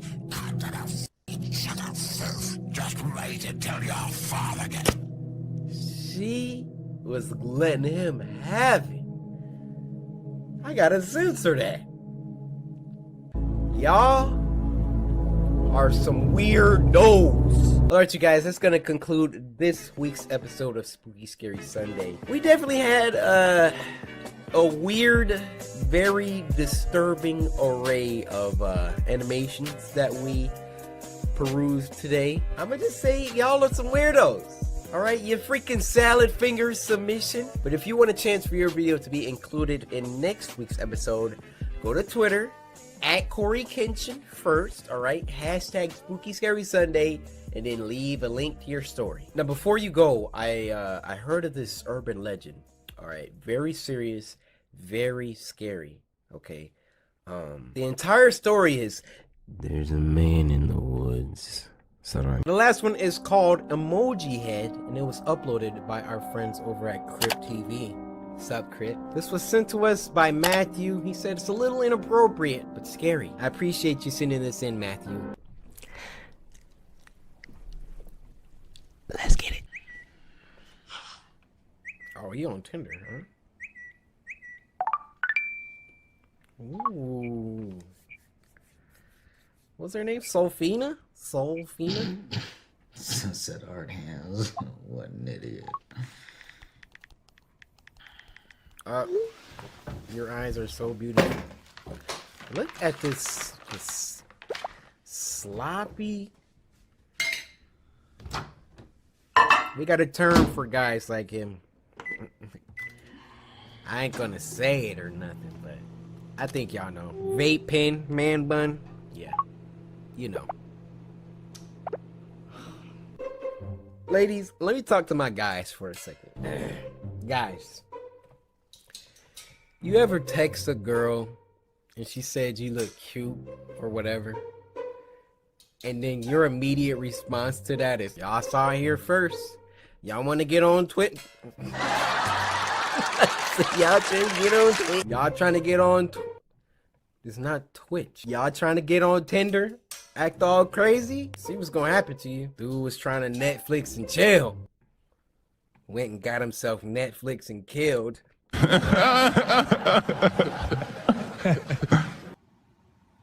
Aria. Bro, if it's 2 games y'all will not let go, it's Aria and At Dead of Night. I'm still getting people ask me to finish those games. Tell you what. Hey, Ruby, how did you even find that video? First video of this week is called Copycat POV, and it was uploaded by True Horror Stories POV. Now this was sent to us by Sabri over on Twitter, who said, I'm a new subscriber from Mexico. You're the only gamer I enjoy watching. Thank you so much. Or should I say, gracias. A veces estudio español. Es muy divertido, pero muy difícil. Antes estudiaba todos los días, but I have fallen off. Anyway, disfruta tu noche o día.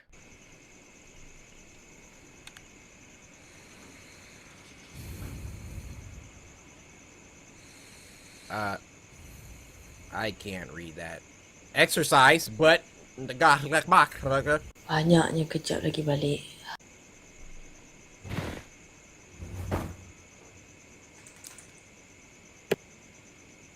That sounded like a wet fart. What was that? Please. And the protagonist of these videos is always like on Instagram or Facebook or something.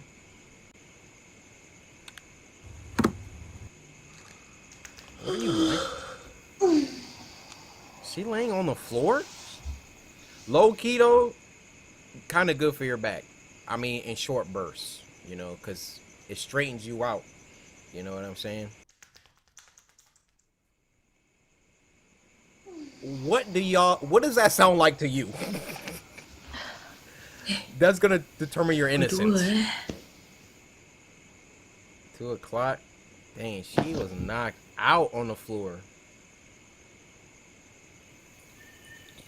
Hey, masa semua kat depan pintu ibu ni? Why are you guys hanging outside my room?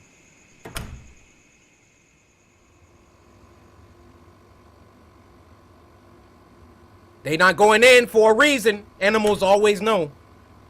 They not going in for a reason. Dah balik bukan nak kejut. Maybe Biarkan aku tidur kat luar. Dang, husband? Esposo. Mana ni Caca? Why you wake me up? Ni lah orang. Dah pakai barang tak tahu nak simpan balik. Kat sini. Mana? Oh! Mana you? B. Oh! B. B, jangan main-main tak kelakar B, keluar. Wow!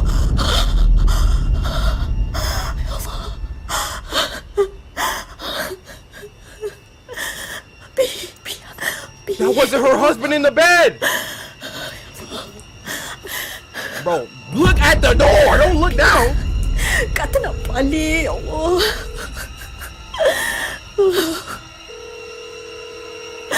Allah, kata nak balik. Ya Allah, tolong. Angkatlah. Oh my. Angkatlah. Not available. Oh no. Ya Allah. Oh.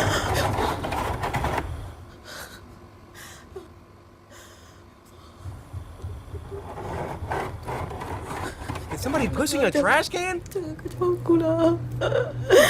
Apa tu? Punya apa tu? Turn the light on. Use the flashlight.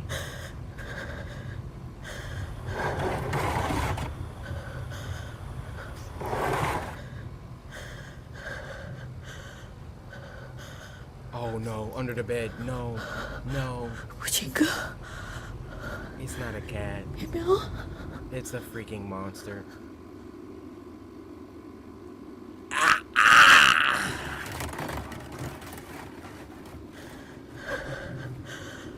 Right here.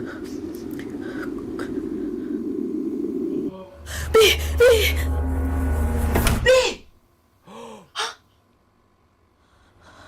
It can mimic voices.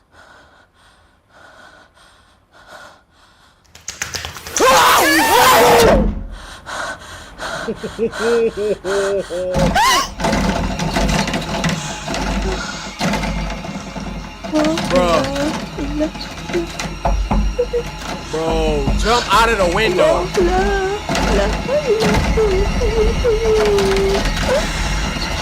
Oh my God.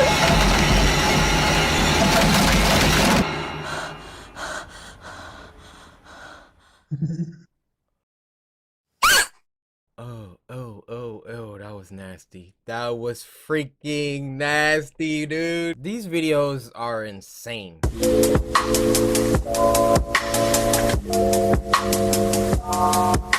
This next video is called Crooked Rot, and it was uploaded by David Firth, creator of Salad Fingers, who I think we reacted to once before. This was sent to us by Olivia, who said just binge watch Spooky Scary Sunday and Samurai Slice that like button, of course. Olivia, you don't understand. You're in my high favor right now. If you by chance offer me a Nutri-Grain bar, I accept it. Well, Olivia, see, that's the funny thing is, I was just about to hand it to you. So you know the routine. We're only gonna do this once, all right?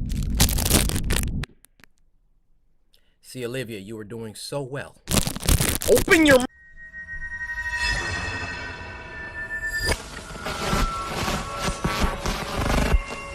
What you got us watching, Olivia? What is this? What is this?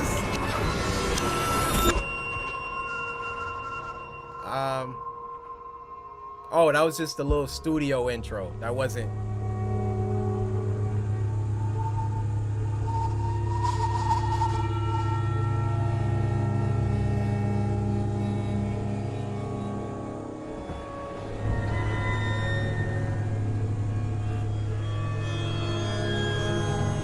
This about to be nightmare fuel.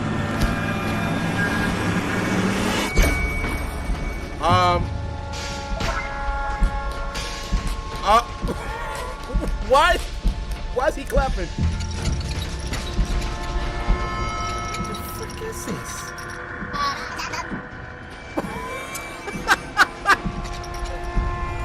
What?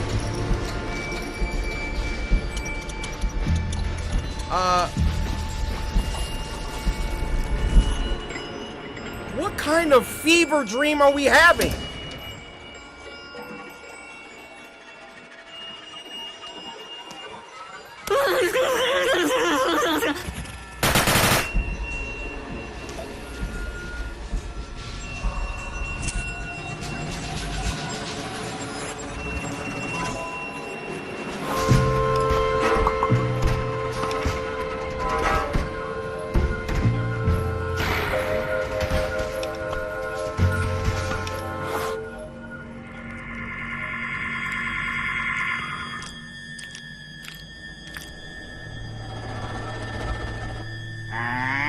I hope y'all Bibles are nearby because I got a feeling we letting some type of demon through the screen. Oh,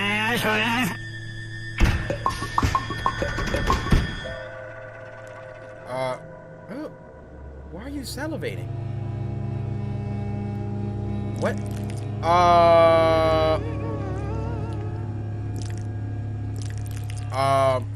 Oh, you hear the macaroni sounds?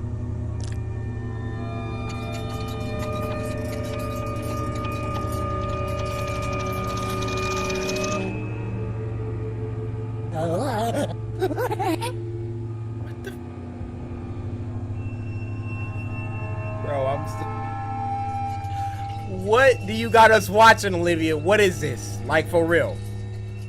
I'm not playing anymore, Olivia. What is this?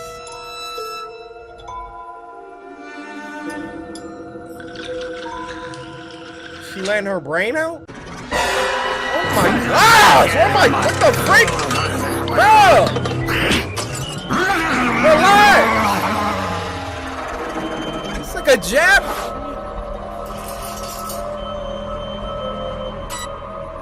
No, thanks. Nope, change the channel.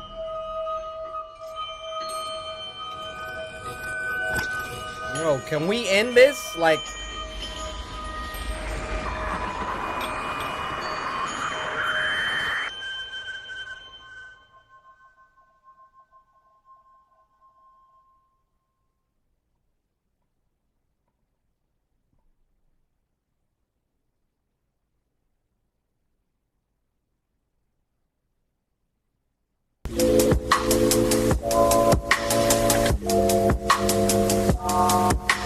This next video is called The Mannequin, and it was uploaded by Social House Films. Nice to see you guys back on the show again. Now, this was sent to us by Jen, who said, I don't know how you feel about mannequins, but I think this short was so creepy. Well, Jen, we're about to see how creepy it is. But knowing Social House Films, I'm sure this is about to be very creepy.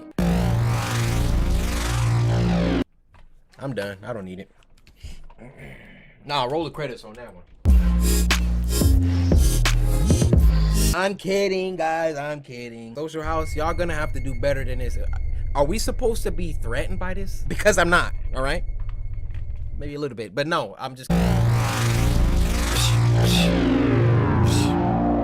Doesn't faze me. Doesn't faze me. What is this? It's supposed to be scary?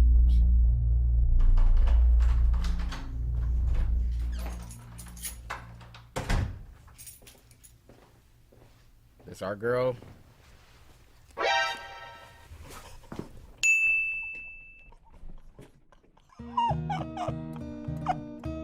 Do y'all see it?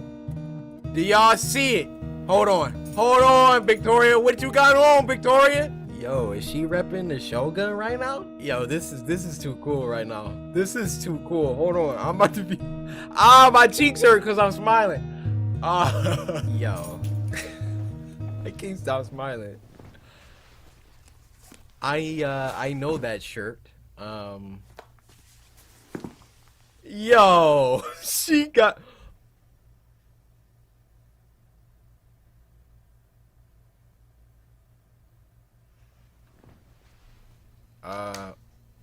Is that not yours? Because she looking like she never seen that thing before in her life.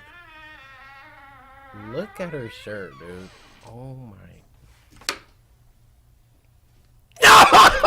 better, sir! Alright, okay, alright, I'm sorry. My name is in this video. I liken their stuff to like AAA studio movies, alright? So my shirt is literally in a movie right now. Alright, I'm not pausing anymore. It looks good on you, Victoria, by the way. Ouija board? You didn't see...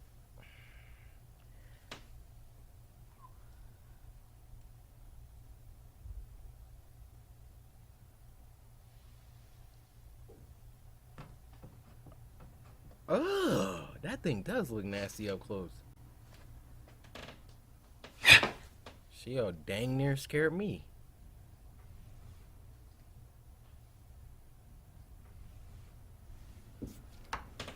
Okay. So is that like one of her works? Why wouldn't you? Hey, Emily, it's me.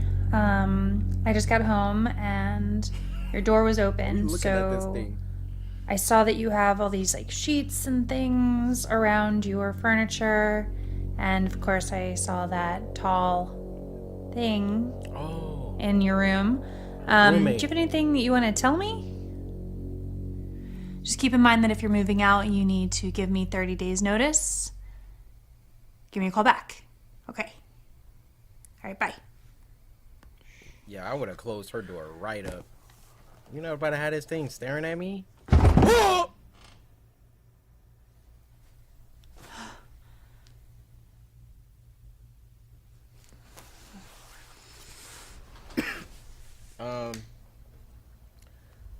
Nah, see, you gotta go. You gotta go.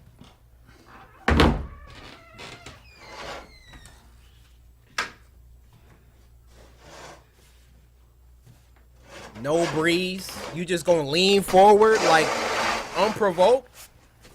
I don't think so. I don't think so.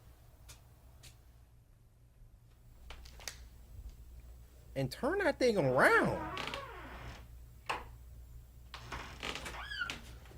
There we go. This is why I like their videos. She actually does stuff real life people would do. Close that freaking door.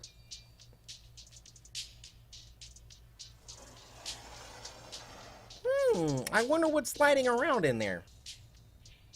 Yeah, we'll take that off.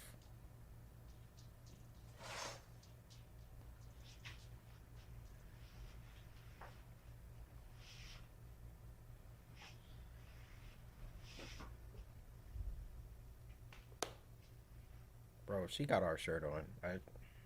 I'm sorry.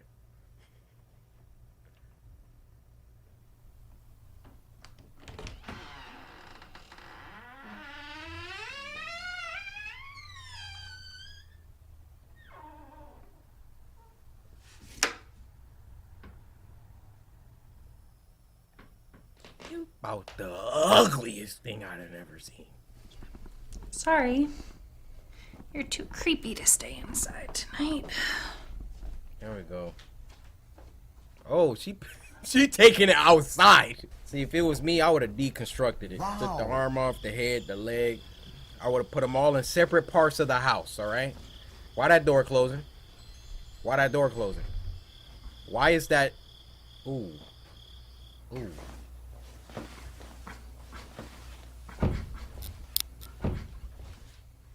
Hello? Emily?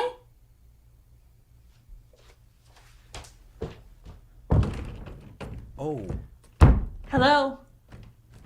Emily, this isn't funny. Hey!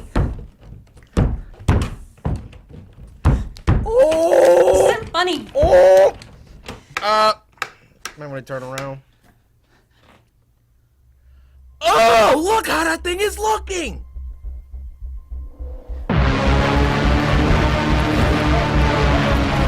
What the heck?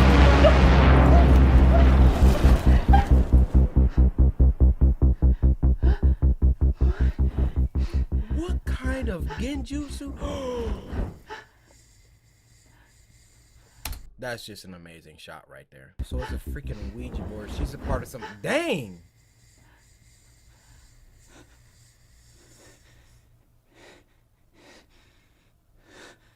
Why?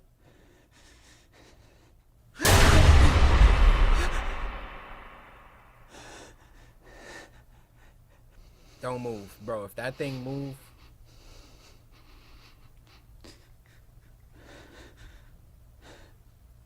Oh my gosh. Oh! I knew it.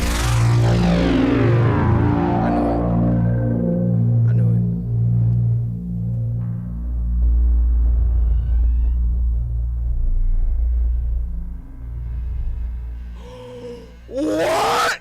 Oh!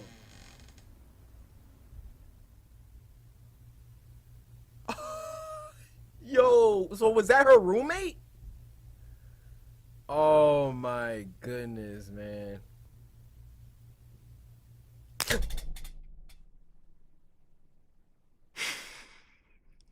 That's what the tweet says, stay to the end. Social House, they've been on the channel for a little while now.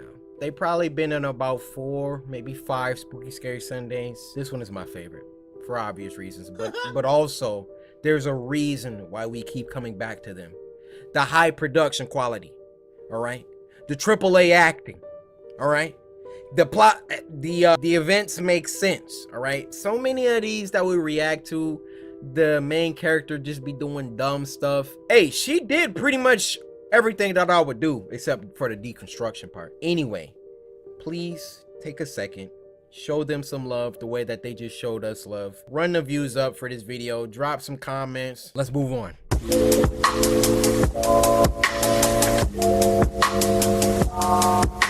This next video is called Brand New Beginnings FNAF VHS, and it was uploaded by Joe Lonick. Now this was sent to us by Hi, who said this is the scariest FNAF tape they've ever seen and I will love it. You better.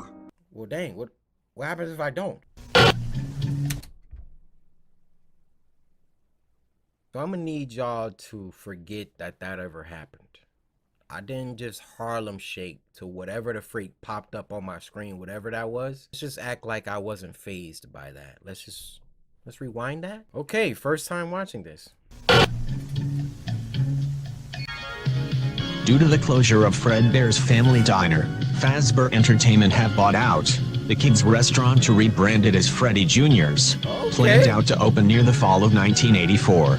Any previous employees from Fredbear's will not be allowed to enter the building due to... That was abrupt. The new cast of characters are the more enhanced... Oh, they cut it out! They cut it out! I get it. Due to some kids dying and blah, blah, blah, blah. Let's continue on. Wow. Yo, this is just making me so hyped for a freaking security breach.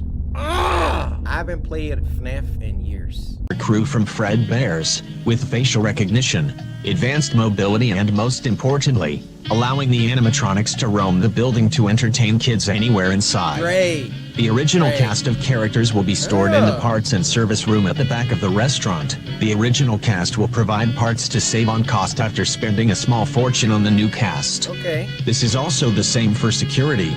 The office which your night guards will be working in has no doors, no heating, no sanity, no love, no help, no family, no home, no criminals, no criminals, no criminals, no criminals. No, not the criminals thing. Oh my gosh.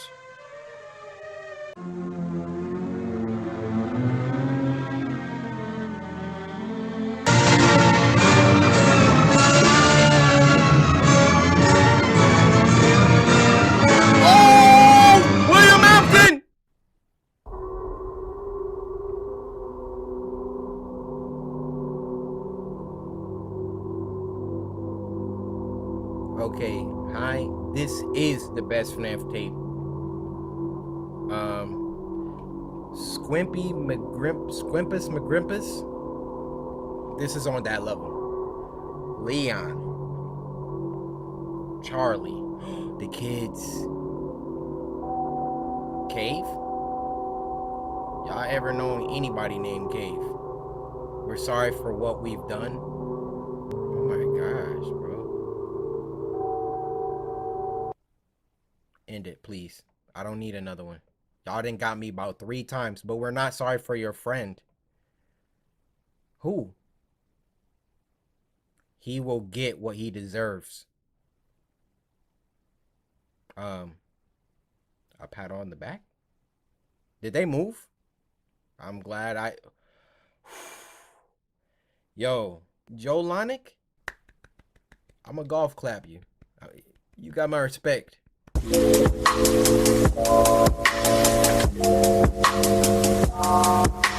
Now the last one for this week, and it's a long one, is called A Manchester Horror Story, and it was uploaded by Llama Arts, who hasn't been on the channel for a while. How you doing, Llama Arts? Hope you've been well. Now this was sent to us by Sierra over on Twitter, who said, hello from Brunei? Brunei? Yo, we out here? Samurai, freaking stand up. We're in Brunei. I watch your Spooky Scary Sunday every Sunday and am your biggest fan. Well, Sierra, thank you so much. Samurai, we really out here, ain't we? But at the same time, we still slept on. Ain't that crazy? A Manchester Horror Story. I'm probably not gonna pause. This is a story about how I became a 30-year-old male who is secretly afraid to be outside after dark in cities. He's agoraphobe? I live in Manchester, in the UK, and it's widely regarded as a relatively safe and multicultural city. Good transport, friendly locals, and plenty to do. Okay. I don't live there anymore, but I'm proud to be from there, and I will always have one hometown. This took place in 2016, and at the time I was working for a company that hired me to work on contracts. You know. So 4, 6, sometimes even 8 months abroad, and then 2 or 3 months at home. Oh. So when I was home, I made sure to see family and friends as much as possible, whether it be meeting and playing video games, a drink at the bar, playing sports, or traveling together. The incident took place when I was on my way home after a night out drinking. What the freak? And I write this 4 years on since it happened. I still have PTSD from the incident, and think of this as my way of telling you all to be careful out there. Okay. As well as this being an opportunity for me to talk about it. Gash on his hand. Those who know Manchester know about its quite frankly amazing tram system. It's affordable and easy to understand. There is a tram station right near to my apartment, just outside the city center. I had been back in the country for 7 days and had arranged to meet my friends in the city for a reunion of sorts. Drinking, dancing, and catching up. You know how that goes. Yeah, I do. It's important to note at this point that at the time, there was a homeless gentleman that adopted the tram stop near my apartment as his own. Okay. He would always sit at the top of the stairs leading down to the platform. And whenever I used the tram, I would always see him without fail. It had even gotten to the point where we exchanged a friendly nod to each other every time. Cool. But this time, on the way to the city to meet my friends, everything changed. What happened? On any normal occasion, he would be sitting under the shelter at the top of the stairs, either asking passersby for money or just saying hello. But as I approached the top of the stairs, around 20 to 30 meters away, I saw him. And he stood up straight, almost too straight, with his chest out, just glaring right at me in the most menacing way. Going the other way. His brow was furrowed, his jaw was clenched, and he was breathing heavily. I could see his chest rising up and down with speed from now 20 meters away. Maybe drugs was involved or something had angered him. Yeah. Why me? I thought. Now, I'm not the biggest guy in the world. I'm 6 foot and athletic, but I don't believe violence is... 6 foot and athletic? Yeah, I'm not the biggest guy in the world. I'm only 6 foot. If you 6 foot getting bullied, try again. You're doing it wrong. I'm not the biggest guy in the world. I'm 6 foot and athletic, but I don't believe violence is the answer in any case. Hey, I too, but I'm sometimes you not gotta resort to it. at all. Right? The way this guy looked at me sent shivers down my spine. I immediately looked down after we made eye contact, and then looked ahead, because I thought maybe it was just a glance from him. I'm looking at you dead in your eyes. Then I looked back at him again. When I was even closer, and his eyes were still on me. Whoa! This time they were wide, and he looked unhinged like he was ready to attack. I looked away again. Y'all know what time it is. When I get into this stance, somebody about to wake up on a drug. What you think, I'm supposed to be scared of you? Huh?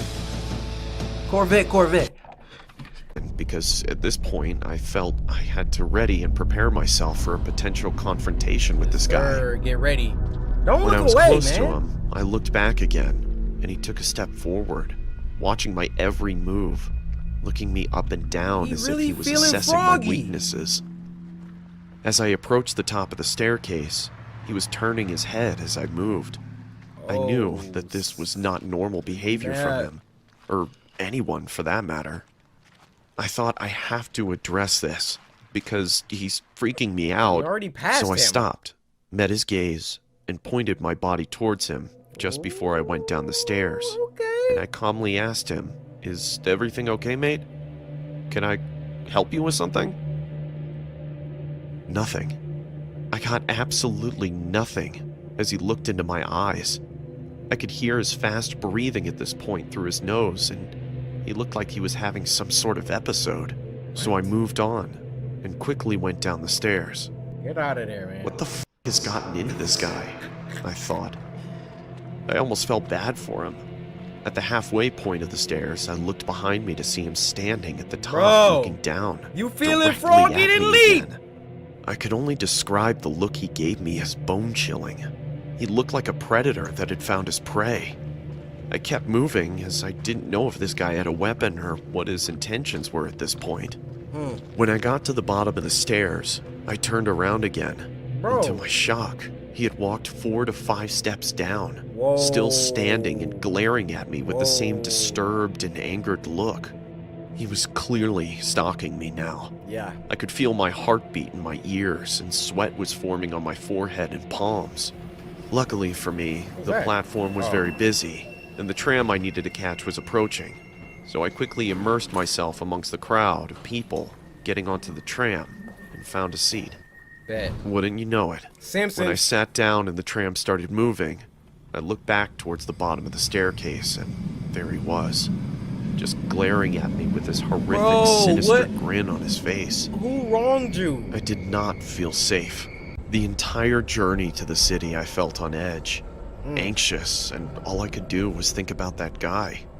When I eventually got there, my friends automatically picked up on the fact that I seemed a little off. Yeah. So I told them about the situation I was just in, which they just dismissed, saying that I was probably just being paranoid and that he'll be gone by the time I get back home. Well, why don't you come with me I then? agreed with them because I realized that he is usually only there during the daytime, so I enjoyed the night. We all drank, laughed, and even met some cute girls. Before I knew it, I was hammered, to the point where I had to look at my phone with one eye closed. My balance was off, and I felt like I could throw up at any second. It was around midnight and time to go home, so I said goodbye to my friends and arranged to meet the next weekend due to the success of this one. The last tram was approaching, and I had to run drunk as a skunk to make it in time. I got onto the tram, and when I got a seat and caught my breath, I remembered what happened at the tram station on the way back to the city. I felt sober suddenly, and I was honestly on the verge of an anxiety attack, until I remembered that I never usually see the guy late at night, which was comforting for the remainder of my journey. The tram arrived at my stop, and I got off. I just stood there for a second, surveying my surroundings. The platform was empty. The skies were clear, although dark. The air was warm, and the only sounds were the nearby traffic and the tram leaving the platform. I remember it like it was yesterday. I looked towards the bottom of the staircase and the platform leading to the street, and I took a deep breath. I approached the stairs and looked towards the top.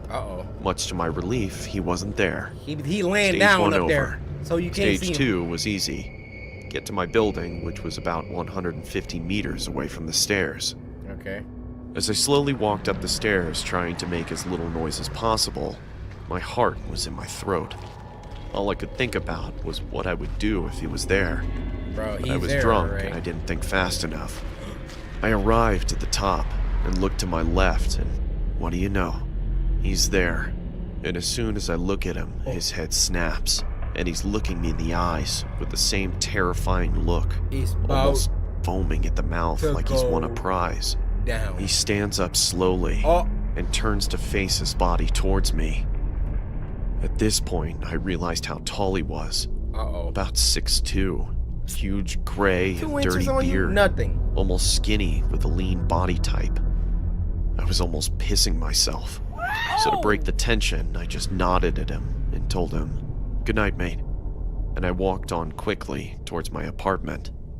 I suddenly heard a deep, hoarse voice say, "You got any spare change?" Loud and obnoxious. Which I turned and replied quickly whilst I was walking backwards. No, mate. Sorry. Sorry. Have a good night, though. And walked on again. I was free, and my anxiety was disappearing. All I was thinking about was getting to my building as fast as possible. Then, I heard what felt like the loudest, most aggressive voice ever. Hey! I stopped, and I turned around so fast because he made me jump and scared me. He was holding a knife, and it was pointed directly towards me. Run.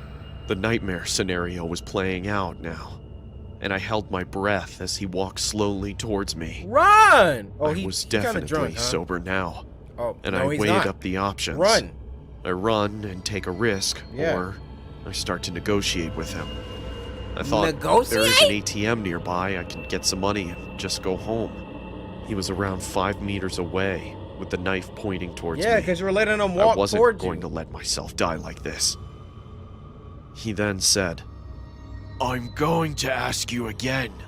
Do you have any spare change?" No, I don't. I couldn't tell whether I wanted to throw up or cry, but I had to get out of this situation. No one else was around that I could see or hear, and it was on me to get out of this. I said to him, "Look, there is an ATM." I couldn't even finish my sentence, because he had thrown the knife at my face.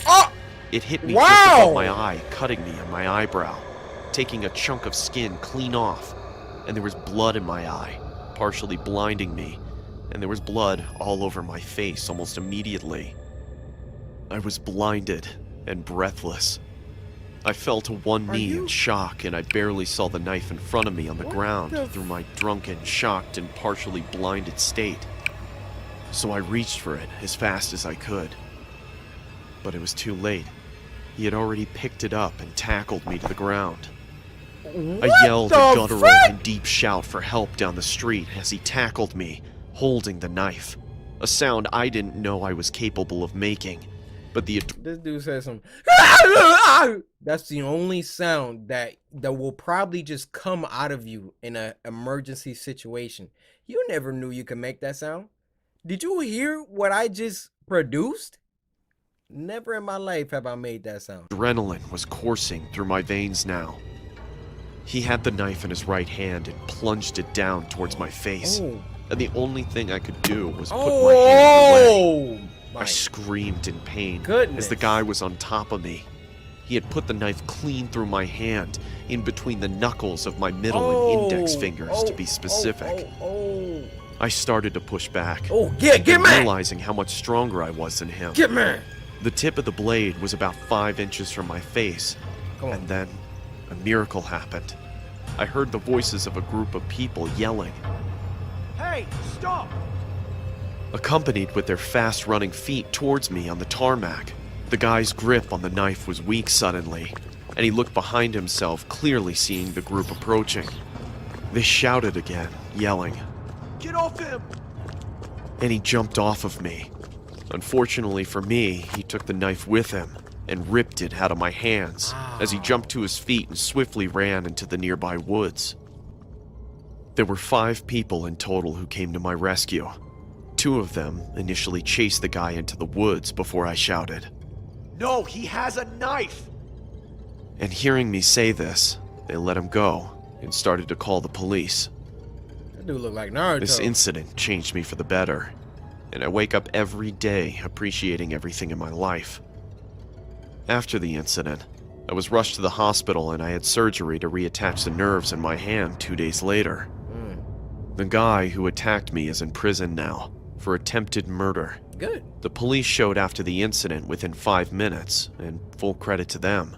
They found the guy hiding in the woods, still holding the knife behind a tree, and they managed to subdue and arrest him on the spot. He was on a cocktail of drugs, and he openly admitted to the police that he fully intended to kill me if he had the opportunity. But this incident was simultaneously the best and worst thing that ever happened to me. How? The best, because I appreciate life so much more now. I talk to those I love every single day. All life is precious. Tomorrow is not guaranteed, and we are all mortal. Stay safe and alert, and do not waste a moment, as you don't know who's going to be waiting around the corner. Yo, he was speaking facts at the end, though. That was amazing. Well, guys, this is a 10-week. I really liked every single video. We had some weird, we had some scary, we had some Coryxkenshin merch wearing. I need y'all to show love to everybody here. With that being said, y'all set the bar high. So next week, y'all gonna have to come even harder. I don't even know how you gonna pull that off, but I need another 10 week from you. All right?